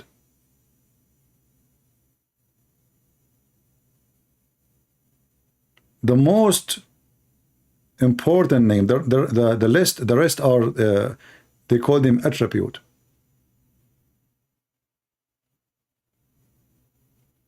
This is not a Muslim. This is a Muslim website. Look at this one. This is totally false. Since Allah is simply that Arabic word for God, and there is only one God, Muslim worship, the God of Noah and Abraham. Yeah, this is a very false article. Here it says totally false. Is Allah the name of God? I don't know even if this is a Muslim website, but if it is, that would be even more funny. And actually, this is a great example website here. Is this website.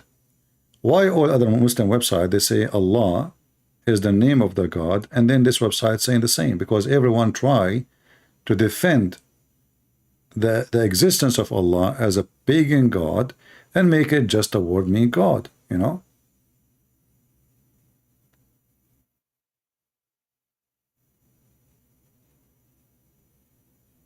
Yeah.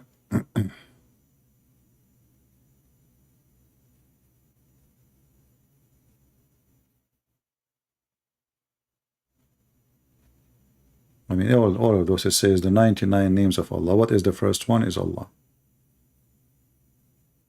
All of those is 99 names. The first one is Allah. Names, not a word meaning God.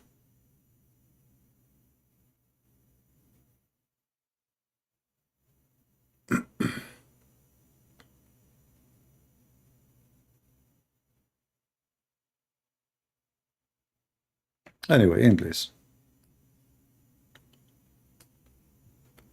The Muslims always, they try to come with a new trend. So since like it's very well known that their God is La, you know, let us try to say no, it's not, and it's just a word meaning God, and even the Arab Christian, they use the same word, so we can get away from it. It doesn't work.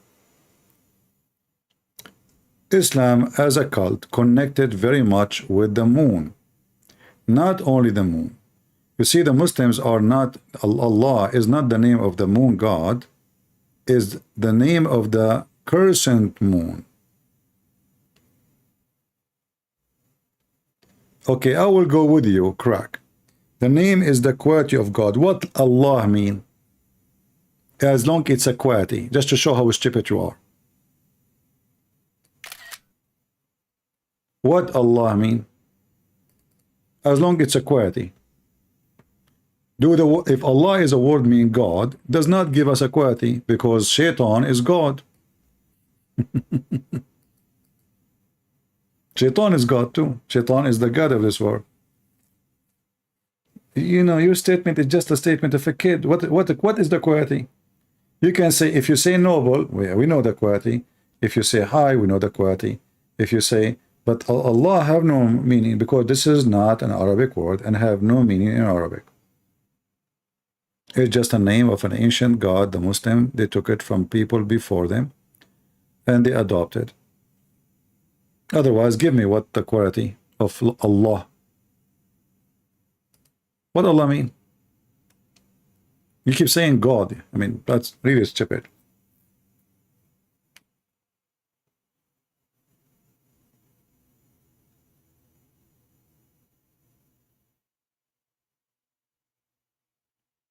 You just said Allah is a quality, and now you say it is not a quality.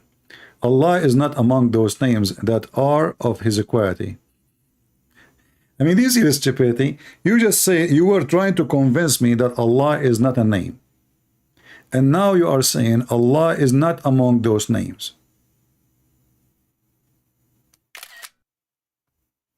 You said Allah, look, I mean, look at this guy. This guy, he say text that he oppose himself. Look at this. The name simply his equality as God.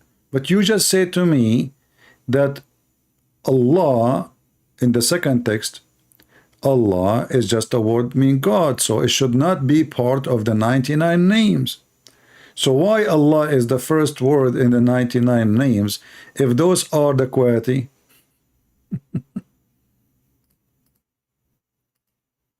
Mental.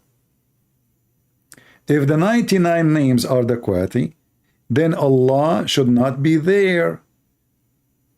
You see how stupid you are? You are saying to me Allah is not among them. But have you ever heard of a Muslim saying, even Muhammad him said, his God have 99 names and he start with Allah?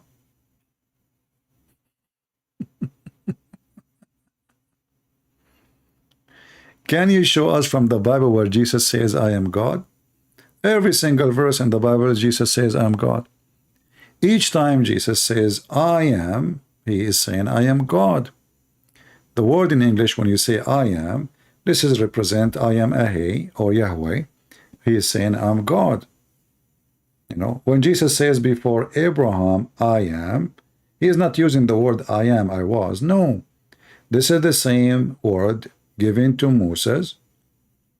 When Moses asked God, when he met him, what I will tell my people, what's your name? He said to him, tell them, I am. That's not a word mean I am.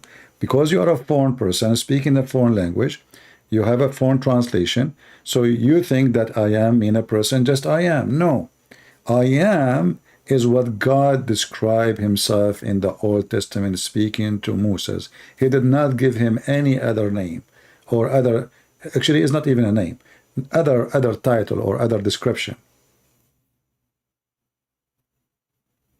I'm not giving you interpretation. Did I say interpretation? That is the name of the God, you stupid.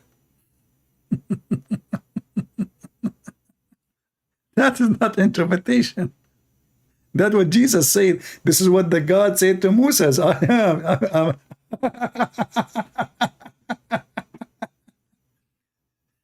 Moses says to God, what I will tell you, my people, what I will say, what's your name?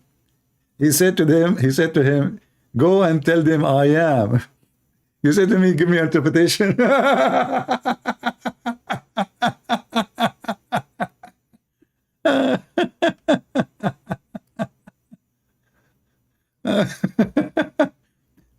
You know, I find Muslims really are like astonishing, hilarious.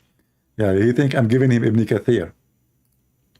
I'm not giving you interpretation. I'm giving you what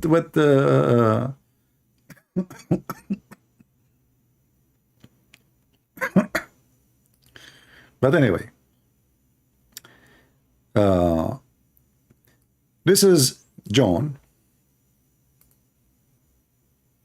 as an example, not limited. John first.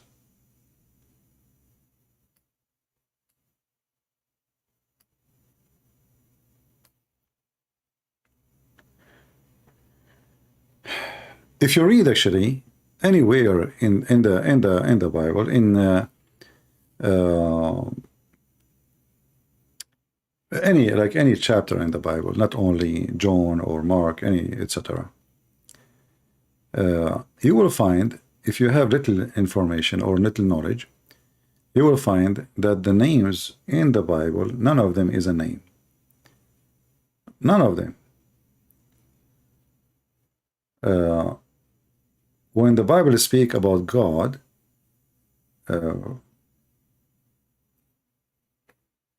like we cannot find really one place in the Bible where the Jews, or the Old Testament or in the New Testament, where the God described by a name, because the Jews and the Christians, they they consider God is too holy to use a name for him. It's like it's an abusive even to call God by a name, for he is too holy and there's no name can describe him.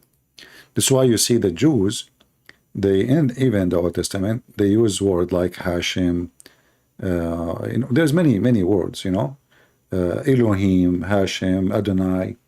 So all those is for one reason, is just to avoid to use the name of God in vain or with disrespect. So they put a fence in the language between them and using that word. The Muslim, because the name of their God is meaningless. Even the Quran says, like you can use the name of Allah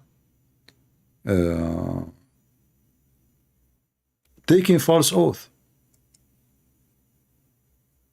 Taking false oath. So you can lie, swearing by Allah, and it's okay. No problem. In the Old Testament and in the New Testament, you cannot use the name of God in vain.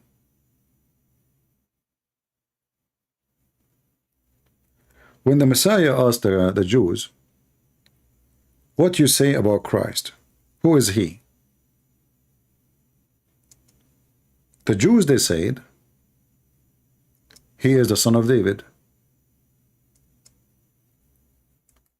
The Messiah, he said to them, well, if he is a son of David, then how David he called him God?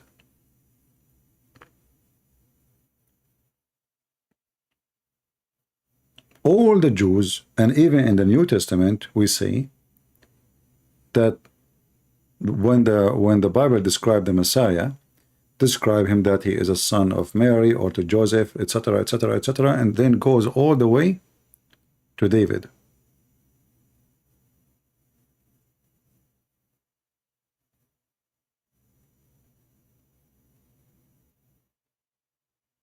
But then Jesus, when he speak to the Jews, he say, what you say of the Messiah, who is the son he is? And the Jews right away, they gave him the answer. He said, well, he is a son of David. And you know, for the Jews, that is the most honorable name to receive, to be called the son of David. And you will see Jesus, he don't see an honor in that. Why? Because David is nobody to him. He is the Lord and God of David. So when Jesus said to them, so why David, he called him God, the Jews did not dare to answer. And that is a very clear, you know, word from the Messiah.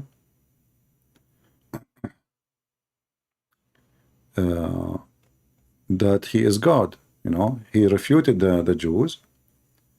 I'm not proud to be the son of David. You are mistaken. I am the son of God. I'm God himself. Otherwise, why David himself, he called me God and he worshiped me? And the word is so clear. It's not like interpretation. You know, if I am, if he is. And here you will see the Messiah talking about himself as if he is not. As if he is not, you know, not the person we are talking about.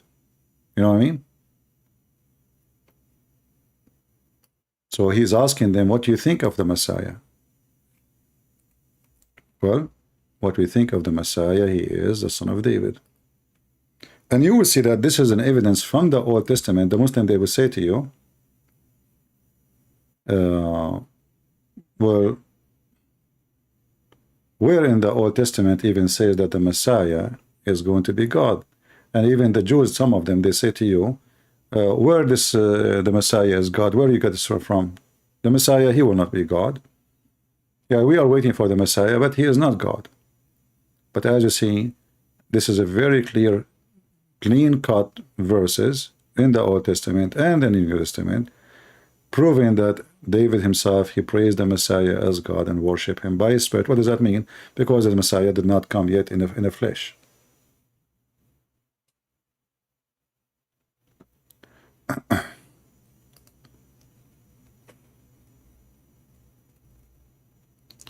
Anyway, you know, each time the Messiah, he say something.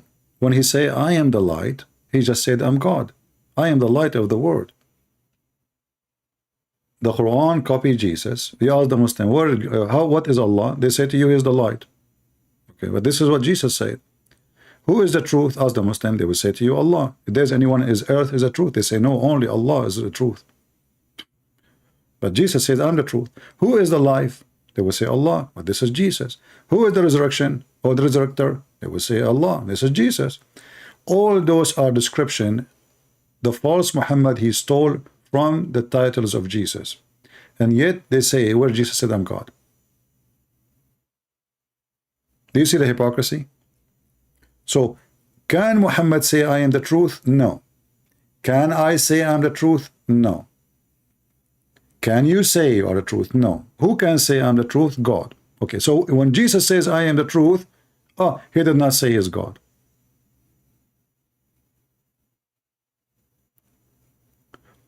If we go as an example to John, as long as we are in John,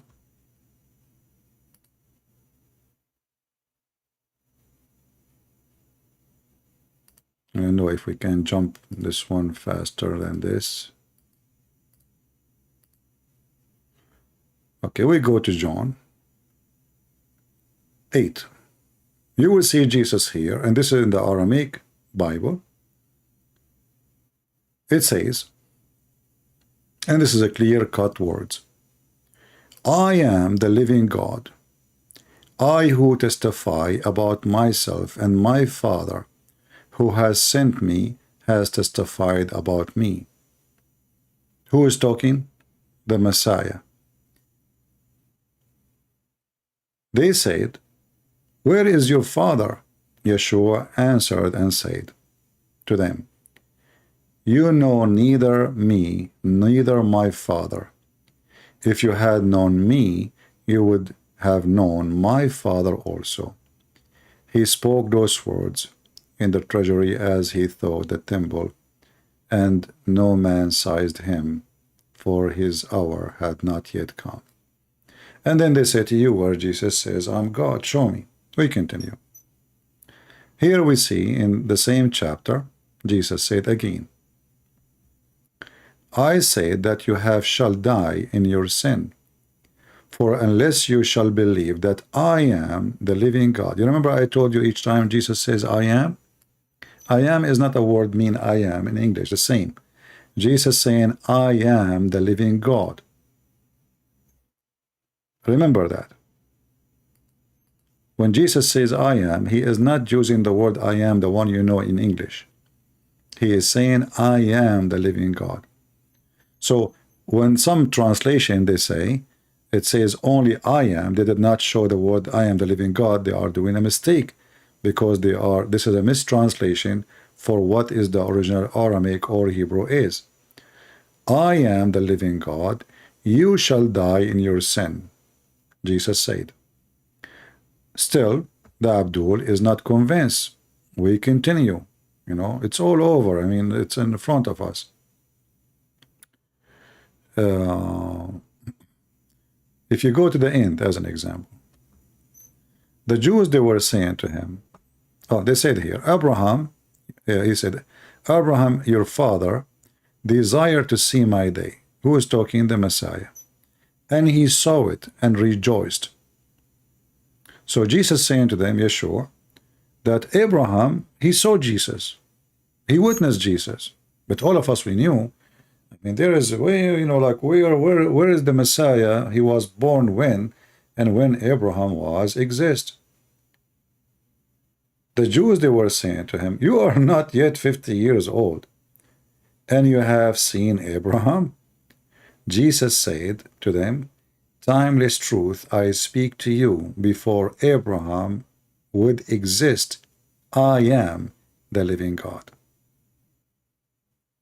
And the Muslim, they will come to you tomorrow and he will say, it doesn't say that, CP. I challenge you to find me one verse in the Bible Jesus says I am God. And this is the link for those who like to save it. Good?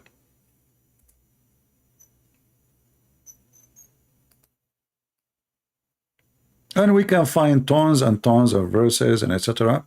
Isn't it Jesus, when his disciples said to him, why you don't show us the Father? Who is the Father? Who is the Father? Father is God, right?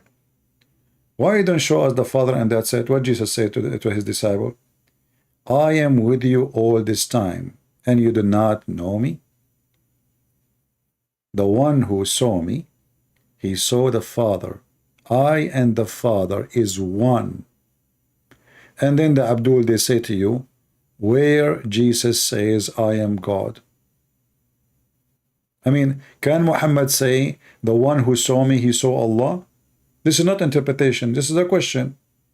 Can Muhammad say, the one who saw me, he saw Allah? The Muslim, they will say, no, this is kufr. Well, Jesus said that. He said, if you see him, you see God. If you know him, you know God. And then those potatoes, they say to you, where Jesus says, I'm God. Hypocrite liars. Show me one verse. Benefitter. I trained the Christian to tell me one verse in the Bible where Jesus said that I'm God, worship me.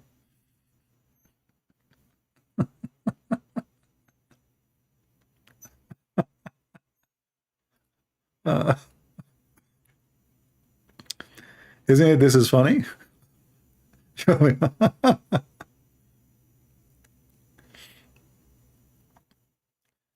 Hilarious, you know. The Muslims are finding like the Muslims are like a bunch of kids. They learn the commercial song, and they keep repeating it. And by the time they think this is Quran, that this is God talking, you know, it's a commercial. One, he said, show me where Jesus says I'm God worship. So why the Jews do want to kill him? Because he said that he is a prophet. Actually, if you read the Quran, you will see how stupid the author of the Quran. According to the Quran, the Jews, they killed the Messiah, the messenger of Allah. The Jews, they say they killed the messenger of Allah. I mean, who dare, just to show you how stupid Muhammad is. Muhammad, he claimed that the Jews, they worship Allah, which is proven in the Quran to be not true. But anyway, we will go with him.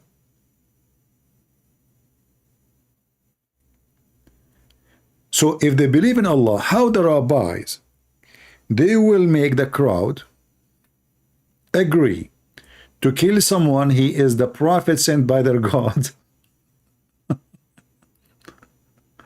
Do you see the stupidity? Look at this. They say, the Jews, we killed the Christ, Jesus, the son of Mary. Look how many stupid statements he just made, this mad man Muhammad. The Jews are waiting for Christ. How they will say we killed the Christ? There's not a single Jew dare to say I will kill Christ, because they are waiting for Christ.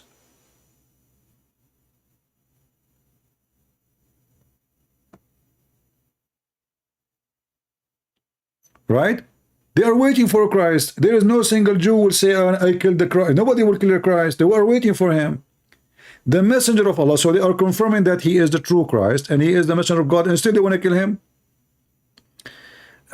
This edict he's saying, you find one translation that match your Christian belief. That's false. The Aramaic is the most accurate book, my friend, and this is a translation. This is like actual word-by-word translation, more accurate than the rest. So it's not up to you. Same time, all translation doesn't matter. Each time they say the word I am is the same as you read in the Orthodox book, Orthodox Bible, not even the Christian Bible, the Orthodox Jews. You will see that I am present Yahweh. I am is Yahweh. So you are an idiot.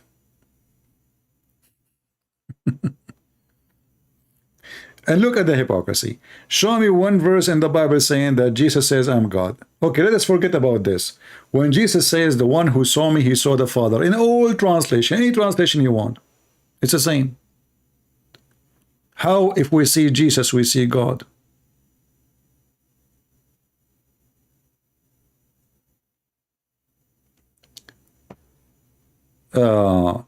Sharifa Mikal saying, as part of the first pillar of Islam, the issue critical as Islamic claim that God of the Bible, Yahweh, and Allah is one the same, that we all therefore worship the same God.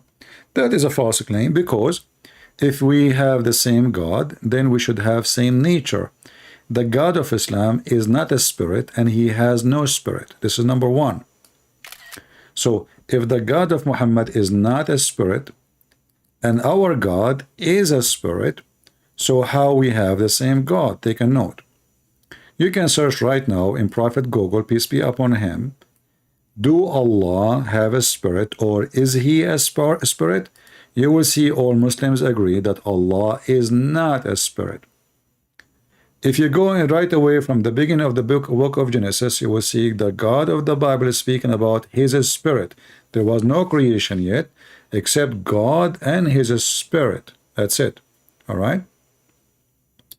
Then, the second difference between our God, Yahweh, and their God broke the Ten Commandments, which God gave to Moses. So if we have the same God, we should respect the Ten Commandments. The God of Islam teach the opposite. He teach paganism, like kissing black stones. The God of Islam teach fornication. The Bible says you should not wish a woman of your brothers. Muhammad, he took even the wife of his own son, not only a brother. Muhammad have sex with the children.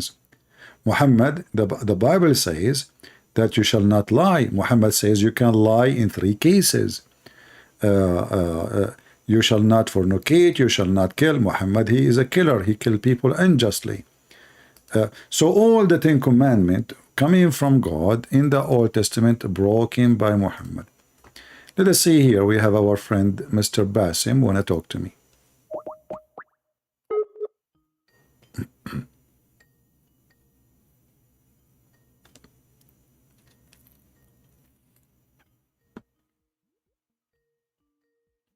I hope he will answer.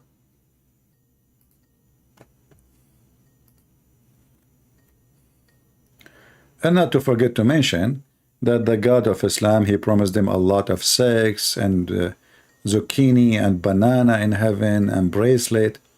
In the Bible, we don't have such a crap. Jesus said he and she, they will not get married. They will be the same as angels. So if we have the same God, then we should have the same heaven.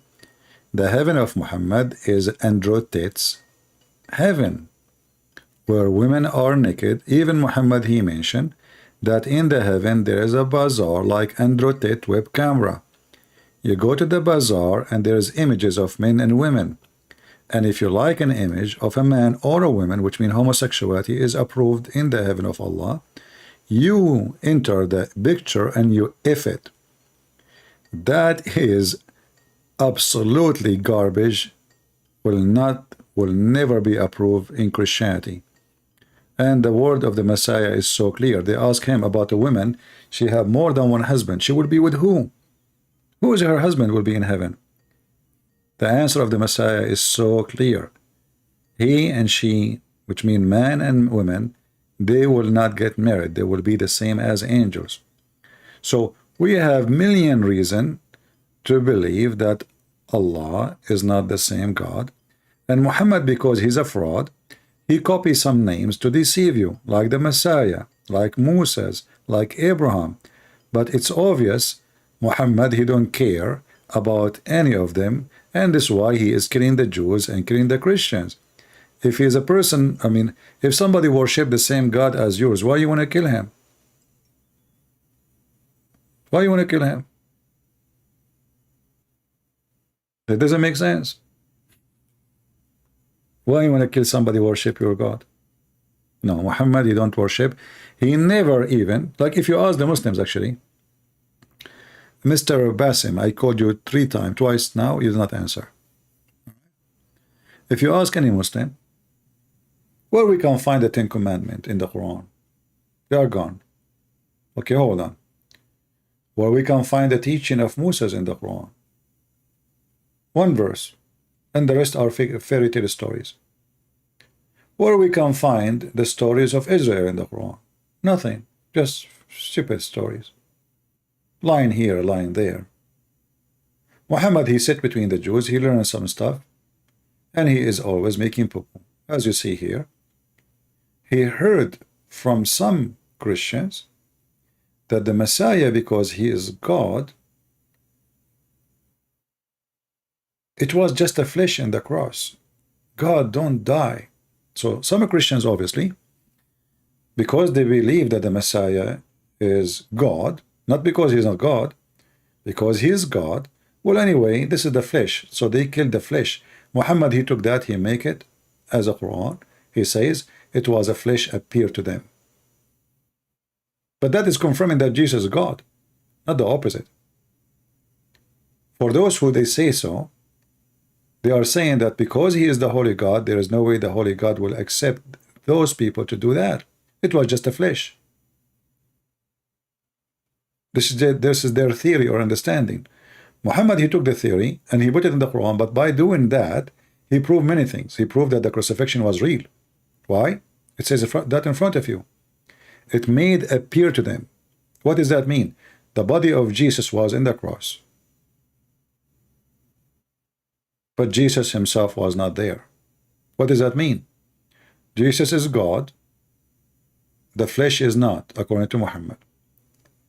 The flesh is in the cross. The true Christ is in heaven. So the stupid Muhammad, he copied what some people said to him. He adopted that and he put it in the Quran. And now the Muslims are in the limbo. Every one of them, he give you different interpretation for this verse. And the worst stupid interpretation they give you, they agree upon most of them, that Allah, he made someone look like Jesus, which means Allah is the one who deceived the Jews and he deceived the Christians, and he made the Christian think and the Jews that the Messiah was crucified by making someone look exactly like Jesus. Which means the stupid Muhammad again confirming the story in the gospel. Why? Because Jesus confirmed the crucifixion. The Jews and the Christians, they are very affirmed. They did not say maybe, they say we killed Christ.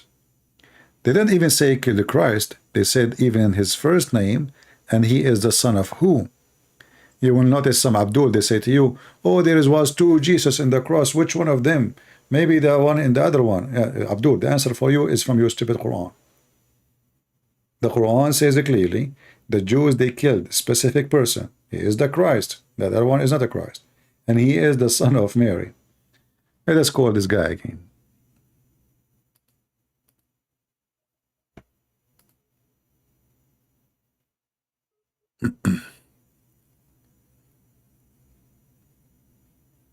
Maybe you have a bad internet, and I'm trying.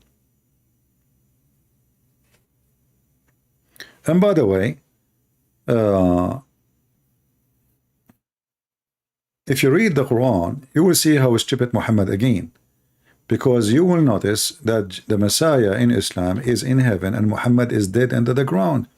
So how Muhammad is the most honorable man in history, and yet he is under our feet.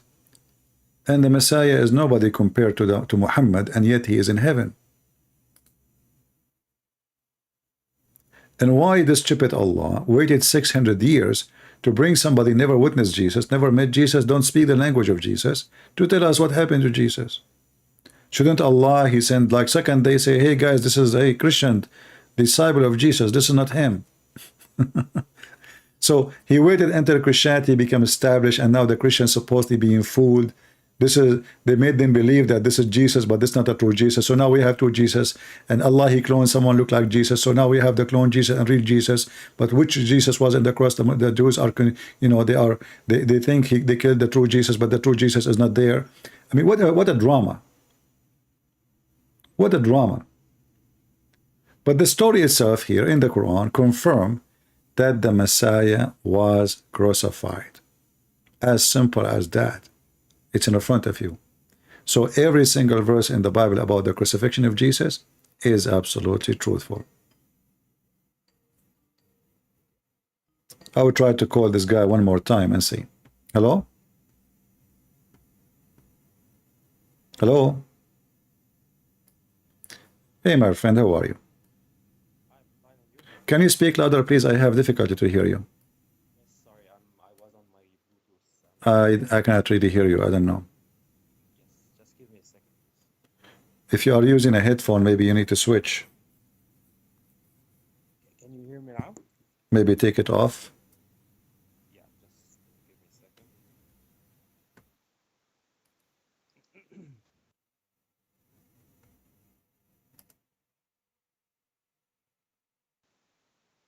Is it better now? No, my friend, it's really bad. I hear you, but it's, I mean, with difficulty. Let me call you back. If you have a headphone, take it off, you know? No, I'm Huh? not on my, I am not on my headphone. Okay, let me see if I can increase the sound from my side here. Guys, do you hear him from your side? Is it okay for you? Can we continue with his sound level?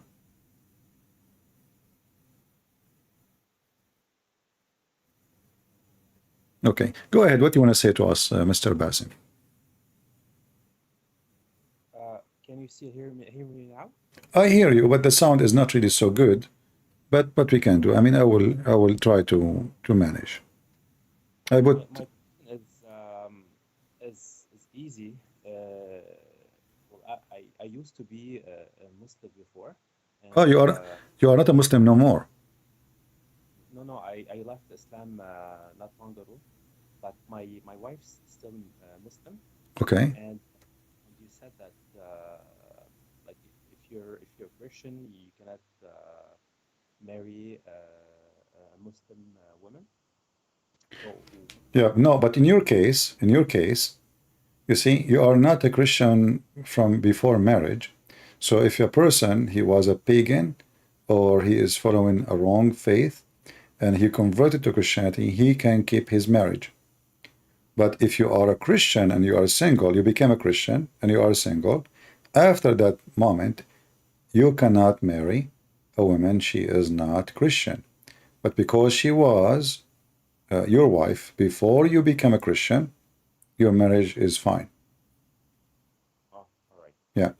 However, you should do your best to make her believe in the Messiah so she will not teach your children's false belief. Yeah, I understand. If you need my help, I will be happy to help you with your wife. If you want to convince her of anything, if she have a questions, I will be. She don't need to talk to me. She can ask you the question if she want. If she is shy to talk, and you can give me the question. She can just listen there next to you. Okay. Anyways, thank you very much for your call. Yeah. But why you left Islam, Basim? Oh, listen. Well, I was Muslim before, but with the study because I'm a chemistry researcher now in Canada. Okay.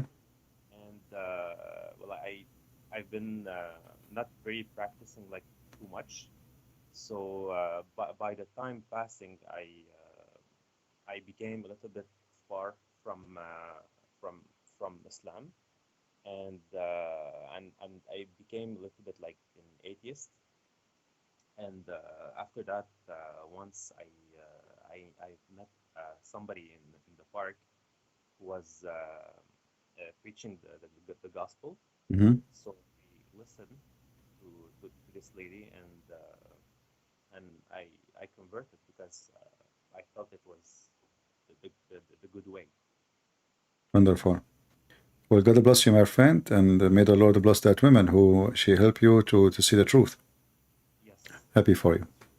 All right. Anytime you need any question with your wife, keep your marriage. You know, Christianity, we as a Christian, we don't enjoy destroying family. You know, it's not the purpose of God. So you keep your wife, you love your wife. As a Christian, you never cheat, you never lie to her, you never mistreat her, and maybe she can see the difference between what Christianity did to you and how you change, how you can be a better person. And maybe we pray that the Lord will make her, believe and accept the Messiah as her Savior. Thank you very much. All right. Take care. Thank you very much. Bye-bye. God bless. We apologize. The sound was really very bad. I try to put the speakers so loud as much as I can, but yeah. See, guys, he said that a lady in the park, she was preaching the gospel. Imagine if we are almost 3 billion, but many of us, they are useless. They are just numbers. Imagine if we have 1 of 100, just 1 of every 100, preaching the gospel, trying to help people to believe and to see the truth. What we can do.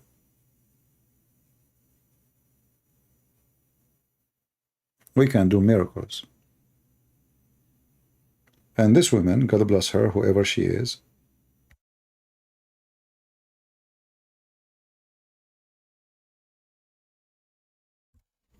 she changed the life of this brother.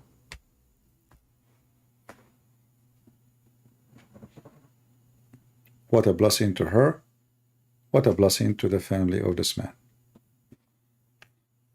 So imagine you can, you receive such an honor yourself by serving the Lord and bringing people to Him. How many women, they spend their day going to nightclub tonight and tomorrow? This woman, she go to the park preaching the gospel. Not to sit in the sun, to have a suntan, not to relax, but to serve the people. We need more women like those and more men like those.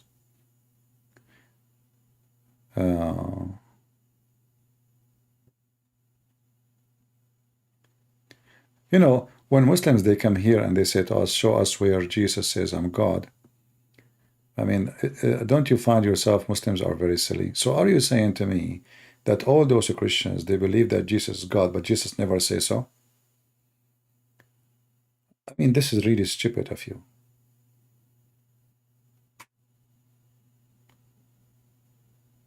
Very stupid. Same time, your stupid Quran says Jesus is a creator.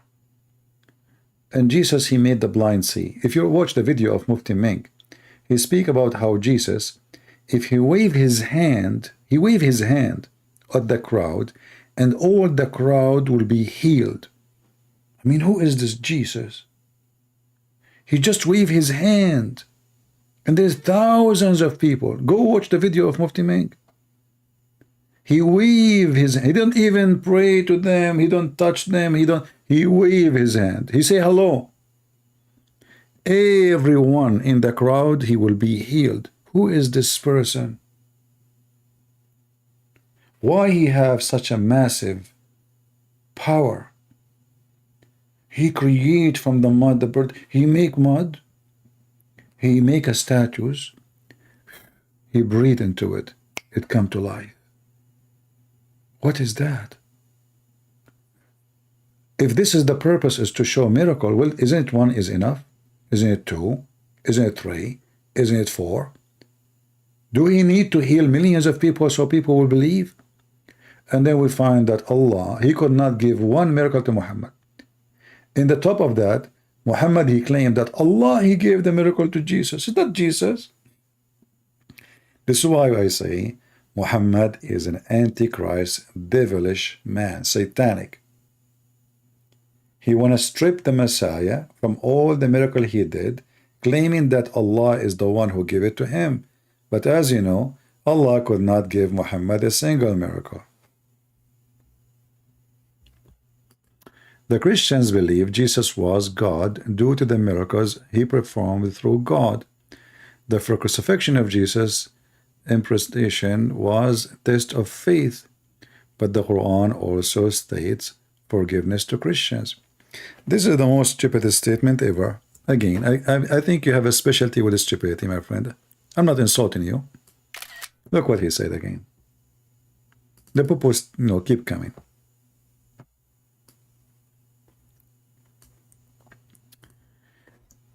The Christians believe Jesus was God due to the miracles. That's false. But we will not believe that he is God unless he have a proof in the same time. We believe that the Messiah is God because of the miracle. If I go with you. So are you saying to me, you're stupid Allah, who know the future?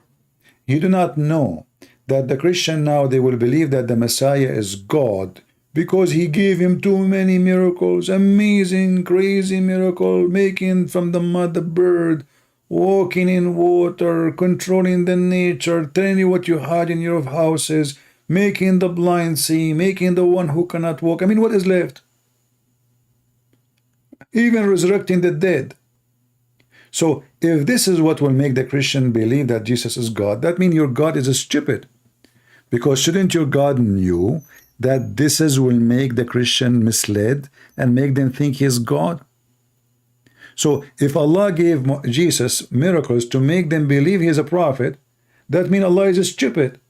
Those miracles did not prove that he is a prophet. They prove he's God.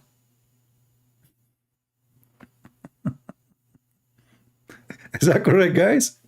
This is your words. This is not my words. So you are saying to us, you're a stupid God. He gave Jesus so much power to the point Christians, they thought he is God because this is too much for a man. There's no prophet he can do what this. I mean, this is not normal. I mean, what is left? From a creator to a healer to somebody can raise people from death, someone he forgives sin, someone make the blind see, someone he can make the one who cannot walk. He waved his hand, he healed thousands of people. So this is to prove he's a prophet?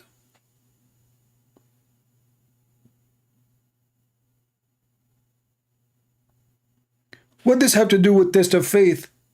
My friend, you are being stupid again. Because if believing in Jesus is test of faith, well, this is a good test. Why? Because we believe in the best God sent. You just say that God gave him those miracles, so we believe in the miracles. So now we believe in the miracle. That make us bad?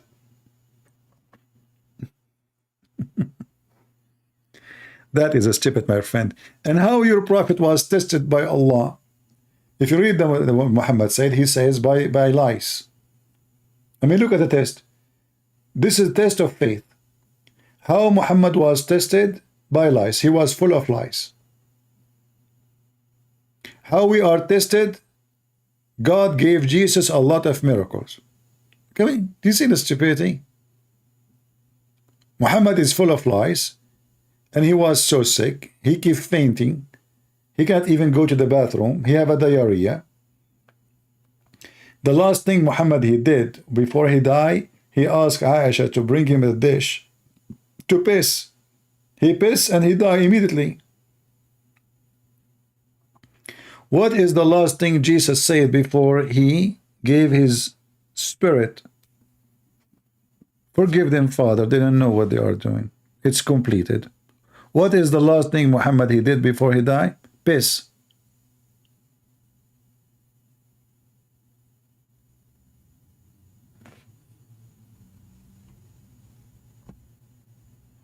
Abdul, when you say Jesus, he preached himself one God, then you have to find me a source. And by the way, we believe in one God anyway. I mean, you are being stupid again. And again, I just showed you that the Israeli believe that David, he worshiped Christ in his spirit. Again, you are stupid. I mean, it's in this stupidity. You see, just to show you how stupid you are, isn't it your stupid Quran say that the Jews believe that Uzair is a son of Allah? So how the Israeli worship one God, and the stupid Quran says that the Jews, they believe in a son of Allah? I mean, who is stupid here? You or Muhammad or the Quran, or who is stupid? You see how confused those people?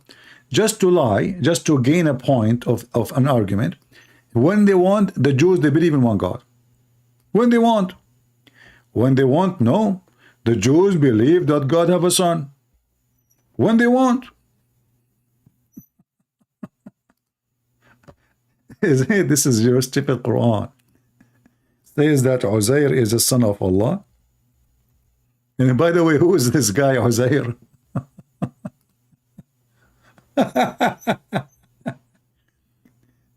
So, what are you talking about? The Jews, they believe. And then when we ask the Jews, hey Jews, where we can find this Uzair, they will say to you, we never heard of such a name. Never. Not a single Jew heard of such a name. Do you see how we get Muhammad busted? If the Jews until now they are false, then the name should be there. Where is Uzair? Who is Uzair? The Jews, they worship. Ask any rabbi, even those who hate Christianity, they will say to you, we never heard of such a name.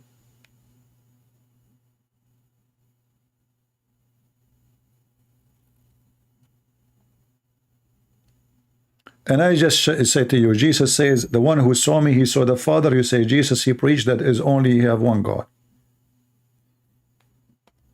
Right? Jesus preached that there's only one Father and he is his Son. Jesus preached that he will send the Holy Spirit. That is what Jesus preached. It's not up to you. And you know, the most important, let us say Christianity does not exist. Let us say the Christians are not there. I mean, don't you see how stupid your book? How in the world you accept such a stupid donkey religion?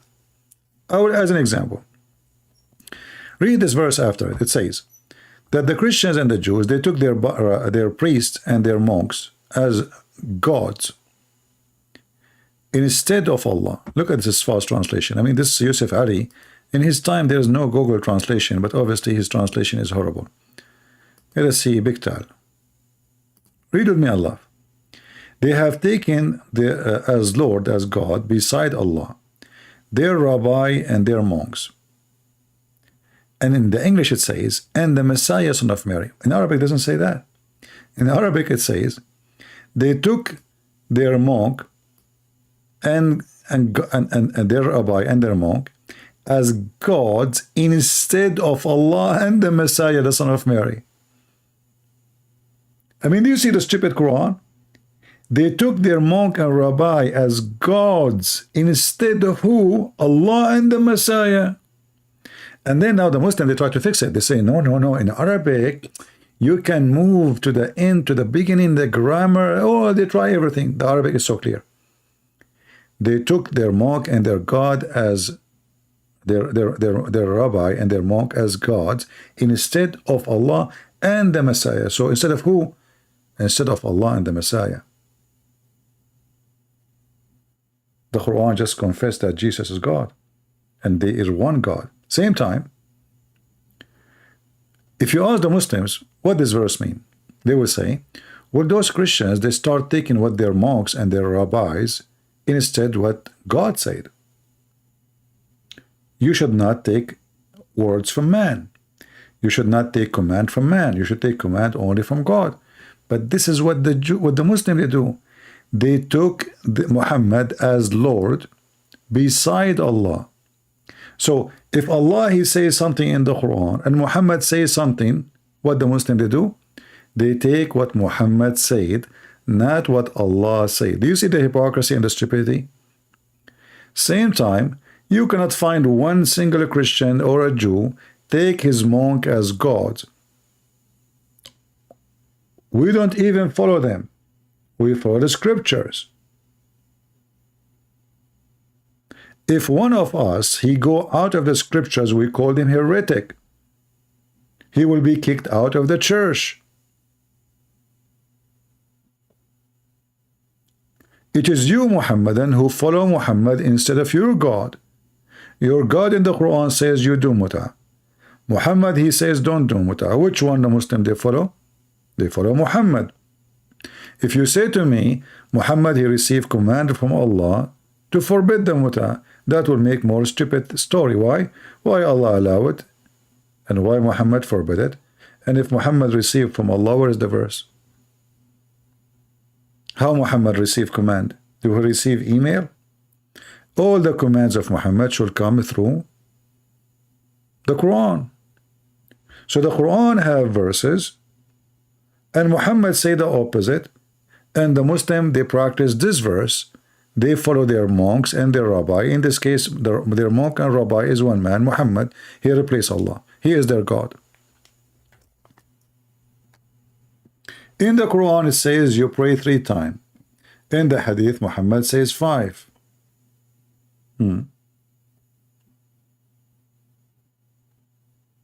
Allah, he sent 10 times breastfeeding for adult, which is something I like. I want to convert to Islam just for a few days because I'm hungry. Especially I'm single.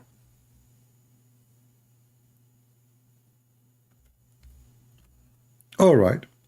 So Allah, because he is holy, and Muslims are very conservative, brother, he commanded Muslim women in the Quran to do breastfeeding 10 times for adult.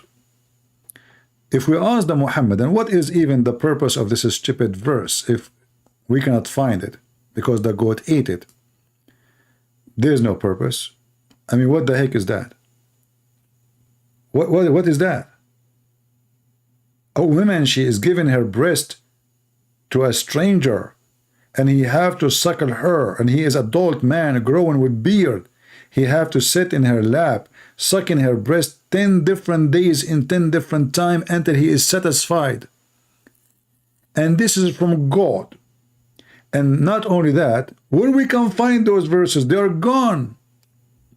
And as you see here, Aisha, she have her sisters and her nieces, they sit in the front of her house. Any man when I enter upon Aisha, he have to go to her nieces and start playing with their boobs. Or her sister. If the man did not suck her sisters or her nieces 10 times, he is not allowed to enter. This is a religion from God? This is the religion of Moses? This is the God of Moses.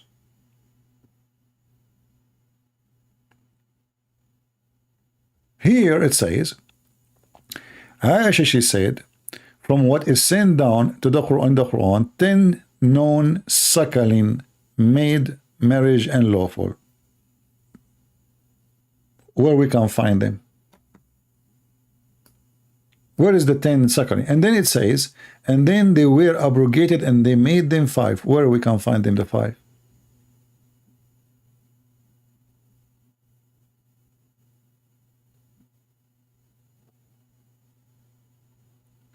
And when Muhammad he died, those are in the Quran, but we cannot find them in the Quran. Where are they? The Muhammadan, they claim that the Quran is preserved. But as you see, they are gone.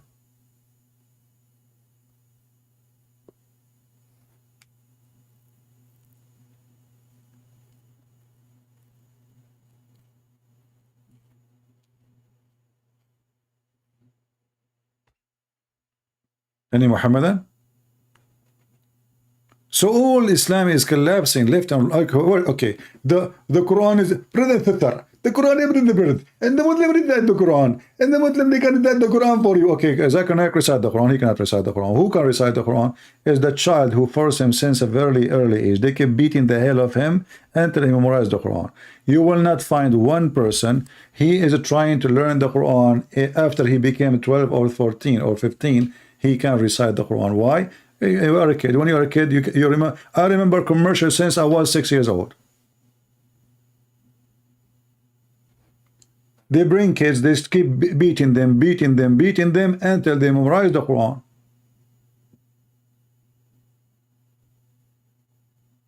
You will not find one person who converted to Islam, he can memorize the Quran. This is only happened for kids. By force. And now, as long the Muhammadan they claim that in the time of Muhammad they memorized the Quran, which is false, because all of us we knew that not a single Muslim he memorized the Quran. What they have, this guy he memorized 2 verses, that guy memorized 5 verses, this guy memorized 1 verse. They start asking them, who have a verse? Give me a verse, give me a verse. They start making a book. And now we see that Aisha, she is witnessing that there is 10 verses, but we cannot find them. Where are they? And then they became 5. Where we can find them? Where we can find the 10 and where we can find the 5?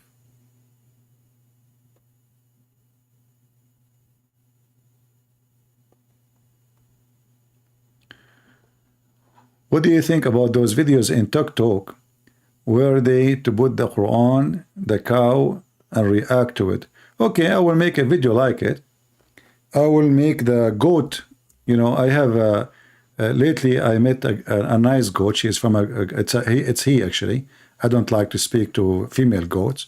You know, they give me headache. Female goats. You know, like they start asking questions like, "How old are you? Where you live?" You know those female goats. So I keep distance from them.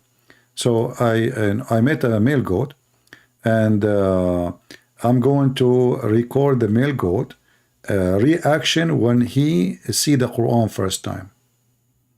Who want to see such a thing happening? Give me one if you like to see it.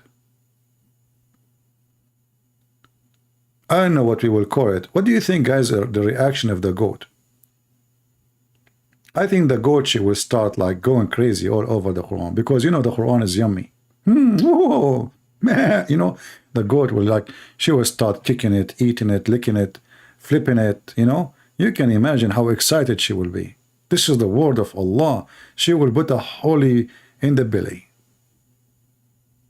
Reaction, I mean, as long as Muslims, they do those things, yeah, I think we have the right then to show them the real reaction, not the Photoshop one. You know, and this goat, by the way, is from a good family. I mean, she is from a noble family. She is from the family of Gotian. Gotian was the king of England. He is the grandfather of this king. You know, he's a pervert. But this goat is from better family.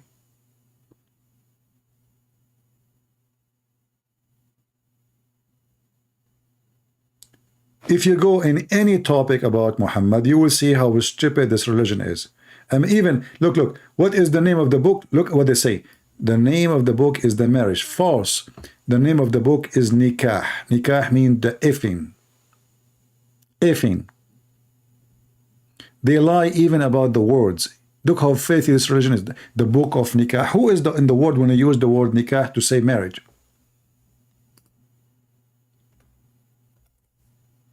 Nikah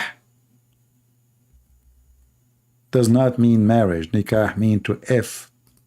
This is why Muhammad, he said, when your wife, she have her menstruation, he's trying to copy the Jews, but the Jews don't even touch them. They don't touch the women she have menstruation. Do everything with them except nikah.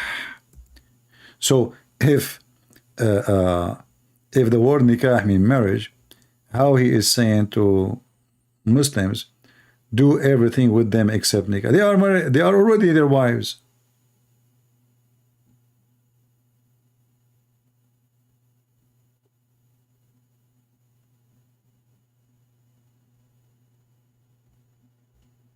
Do everything except nikah.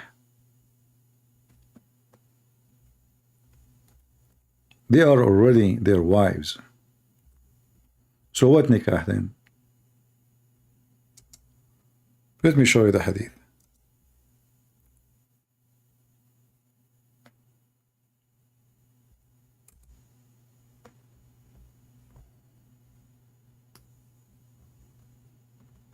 And this is very authentic hadith. So even marriage does not have a value. They use the F word for very savage, trashy, garbage man. The Jews used not to eat with women during her menstruation. But this is not about eating, this is about sex. So the Prophet said, do everything with them apart from nikah.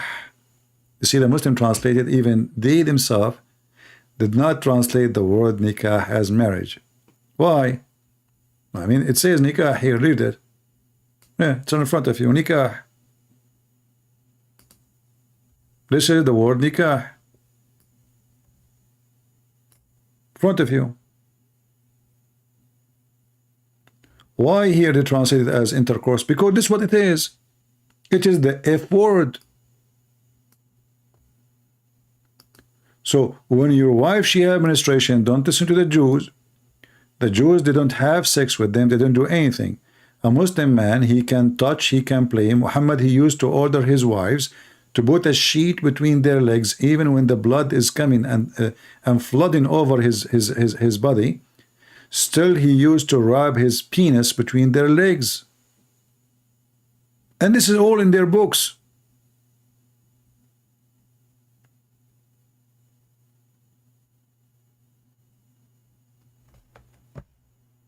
And this is a man to follow.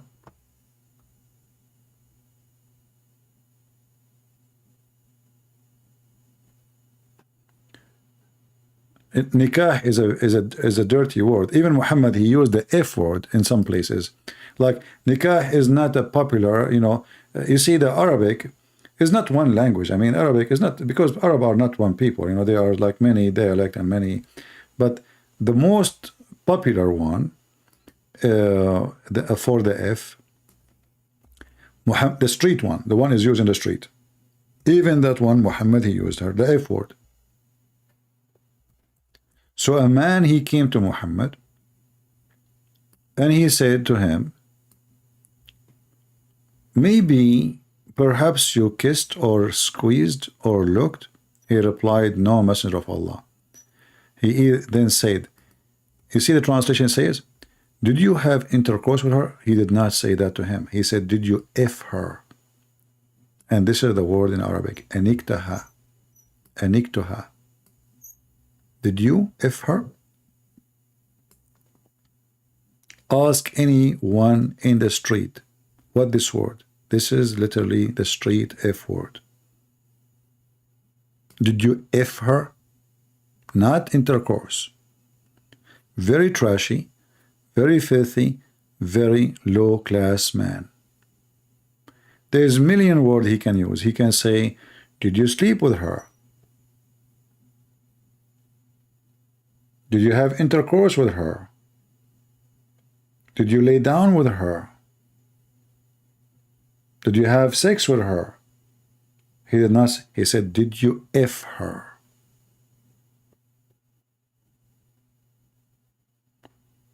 And I challenge any Arab to say I'm lying, that this is not what the word mean.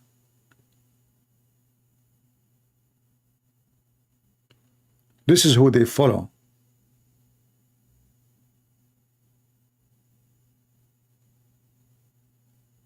This is their best man. If this is the best man, what is the worst man?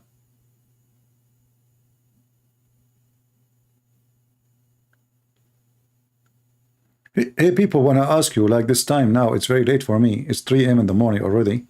But I want to ask you, if you don't mind, can you tell me which countries you guys are from? I know some of you don't like to say, but if you don't mind, if it's okay to say, post in the chat so I can see in this time which countries really can listen to me. I'm trying to diverse my timing so I can serve, even though this timing is not pleasant for me to be 3 a.m. in the morning or 2 a.m. in the morning, you know, speaking. Just let me know, please, which country you are from, if you don't mind, so we can see how often we can come in certain time, or what time is best. Germany, Spain, India, California, United States, Australia, Indonesia, Philippines, Lebanon, Malaysia. All right, wonderful. Okay, Indonesia, Serbia, UK, Aussies, India. Wonderful. Look like we have people from around the world. Vietnam, welcome our friend from, hey, here we go, even we have from Vietnam. That's wonderful. England, that's wonderful. If there is any one of you is a Muslim and he have a Muslim sheikh and he would like to see a nice conversation, let him call me. You know, trust me, if the person is speaking to me nicely and he don't want to play game, I never shout at them. I never, you know, just let us have an adult conversation. You know, the guy who called me from India today, what he do? He say, okay, you cannot explain the verse as you wish. We have to see the scars. We show the scar. He don't want to read the scars. I don't like this kind of people. I like a person who have a stability in his words. I mean, don't contradict yourself. If you say, let us read this verse and let us see the scars, then let us read the verse and read the scars. You cannot say to me, I accept the scars, and then when I ask you which scar you agree, you start, you know, giving me none. You don't want to read. So, Al-Jalalain is not accepted. Al-Qurtubi is not accepted. Ibn Kathir not accepted. So who is accepted? I want a real person who is claiming to be knowledgeable, and I hope he is. So all of you, all of us, we can have a benefit of a discussion between two people who claim to have knowledge. Because it might be I'm claiming and he got me busted. It might be he is claiming and he got busted. However, you are the winner, because in this case you will see a nice discussion between two. Supposedly they are expert in what they are claiming to be. And then let us see what will happen. Right? Wakanda. There's a country, it's called Wakanda. I never heard of this country. Welcome, my friend. Belgium. All right. Saudi Arabia. Even we have Saudi Arabia. All right. All right. Wonderful. So if you have anyone who claim to be a cleric or a sheikh, he can call me immediately. I can call him. Just give me his Skype. That will be wonderful. All right.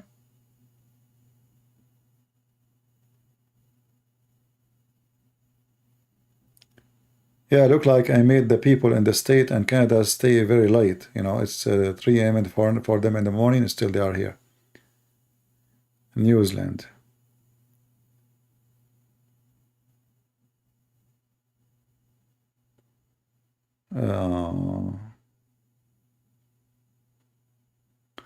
No, Wakanda.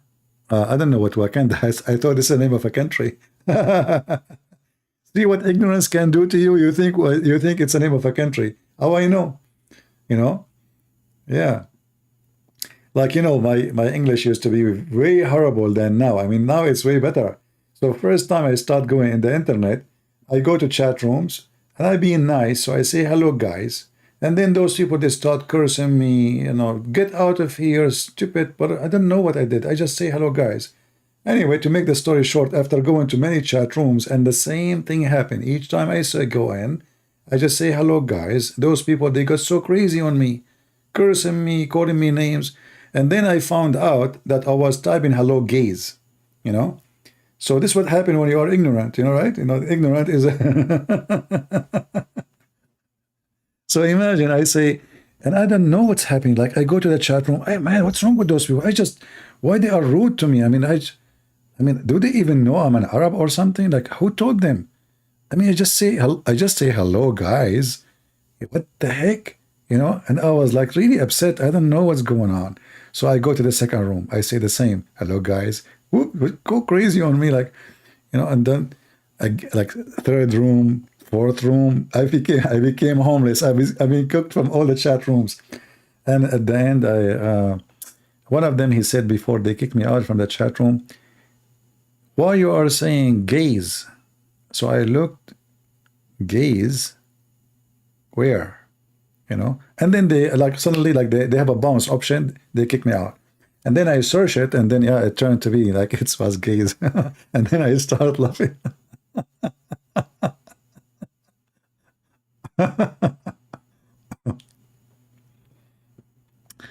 Anyway, see, there is something you should learn yourself, that when you are ignorant, say it. Say you were ignorant. It's not a shame.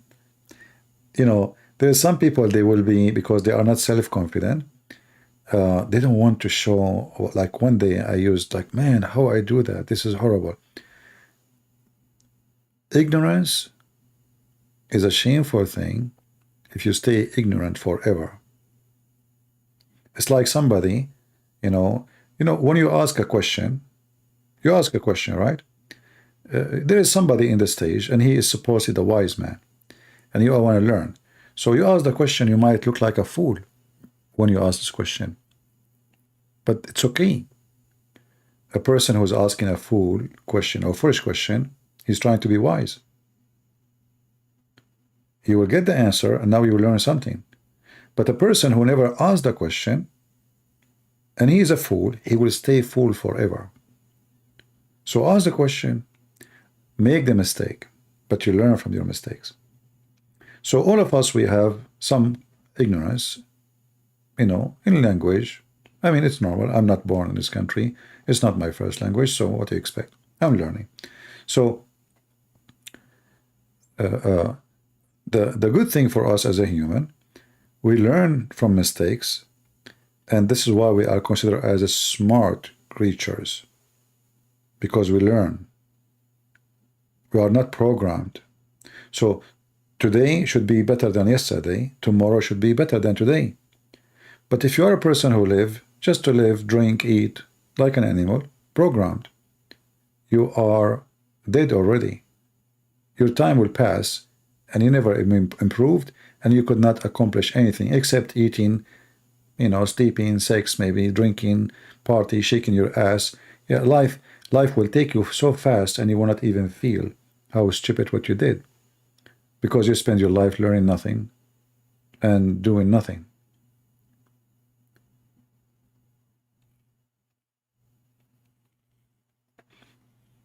And never feel down if people even laugh at you. I make jokes about myself, and you know, I just did actually, right?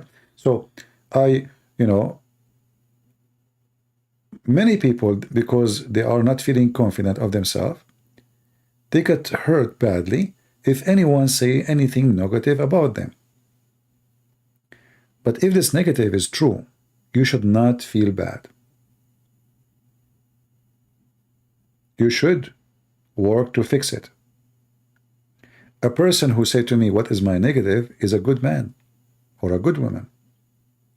A person who hide my negative is trying to hurt me. So never, you know, like feel down even when you are in a bad situation, because simply you know it's true. I mean, okay, I did something stupid. It's stupid. I laugh with them. I will laugh at myself too, if I did something, you know, not right or funny, or, you know, make fun of yourself. What's wrong with that? When you are confident, you know that in your heart, inside you, who you are, what kind of a person you are, if you are good or bad. And then how the whole world see you, who care? I make fun of myself, how I look like. How many times you heard me saying, if I look at the mirror, if I turn the camera for you, I will scare the hell of you, all of you. Why I say that? Many, if you say to them you don't look good, they will be so upset. That will be a disaster. I make fun of myself. Why? Because I don't care what people think. Who care? Who care if you see me handsome or not? Who care if you see me smart or not? Who care if you see me religious or not? What I care for is what I know about myself and what my Lord know about me. You have to be confident with yourself and not to try to buy the confidence of people, like people have confidence on me because I made them see me in the way they like me to be seen, not the way I am. So be yourself and make mistakes, no problem, but try always to fix it and learn from it. Don't be like a mule who, you know, go down in his knee and he never get up. You know, he like it there. The horse, he might fall down, but he stand up and he run again. Someone want to debate me? He can text me in Skype. I don't see anyone texting me. What I can do? There is no need for me to you to say you want to debate me. Just text me in Skype and you are welcome. I will call you.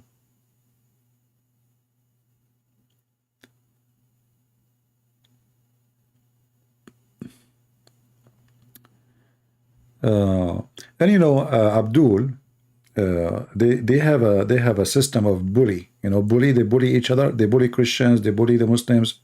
Muslim bully Muslims.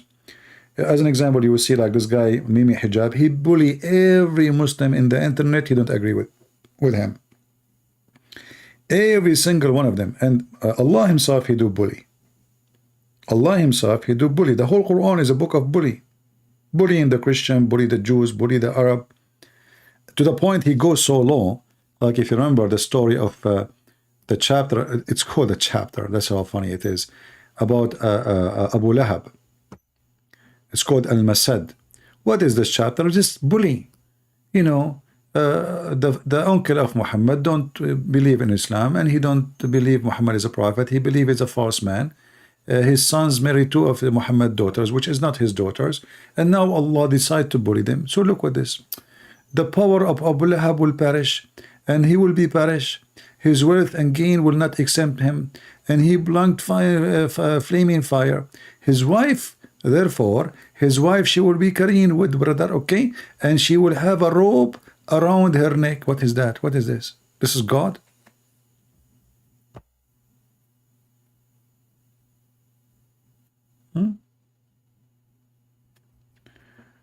There is no need to debate. I just ask a question which you could not answer, nor your audience questions.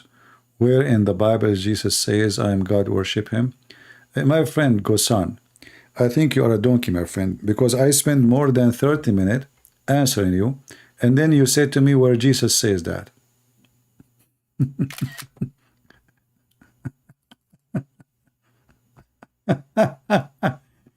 Guys, how many verses I quoted and how many verses I showed, and then this potato is saying, Christian Prince, there is no need to debate. I ask you a question where Jesus says, I am God, worship me, and you did not give me the answer. So what I was doing to you, potato?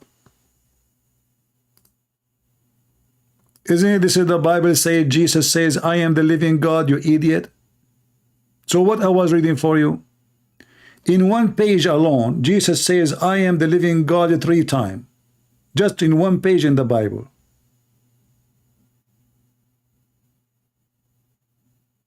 This is John chapter 8.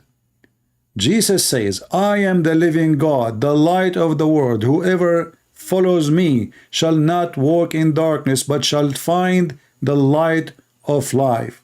Where Jesus says, I'm God, worship me, you did not answer me. We go down a little bit. Jesus said to them, and in your written law, it is written, the testimony of two men is true. I am the living God, I who testify about myself, and my Father who has sent me has testified about me. They said to him, who is your father? Yeshua, he answered them, you know not, neither my father, neither me, neither my father. If you had known me, you would have known the Father also. Where Jesus says, I'm God, worship me. Let us continue. Jesus said to them, I am from above, you are from below. Guys, where Jesus says, I'm God? Just this is one chapter, one page. You are from below. I am from above. Where Jesus coming from? He is from above, from heaven. You are from below. Hey, followers of Muhammad, you are under the shoes of Jesus like Muhammad. You are from this world. I am not from this world. Where Jesus saying that? In Bible, when I say that God, who you call as Father also, not Jesus, just get out of here. Just potato. We don't care even if you know that you are just being stupid, don't you? Just get out of here. So Jesus did not say, I'm God. You know, Christians, all of this. I am not from this world. You are from below. I am from above. Jesus is not saying he's God. Okay, Jesus is not from his world. Where he's from?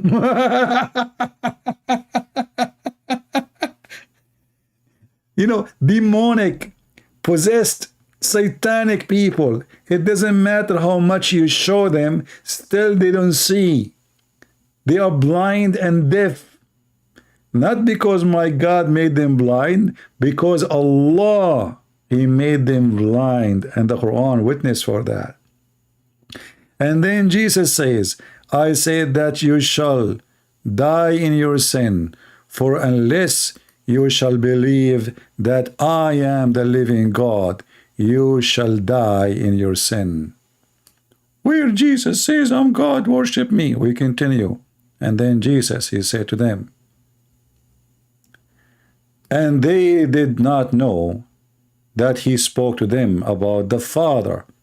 Yeshua spoke again to them, when you have lifted up the Son of Man, then you shall know that I am the living God, and I do nothing of my own pleasure, but just as my Father has taught me, so I am speaking. Where Jesus says, I'm God, worship me. And the story continues. Jesus saying, I am God again and again. And still the Abdul, he don't see it. You cannot make Abdul who drink camel urine see. He think it's wine. I mean, those are people who drink camel piss instead of drinking beer. And they think this is the right thing to do. And by the way, they say to you, hey Christians, brother and sister, why the Christian, they are not following the Torah? Hey, Zakir, what do you mean? An example, in the Torah, brother, it's forbidden for you to eat pork. Okay, Zakir, in the Torah, it's forbidden for you to eat camel meat and milk. So why you Muslims are eating camel and milk? Christian prince, I was talking about the pig. Zakir and Yuka, I'm talking about the camel. So if you are claiming that you Muslims follow Moses and you're asking why we don't follow Moses, then you should not drink the piss of the camel. It's not even the meat, it's the piss. Hey Muslims, do you eat the shit of the camel too, or only the liquid shit? Because piss is a liquid shit. Just to explain it to you, shit have two scenarios. One come from the front and one come from the back. The one come from the front, it's called piss, but still it's shit.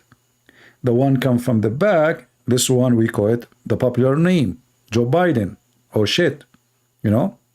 So you Muslims, you claim that you are following God and you follow the Torah, but you don't even have the Torah. And your prophet swear in the Torah, but he cannot even read the Torah.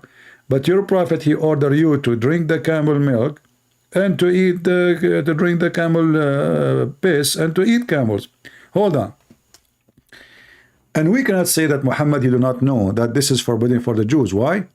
You will see in the hadith, the stupid Muhammad, he saw a bunch of rats.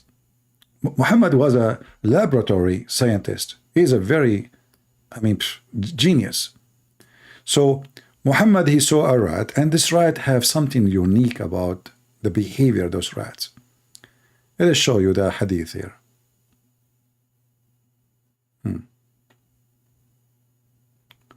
Where is the hadith? Where is the hadith? Read with me. So the observer Muhammad, PhD in laboratory scientific, academic study, he was watching the rat in his laboratory. So Muhammad, he put some milk, camel milk, in front of the rat. Read with me. The Prophet said, a group of Israelites were lost. Nobody knows what they did. But I do not see them except that they were cursed and changed into rats. For, now the reasoning, look at the reasoning. For if you put the milk of a she-camel in front of a rat, it will not drink it. But brother, if the milk of a sheep in front of it, it will drink it. So Muhammad the idiot, he knew that Jews shall not and should not drink camel urine or camel milk. To the point, even Jewish rat, remember, those are Jews who Allah made them rat. Look how bad they are. How bad they are, and still they are following the Torah. Why he is cursing them? So now you are a rat, and still you observe the command of Musa's brother. What a nice rat you are.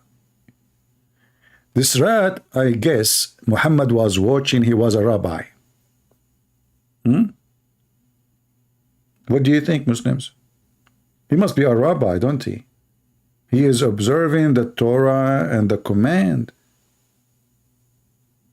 He was wearing a hat too? What the heck is this? So how he knew that the Jews cannot drink or eat even the milk of the camel? And by the way, United Nations agreed and approved. You can read the warning about the milk camel and the urine camel. It's very dangerous. Very dangerous food.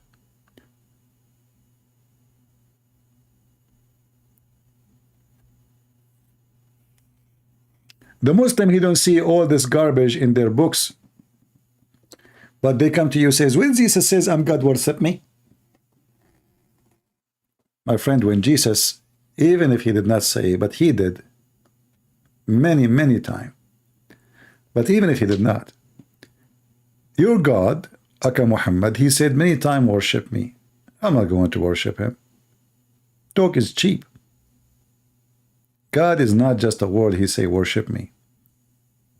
You see, Moses did not worship God because he said, I'm God. He said to him, I am.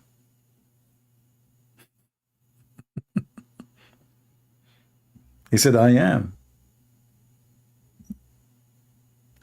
And Moses worshiped him.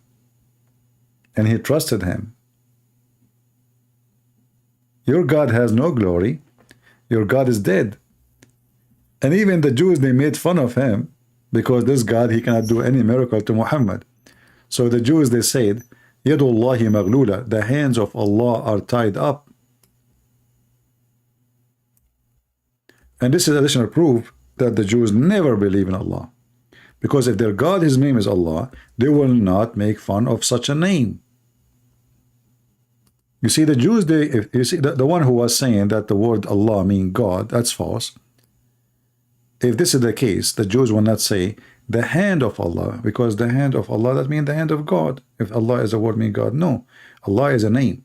So the hand of Allah is tied up. They were making fun of Muhammad because he cannot do anything.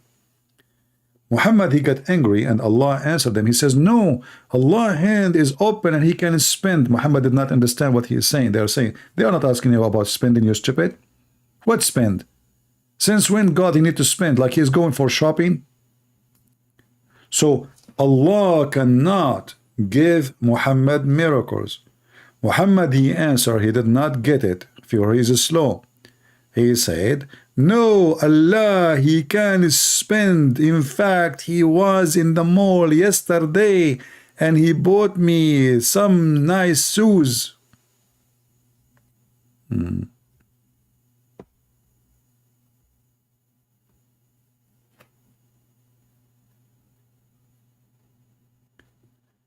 My friend, nobody can deceive anyone. If we work and we spread my videos, why you don't copy my videos and spread them? Muslim, they can deceive you only if you are ignorant. Okay, if you are ignorant, this is your fault. If your son is ignorant, it's your fault. So instead of complaining about this guy is deceiving many, what about you start yourself doing something? At least copy my videos. Like this video, can make 100 video from it. Make short videos. You can make 1,000 video from 3-4 hours videos of mine. We have many topics. We mention many things. People complain, but they don't want to do any work.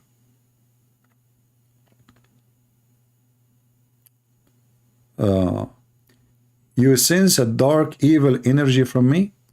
My friend, I forgot to tell you. There's a guy, he's a Jew. He took some hair from my butt and he controlled me. Is that the story happened to your prophet, Mr. Muhammad, bad energy?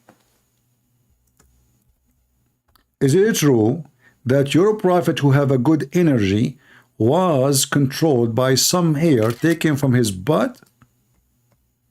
And you are talking about good energy and bad energy? Which energy Muhammad was controlled by when a person took hair from his anus? And I want to know how in the world he got that hair. Do your prophet used to shave his anus in the barber shop at that time? Bad energy? Abdul talking about bad energy. Why? Do I hate dogs? I want to kill them all like your prophet?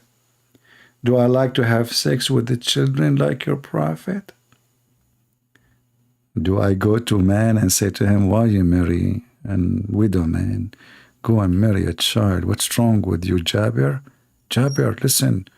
Children, they can play with you. You can sport with them. So you sense bad energy? Do you want to do muta, brother? Do you think muta is a good energy? Do you want to call me and tell me what the last time you did muta? Huh? وَتَمَتَّعْنَا مَعَ الرَّسُولِ. Do you want to have a muta party? We can do muta this coming Friday. You know? You bring like 4 girls. What do you think? Halal, halal. Huh? We pay them. The last one Muslim called me. I asked him about muta. He said he, cost him $500. What do you think? Bad energy?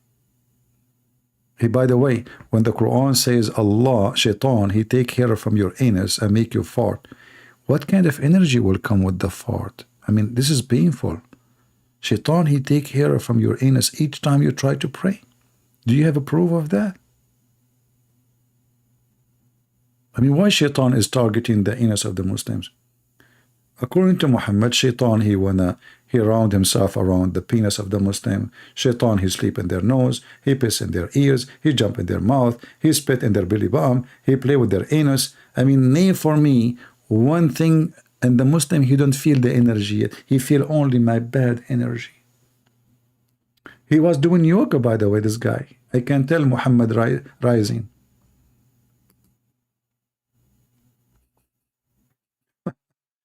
A Muslim talking about energy. Are you trying to bully me? I mean, from everybody in the world, you could not find somebody to bully except me? Are you joking? You know you are talking to who, don't you? You want to bully me. I mean, shouldn't you know that I'm the last one to be bullied? Potato. I feel your bad energy, brother. Yeah. Yeah. Hey, brother, as long you are talking about bad energy, your prophet, when he was squeezed by the angel, and then he was shivering, and he went to his wife, and he said to her, what's wrong with me? Do you think he felt the bad energy from the angel? Otherwise, why he said, what's wrong with me? Not only that, he said, where I am. He's at his home. He's in his house. His wife, she covered him by a blanket. He's shivering. His lips is not moving. And he said to his wife, where I am, what's wrong with me? So why somebody being squeezed by an angel, he feel like that? It must be a bad energy, or maybe it's a good energy. You tell me. You want to call me and correct me?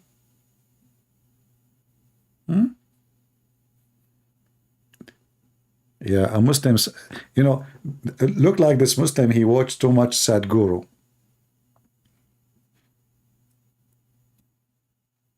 And the most important thing about Sadhguru, that his name is Sad, and he want to teach you how to be happy.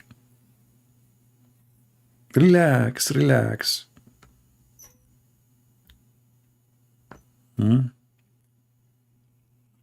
Sadhguru, Sad Muslim, Sad Muhammad.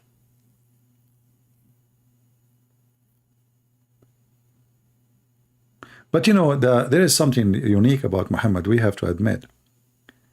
Muhammad, he have a musical ears. You know, as an example, I mean, he have a special ears. Like all prophets of God, they receive, you know, normal conversation, except Muhammad. He received Quran in the sound of bells, jungle bell. And the funny is, Muhammad, he said that bell, the sound of a bell, is the musical instrument of shaitan. Okay, if the sound of the bell is the musical instrument of shaitan, why Muhammad receiving from his God Quran as a sound of a bell, Muslims? Anyone can tell me? Look, even angels, they will not walk with you.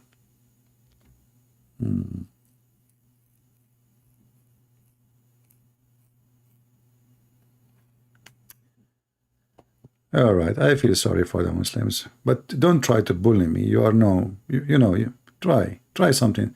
You know, you better know better than this. Bully doesn't work with me. The bully nation of Muhammad. Here Muhammad, he is mentioning that he received Quran in the sound of a bell. And you know, the first question come to my head, as long he received a sound of a bell, how he made it Quran in Arabic?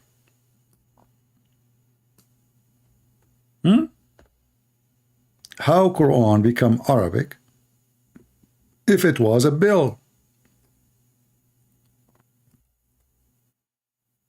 Any Muslim can tell us? Obviously, Muhammad is suffering from mental illness. He hears voices. God, he is sending him Quran in the sound of a bell. What does that mean? How you can, how that became Arabic language? How he understand? Huh?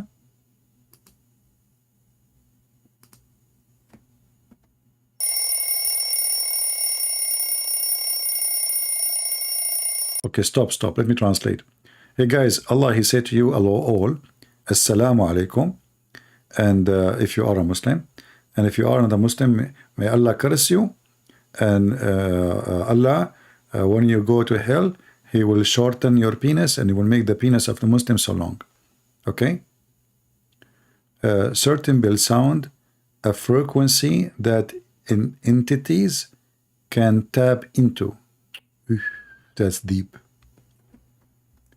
Guys, Muhammad rising, obviously he worked for the Mossad. Look at the analysis in the how he analyzed the information. Look at this. So smash Allah. How you can do that, brother? That's so deep. Look. I never. Wow. Certain bell sound has a frequency that entities can tap into. Are you saying somebody was tapping in your prophet receiving Quran? The Mossad maybe? What are you talking about, brother? This is dangerous. Are you sure? Do you have any proof of that? So like Allah is communicating with Muhammad and somebody did tap?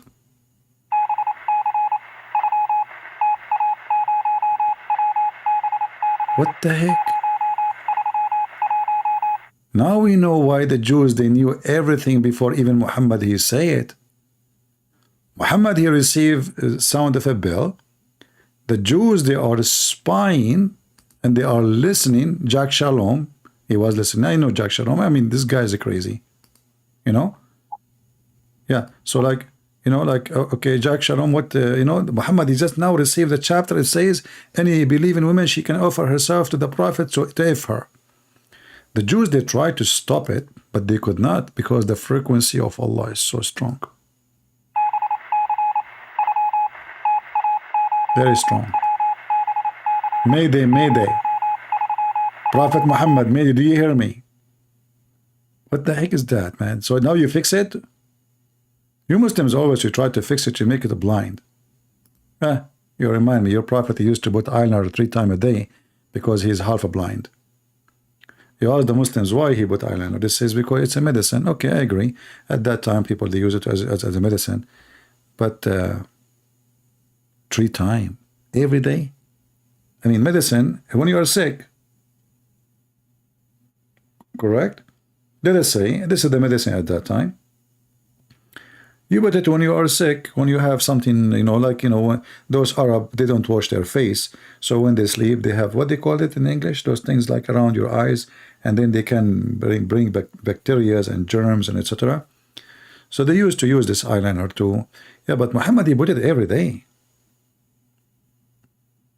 Conclusion, Prophet Muhammad wanted to be pretty. Do you believe that Jesus is white? I don't know, Faye.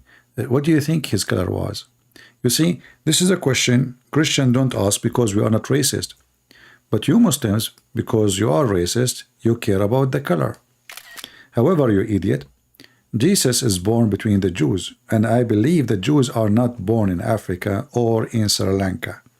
So what do you expect the color to be? I will give you 3 options. The Jews, they were American Indian. The Jews, at that time, they were Japanese. Option number 3. The Jews at that time, they were green. Which one you choose? I mean, where do those people come to me from? I mean, God, what I did, why? Why? I mean, those are your creation. God, you created this guy. Why? Can you send him back where he came from? Lord have mercy. Only racists, they care what is the color of Jesus. Doesn't matter who they are. A Christian person, the last question he will ask, you see, you read the whole Bible, you will not see one place. It says, what is the color of Jesus? Do you know why? Because this is not the book of racists. But can we do the same about Muhammad? No. There's tons of thousands of articles speaking about how white Muhammad was. And not only that, they describe how white his underarm is, how white his hip. Oh, hold on. Don't make me cry. There is a video. It says, description of a Prophet Muhammad. If I play it for you, you will cry. Muhammad was whiter than the moon. A man, he woke at night and he saw Prophet Muhammad. He said to himself, let me see who is more white, this moon or Prophet Muhammad. And then he looked at the moon. And then he looked at the Prophet. And then he looked at the moon. And then he looked at the Prophet. And then he looked at the moon. And then look at the Prophet. And then he looked at the moon. And then he looked at the Prophet. Oh, yeah, that will touch your heart. I came out one night, it was the full moon night.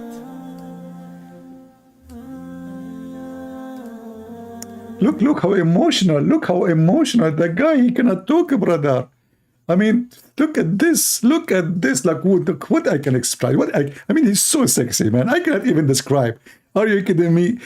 I'm out of words. He is so sexy. And you know what? You Muslims, and you talk about homosexual. I mean, are you talking about a man? Is like, what are you doing? You will never see Christians talking about how good-looking Jesus is, or how white he is. This is only those racist Arab. Who care? So the guy, he came out at night, and look at the music in the back. What the heck is that? Is that action? That will make it like holy, you know, like this is the business requirement, you know, this is a holy speech now. What they are saying in the background is, I thought the music is haram. So the guy, he went out at night. Yeah, what happened? Alex says, he says, I came out one night, I came out one night, it was the full moon night. The devil moon. And look. Did you see the flash in the video, guys? Hey, people, did you notice the flash in the video? Allah, he just appeared in the... Hold on, let me play it again. I mean, there's no way this is Photoshop or something. This is from the... This is Allah. Look how it's going to flash. Look. What the heck is that? I looked at the moon, and in the desert, understand... Flash. Moon is more an flash, awesome more. sight. It is smooth. Yes, brother, more flash. It is radiant. Now, it's about Muhammad. See the light? We. This is not the police looking for a terrorist in the mosque. No. This is the Prophet of Allah. I mean, even his mother, when she gave birth to him, it says in the hadith, a light came from her vagina. And this is what it's called, the first vagina nuke. I'm telling you, vaginas are very dangerous. I mean, the light came out from Muhammad's vagina, reached all the way the palaces of Damascus. Can you explain to me how big the explosion is? And I challenge the Muslim to say, I'm lying. From her vagina, and nobody saw it in Mecca, and the light all the way went to Damascus. I mean, how many bombs is that? I mean, between Mecca and Damascus, there's at least, like, I think 1,000, maybe 300 kilometers, something like that. Maybe more, I'm not sure. The light went all the way. So if a bomb explode in Mecca, the light would go. I mean, that's impossible, man. That must be a very powerful vagina. But what do you expect? A vagina will give birth to Muhammad. Must be very powerful. Shiny. Nuclear. Proton and neutron hitting each other. Like the neutron. Muhammad, she's giving birth to him, and there's two neutron in the door. They hit each other, and the explosion happened, and the light came. This is physics, pure physics. Okay, continue, brother. What happened to Muhammad, the white man? It is clear, it is gentle compared to the scorching sun at which they are used to. So the moon was the epitome of beauty. So he says, I came out at a full moon night and I looked at the moon and I saw it, beautiful, handsome. So I said, let me go see if the moon is more handsome or my prophet is more handsome. Look at this. Unbelievable. Look at the test of a beauty. Muhammad is the dragon queen. What they call her, this guy, transgender guy, what they call him? Dragon what? You know, this weird person who wears a skirt is a man. So the Muslim, they want to do like the test, like, I want to go and see who is more white, brother. He's more shiny at night. He's so white, so shiny. He's going to compete with the moon. So like, okay, you know, like the guy, he saw the moon, you know, okay, you know what? I'm going to see who is more, white, more the moon or Prophet Muhammad. And you know who is going to win? Draga Queen. Yeah, what a name, Drag Queen. It sounds like a dragon, evil. Anyway, so I'm going, like, you know, me as an Arab, when I walk, like, and at night I go outside, and I look up, I look up, I don't see the moon. I mean, how you in the world you want to see the moon in the Middle East? You don't see the moon. You see just mosque around you. Mosque here, mosque there, mosque there. Where is the moon? And then all of them, they turn the speakers at the same time in the most ugly sound, scaring the hell of everybody sleep. Allahu Akbar, Allahu Akbar. Okay. Now, what happened when you look at the moon? What happened? Handsome. Let me see if that is more beautiful or the Prophet is more beautiful. So I went. Did you hear them saying the Prophet is more beautiful? And they say that they don't worship a homo prophet. He just said he want to see if the Prophet more beautiful.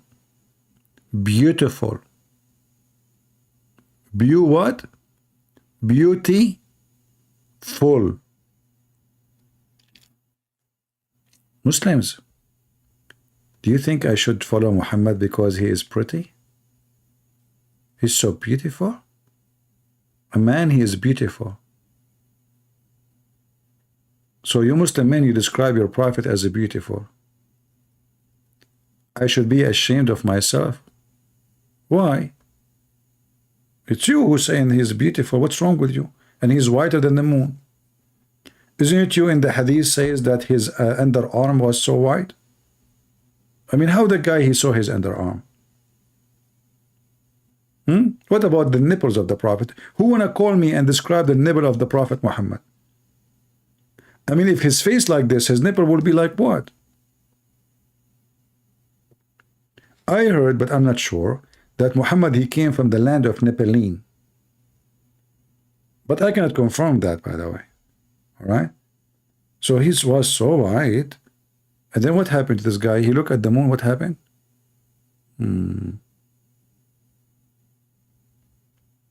What the Bible says, Faye, are you stupid? I just answer you. There's nowhere in the Bible we speak about such a thing because it's not important. Jesus is our God, and it doesn't matter what his color is. If Jesus was African, I will follow him. If Jesus came as Asian, I will follow him. If Jesus came as white, I will follow him. Only foolish, racist, stupid people ask such a question. This is literally a foolish question. And I answered you already. You repeated. I said nowhere in the Bible is speaking about such a thing. And I told you why. And then you keep repeating. I'm not a Muslim. I want to ask you if there's this. I just told you. Nowhere in the Bible it speaks about such a thing. Because this is not important for us as a Christians. We are not racist. Only people who are racist, they will speak about a look and color. A racist person, he will see me as an Arab. He will not see me as a human. He will see me by what he thinks it's a race. Even Arab is not a race. A racist man, he is white, he will see a black man as a black.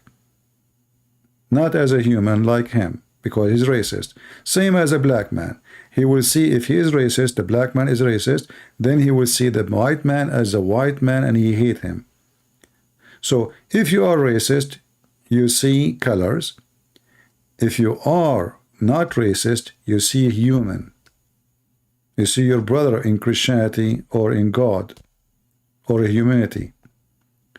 Only racist people care for what is the color of Jesus. And those people, they are not good. The Bible says, because of Jesus, there is no Greek, there is no Hebrew. The Greek, they used to think they are the highest. And the Hebrew are the same. They are chosen people of God. So there is no Greek, there is no Hebrew. Those are the two highest. With Jesus, no, there is no such a thing. And there is no free and there is no slave, for all is one in Jesus. The free and the slave in the front of Jesus is equal. So you are a black slave or white slave. You are free or not, still is the same. You are Greek or Hebrew, still the same. So the Greek is no better than the slave.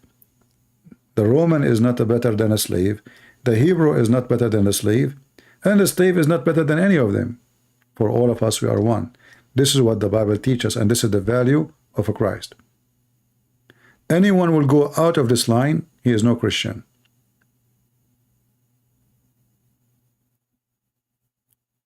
And all of us, we knew that bad people exist. It doesn't matter what your color.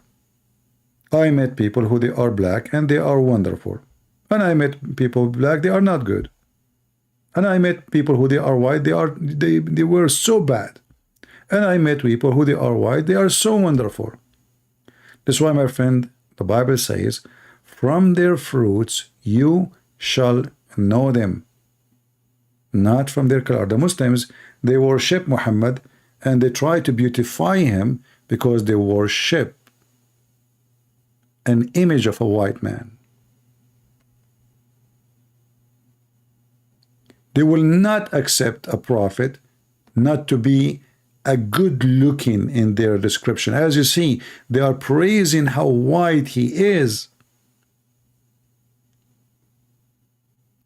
But the devil, he can come as someone good looking. And by the way, Muhammad was not a good looking. All this description is just because they worship him.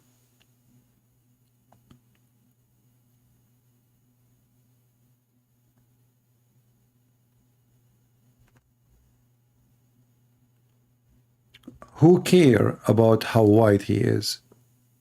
And the guy, he start crying. He looked at the moon. At the moon, and I looked at his face, and I looked at the moon, and he said, Wallah, moon. And I looked at his face, and I looked at the moon, and I looked at his face, and moon, and I looked at his face, and I looked at the moon, and I looked at his face, moon, and I looked at his face, and I looked at the moon, and I looked at his face, and I looked at the moon, and he said, are you going to continue until tomorrow? What the heck is that?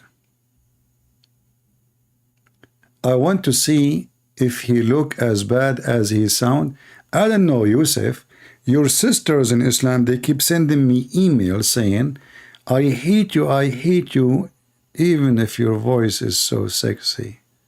So I'm not sure about you speaking about how bad in sound I am. Are you sure? So why your sister keeps sending me emails saying, I hate you, Christian Prince, even if your voice is so sexy? So you think I sound bad? Are you sure? So why your sisters in Islam say the opposite? Maybe they are trying to deceive me, make me feel, maybe get into the trap, so they can, like make me convert to Islam, shish kebab, hummus, falafel, we do boom, boom, mut'a. Okay, I got it now. So thank you for telling me that I sound bad. Okay, all right. After your sister start doing that to me, I start singing, but now I'm not going to sing. I used to sing the song like, oh, mommy, mommy blue, oh, mommy blue, barbecue, you Muhammad, you are my barbecue. Do you think about this song? I don't know. And then sometime I get like some hobby of singing, but when I'm alone, so because my voice is not good, as you know, so I sing like, by the river of Babylon, Muhammad sat down, he got busted, he looked like a clown. By the river of Babylon, Muhammad went down, he was so spanked by a bunch of clowns. La la la la la, da da da da da da da da. So I don't know if my sound sounds so bad for you. I hope you forgive me, brother. Are you debating about my voice? I debate about anything. Just throw something of me, I will get you busted.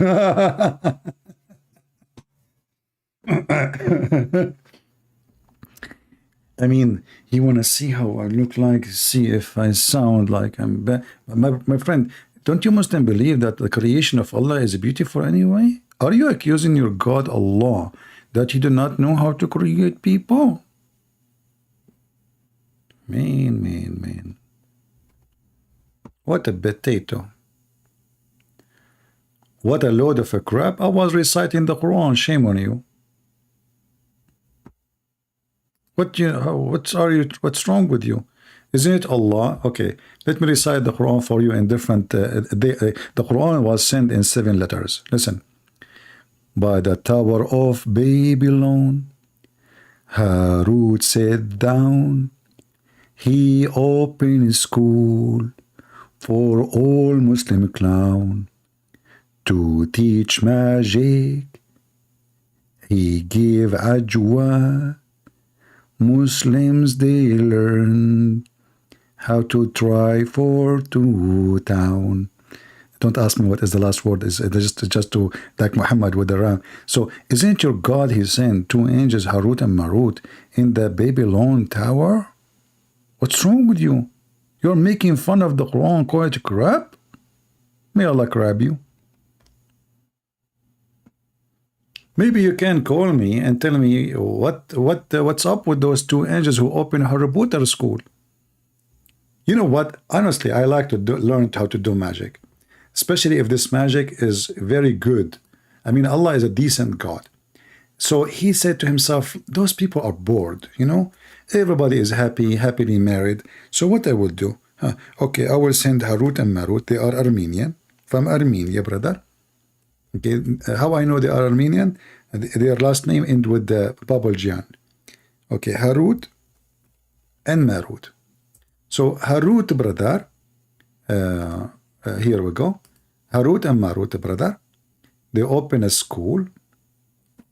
And the purpose of the school, which is sent by Allah, is to teach men how to do magic so they can cause separation and divorce between wife and husband. You know what? Those lawyers in America, if they can find what magic he is doing, they will pay you a lot. Especially those divorce lawyers. They will make everybody go on divorce and come to their office. So look at this good God, Allah. Allah is bored. I'm going to do something good for a human. What I would do. Okay, Harut, call Marut and come here. Yes, sir. Harut came. Where is Marut? He's coming, sir. He's eating falafel. Okay, when you finish falafel, you go down to earth and you teach people magic. Open a school. Give certificate. And this, you teach him only how to separate between the wife and the husband. Teach the wife how she can throw high heel shoes at her husband when she is in the kitchen. And then the husband, he will get so angry from her and he will ask for divorce. What a magical religion, man. So God, look at the noble purpose, a plan of God. This is a godly plan. I mean, do you see how Allah, he loved the Muslim family? He sent the most two skilled angels in magic. Harut and Marut, and where he sent them? In the Tower of Babel. Which is normal, you know, because the tower is so high. It's the elevator of God. I mean, those angels, they cannot come down by the parachute. They need a Tower of Babel. Hey, Muslims, do you know why Allah, he chose Babel? What do you know? Huh? Is that like a legend there? You know, somebody, he mentioned a story of two angels. They came in the Babylon Tower. Muhammad, he copied it. He put it in the Quran as usual. Are you there, Muslims? School to divorce the wife and the husband? Are you sure?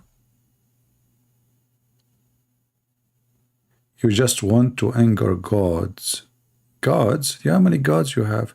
Chosen ones. Choose once. That's deep. You know, Muhammad, what if I do black magic for you now?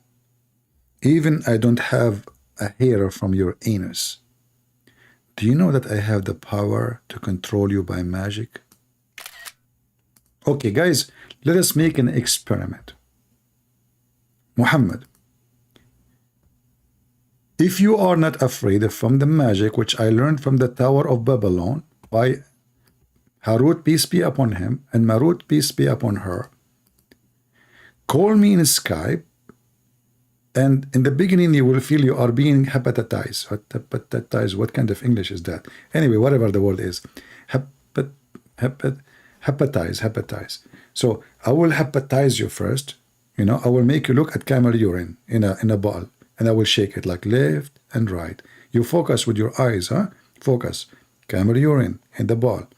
Lift it, light, left, right, left, right, left. And then you will start noticing you are going to get across eyes. And then you will feel asleep. And then that's it. You are under my control. Using the magic of Harut and Marut.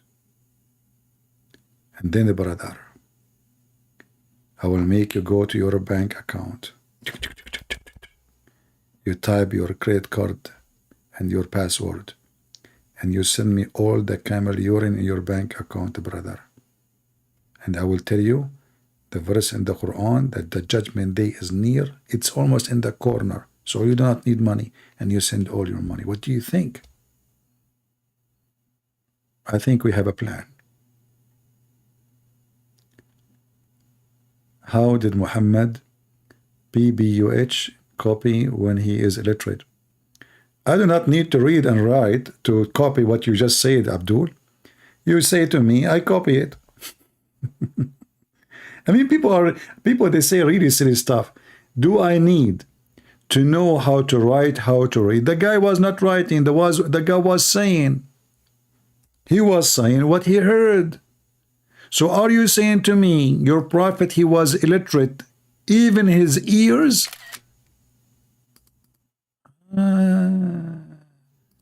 The prophet, he was illiterate even in hearing. He hear nothing. He is like those monkeys who see nothing, hear nothing, say nothing. That's beautiful. Look at the strong question. How did Muhammad PBUH, this is a kind of a chemical, I think, acid, something, copy when he was illiterate? Well, he can hear it.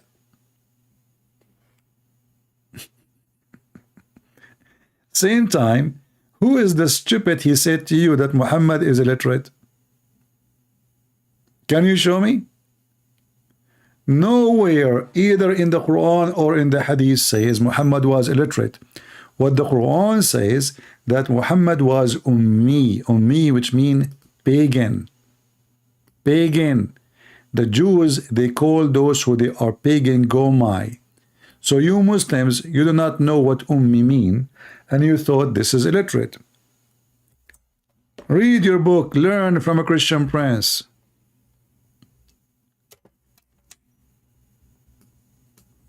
Ignorant people.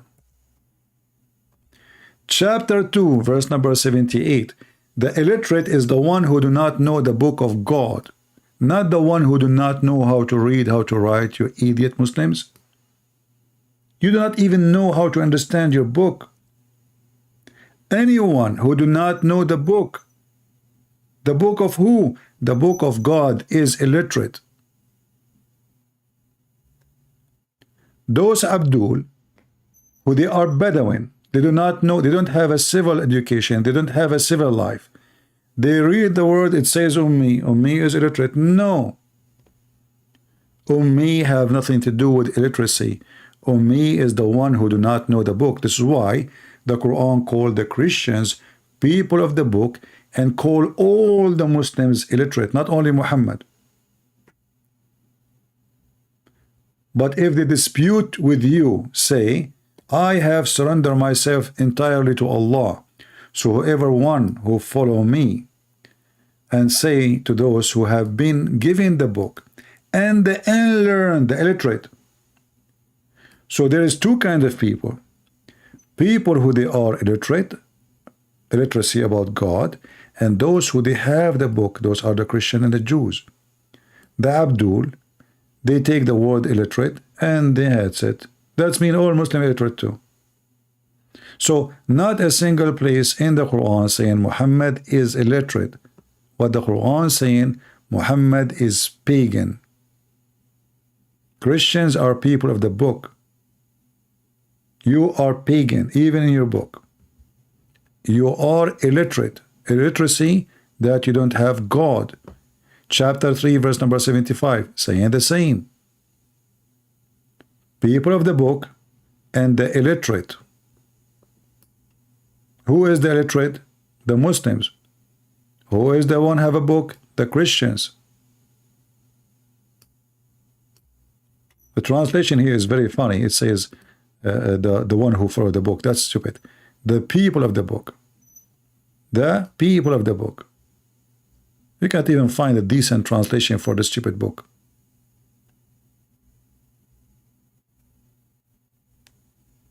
And even when Muhammad he was dying, he said, bring me a paper and a pen, which means ink, so I will write for you a book. This is the last thing Muhammad supposedly, like one of the few things he said before he was dying.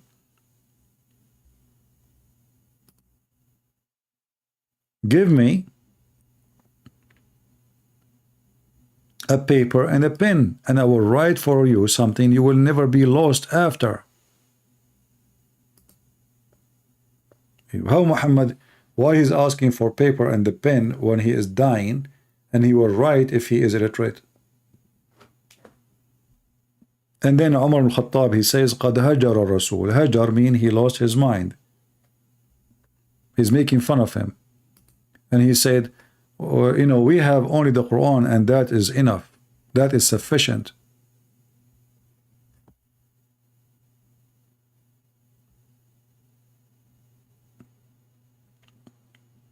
Guys, how I'm going to sleep today? It's already 4:11 a.m.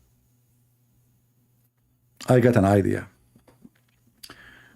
I think if I take one bottle or 1 cup of camel urine, and then 2 cups of ajwa, and then 3 nagla seed,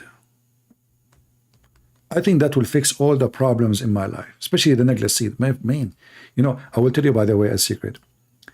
I used to be, I have a very tough disease. You know, I went to the doctor. He said to me that your heart, which is in the right side, we could not find it. We found only the one in the left side, and that made me feel really bad. So he said, but listen, I think there is a solution. Still you have hope. I said, please, doctor, what? He said, you eat nagla seed. I said, what is that? You are being racist now. What you are saying, nagla seed? Are you like, what's wrong with you? He said, no. You know, in Arabic they call it the black seed, you know, but in English we call it nagla seed. I said, oh, okay. So you did not avoid saying the black because you are racist, huh?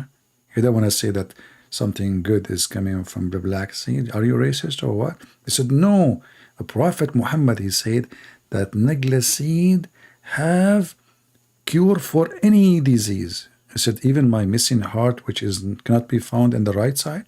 He said, even that. And listen, I took the nagla seed. I took only one. I swear by the shoes of Allah, and his ear, and his nose, and his toes, and his chin.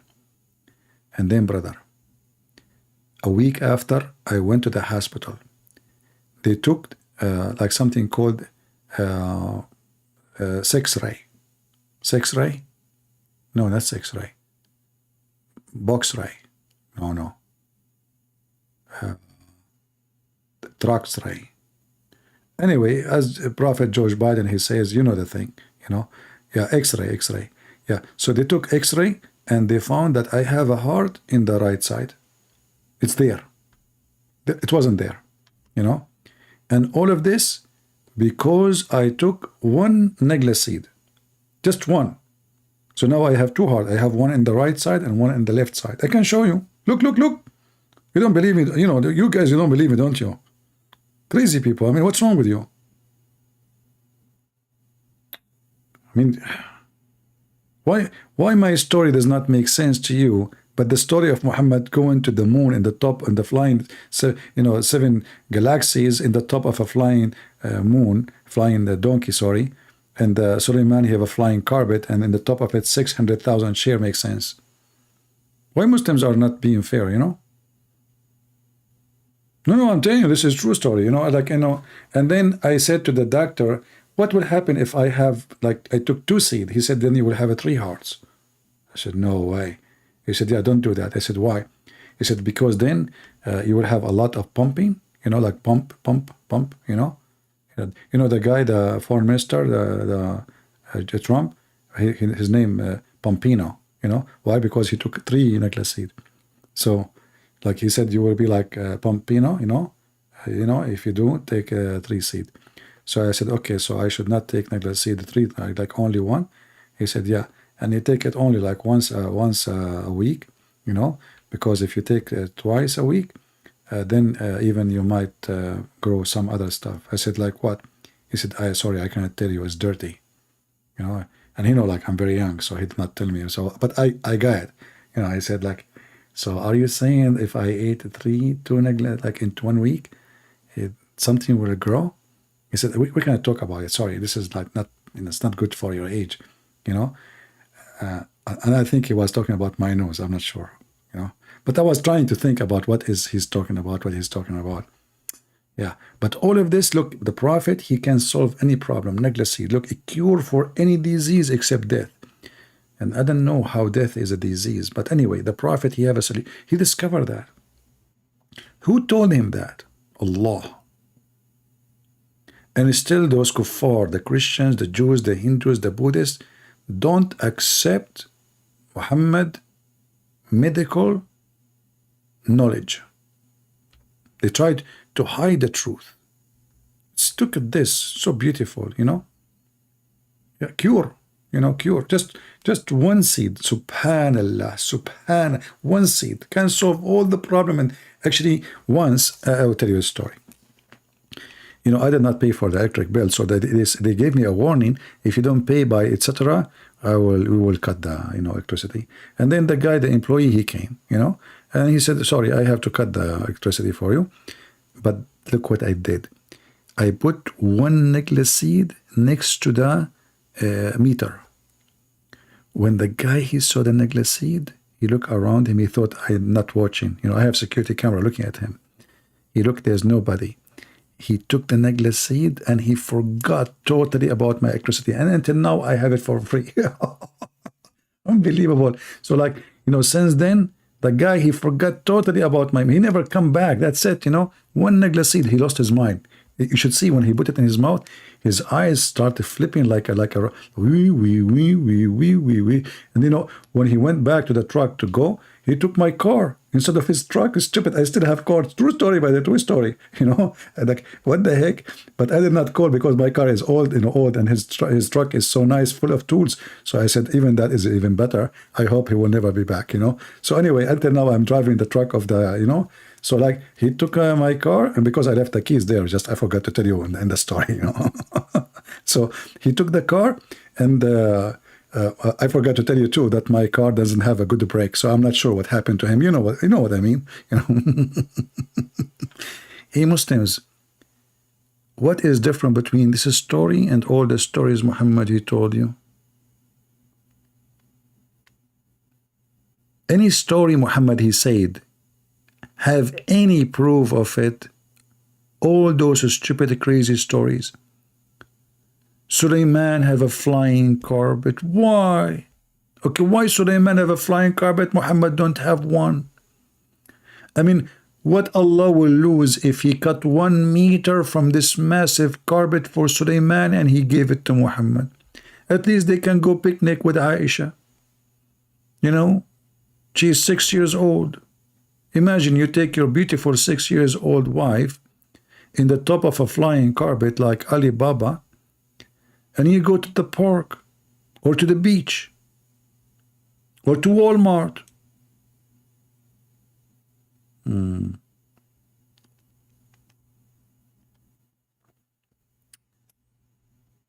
True stories. If you read the story of the flying carpet, you will go crazy. Unbelievable. The army of Suleiman is something you cannot even imagine. Brother, the army of Suleiman contained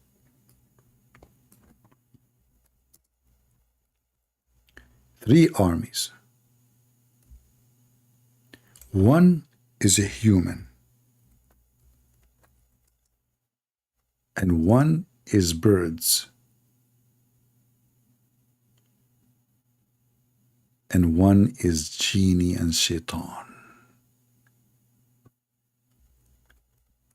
Imagine if I have such an army. What I can do with it. Even shaitans, they work for Prophet Sulaiman. Chickens, ducks, walk, walk, walk, walk. The account of Sulaiman, so beautiful. Look at this. He controlled the wind, brother. He taught him the language of the birds.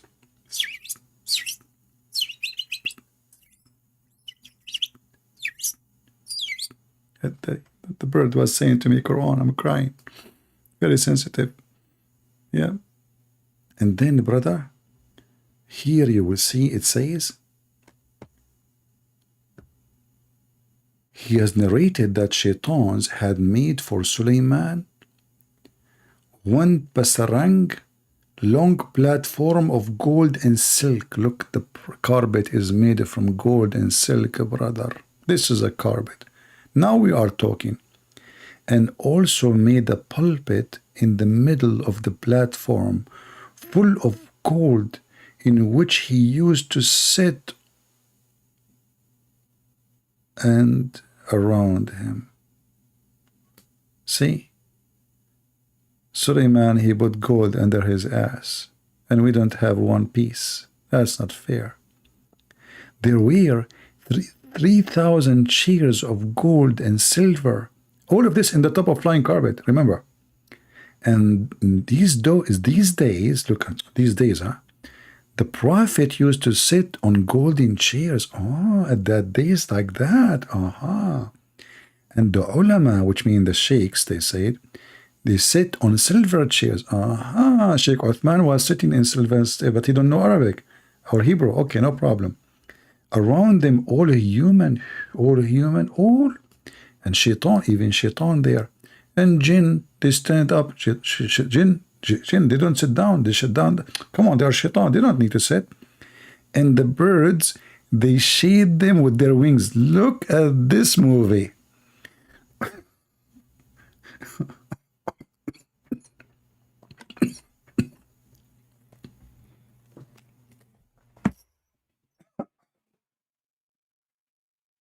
Brother, who can beat that story? Look, it's perfect. He is sitting on gold. 3,000 chairs around him, all made of gold. And they sit in the scholars, the scholars, they sit in the silver. And the shaitans, they are standing. The birds are flying in the top of them, and they keep them under the shade. And don't forget the poo-poo as a blessing. The breeze, Saba, carried its according to capacity of this in the sky. For 1 month journey from the morning to the evening. Look how far the distance, man. Look at this. Here it says that Sulaiman kingdom, Allah gave Sulaiman a kingdom from the east to the west. And he ruled for 700 years, brother. Sulaiman, he ruled for 700 years and 7 days and 7 minutes and 7 seconds. All right? And 7 months. Look. What is the 7 days? Every man, only 700 years? I mean, don't you think this is too much? I mean, early? I mean, where are you going? Sulaiman, you are leaving after 7 years. Only? Come on, man. And then every man and jinn and Satan and devil and bird and wild animal, they were subservient to his command. Man, Sulaiman, he command the chicken. Chicken, come here. Walk. He command the rabbit. Rabbit, come here. Yes, come here. You know, where is the carrot? Who ate the carrot from the kitchen? Don't move your lips. I'm talking to you. Talk to me. I speak your language. He have control of all the creatures. And he been given the knowledge of everything. Suleiman army, look at this. Faye, I'm not getting tired about Islam. What's your problem, man? Get out of here, you idiot. You are like a bug. What is the color of Jesus? Aren't you tired talking about Islam? If I am not tired about Islam, why? I mean, while you are here, I mean, people are stupid, man. Don't get married. Your wife, she will leave you. Because you will say to her, aren't you tired being with me? And she will say to you, you're right, get out. Like Christian Prince, he bounced you and blocked you. Get out of here. And then Suleiman army was 100 parsang. This is like a long distance, 3,500 mile long. That's so short. Brother, 3,500 miles. You can cross USA and go to Canada, and still the army of Suleiman is going. Only the army of Suleiman, this is just the long, not the how wide. 3,500 mile long. Can somebody convert 3,500 mile to kilometer? Hold on.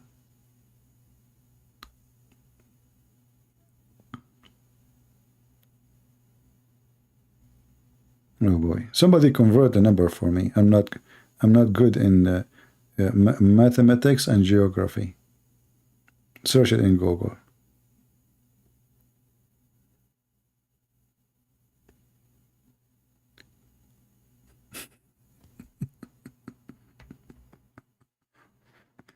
Talk about the Jews? Hey, my friend, I can't talk about the Jews. What the problem? Are you trying to make me like? Are you saying to me, take a break from my stupid prophet and talk about the Jews? At least the Jews, they believe in my God. You Muslims are pagan. What I would do, brother? Jack Shalom, he believe in my God. You Muslims are pagan. It's 5,632 kilometers. That's very short. I'm really disappointed. Only 5,000. Lexar, are you sure? Only? You know what? You know, I mean, this, my army is even longer than this. What the heck? You know, and that, like, I don't want to tell you, but I have a, you know, I have a neighbor. She is a female, actually. She's a queen. You know, she's like a very from big family and family. So she told me, if you need to go to war or anything, I can line for you more than 6,000 kilometers of army of ants. You know? So this is nothing. I mean, I'm really disappointed. So all this drama, and that's all? 5,632 kilometers only? Brother, what they eat?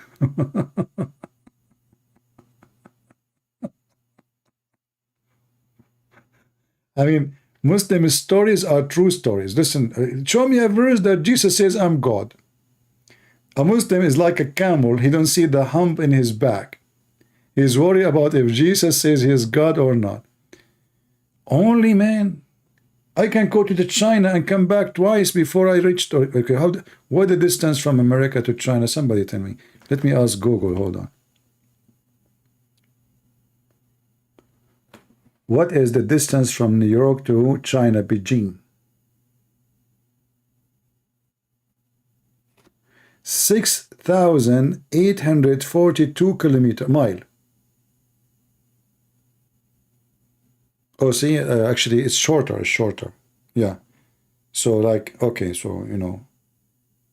Okay. But this is from New York. If you go from San Francisco, you will be fine. You know, exactly. You can go from San Francisco. This is how long the army of Suleiman. So you can fly for 16, 17 hours in the airplane, 19 hours, and still you did not reach the end, even though you are going in the speed of the airplane. Still you did not reach the end of the army of Suleiman, which is containing birds, genie, human. And look, 25% of those are human, 25% are genie, 25% are desert animals. Look, there's desert animal. 25% are birds. And now we have 100%. And look at the house. I love the house. 1,000 houses of glass. Look at the technology. At that time, Suleiman, he have houses made of glass. He like to see the weather, the rain, you know. You have to have sex in the air so everybody is watching, or even the neighbors. We are made above wood. Are you sure you're not talking about Bali? I saw something like that in Bali, you know. Last time I went to Singapore, I was like very close to Indonesia. They told me, like, if you go there, you know you are going to be in Indonesia. I said, if I go there, where I will be? They said Malaysia. I said, if I go there, where I will be? They said in jail. So I changed my mind. Anyway. So, brother, and then there's 300 wives and 700 slave girls lived. Suleiman used to order a strong wind to lift the house and order the soft wind to move the house slowly. So, man, strong wind, soft wind, beautiful. Look at the harmony. The strong wind carrying the flying carpet, the soft wind carrying the house. So beautiful. Music. I feel like Sadhguru now. Relax. Is Sadhguru in one of those rooms and those white females from Los Angeles there? And all of them, they have like a lot of, makeup and etc. And they are doing yoga. If they are there, I want to go there too. And they are rich. And they pay a lot to Sadhguru to make them enjoy yoga. And for sure, Sadhguru, he enjoy a lot of things too. Therefore, Allah revealed to him when he was between the heaven and the earth. He said to him, I have increased your kingship in such a way that if anybody speak in any part of the kingdom, the wind will make this conversation reach toward you. Look at this. A flying carpet with the most scary, sensitive radar. Anybody in the kingdom, even if he fart, Suleiman will hear the farting.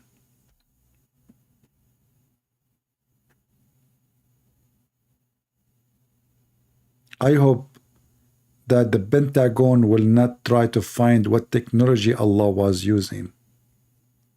And then because of that, Suleiman was flying, and then one of the ants, she spoke. And this is a story we should tell you maybe in some other time.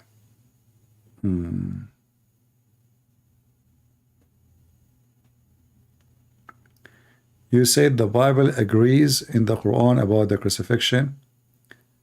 In the Quran, actually, but Jesus wasn't crucified. My friend, I said the stupid Muhammad, when he made that verse in the Quran, he admitted that the crucifixion of Jesus is something happened, because it says it made appear to them. So this is what people saw. And what people saw is the truth. When you go to the court, what he asks you, did you see the guy killing this guy? If you say I saw, that means this is true. If you say I did not see, it means it's a fiction. So when the stupid Quran says it was made to appear to them, so it confirmed what they saw. And what they saw, that Jesus was crucified. So the author of the Quran is a stupid idiot. Anyway, did we have a good time, guys? How many hours we are here? Only 6 hours and 21 minutes? No way. 6 hours and 38 minutes. I cannot leave that early. I thought it's already like 8 hours or something. Only 6 hours? That's not good. I know these days my videos are really short. I should, I don't know, I should make it long, really. I mean, short video. Who's going to watch short video? Yeah, maybe I will try to do some sport to get stronger and eat Nagla seeds so I can stay longer here, you know. For like now, I cannot really stay long, more than 8 hours, 10 hours, 12 hours, you know. But maybe if Allah, He gave me energy, I will be able to stay like, you know, maybe 20 hours, you know, few hours, short hours, long hours.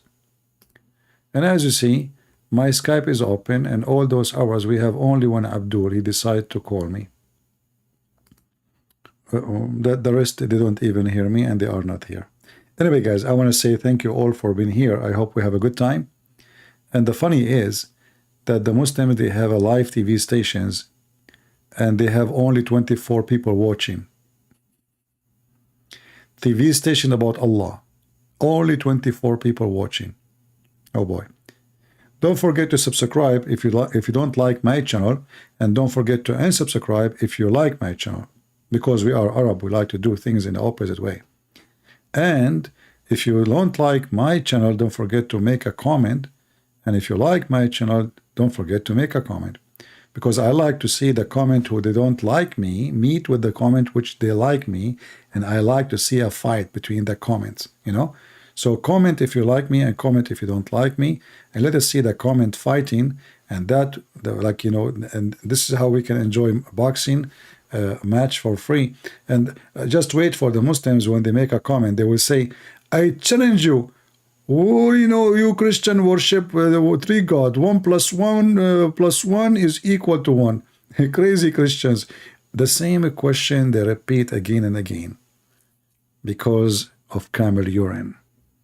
It doesn't matter how many times you answer them, they never heard anything. They will come tomorrow with the same question. And then we give them the same answer. And they come again with the same question. And in Christian Prince, he will give them the same spanking.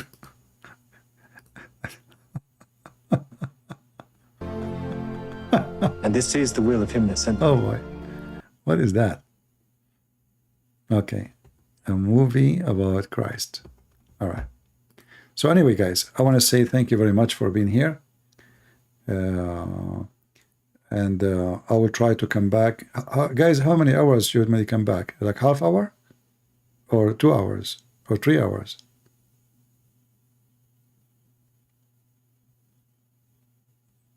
What do you think? You guys are not helping me.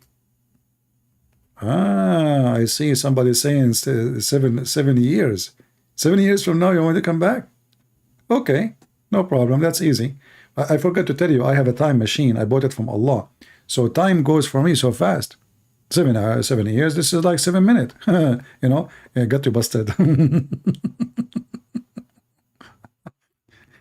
By the way, if you make an appointment with an Arab person, if he say to you, I will meet you at 12, try to ask him which year. You know, like not which day, not which month. Get more details, you know. The Quran says, Allah said to Muhammad, they asked him, how come you don't have a miracle? He said, tell them, I am waiting and you are waiting. So Allah is waiting for the miracle too.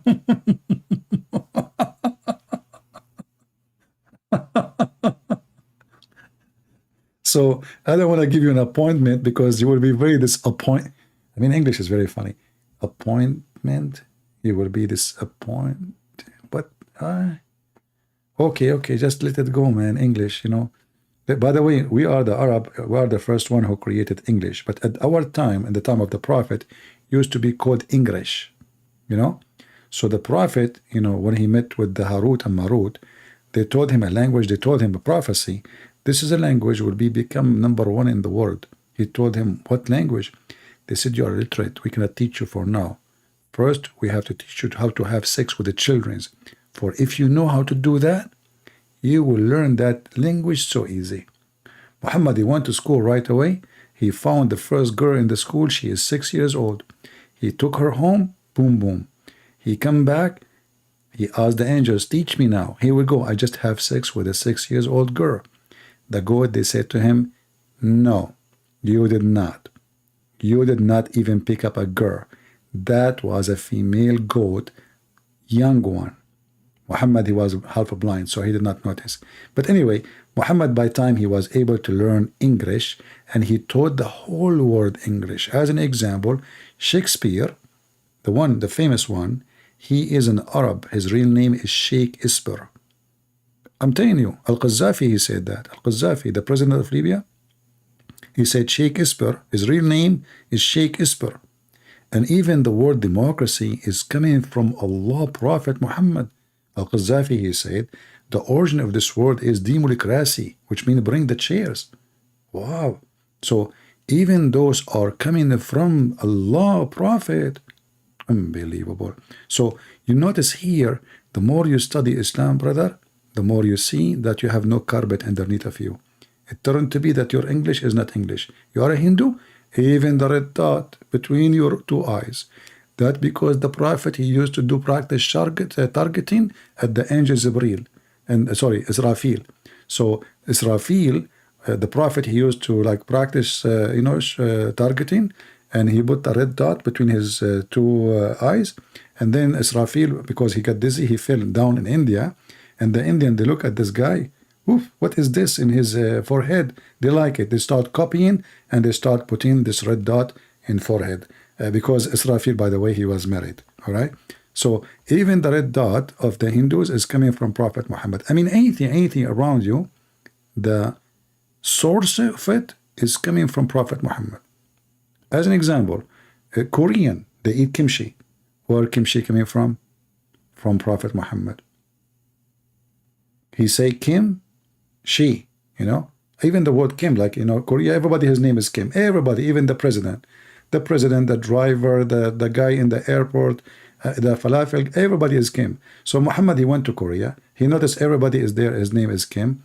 And, he said, okay, this is the food made by Kim. And it was a girl, so it's she. So he called it kimchi. And then the Korean, they copy the name from Prophet Muhammad, peace be upon him, and now became a very famous name. And they copy paste, what a shame. They steal the copyright of Prophet Muhammad and they add it, Anyway, I can give you endless stories about what the word stole from Prophet Muhammad. Everything, like even toilet paper. It was not toilet paper, but this is a different story. I don't want you to hear about it at the end of the night.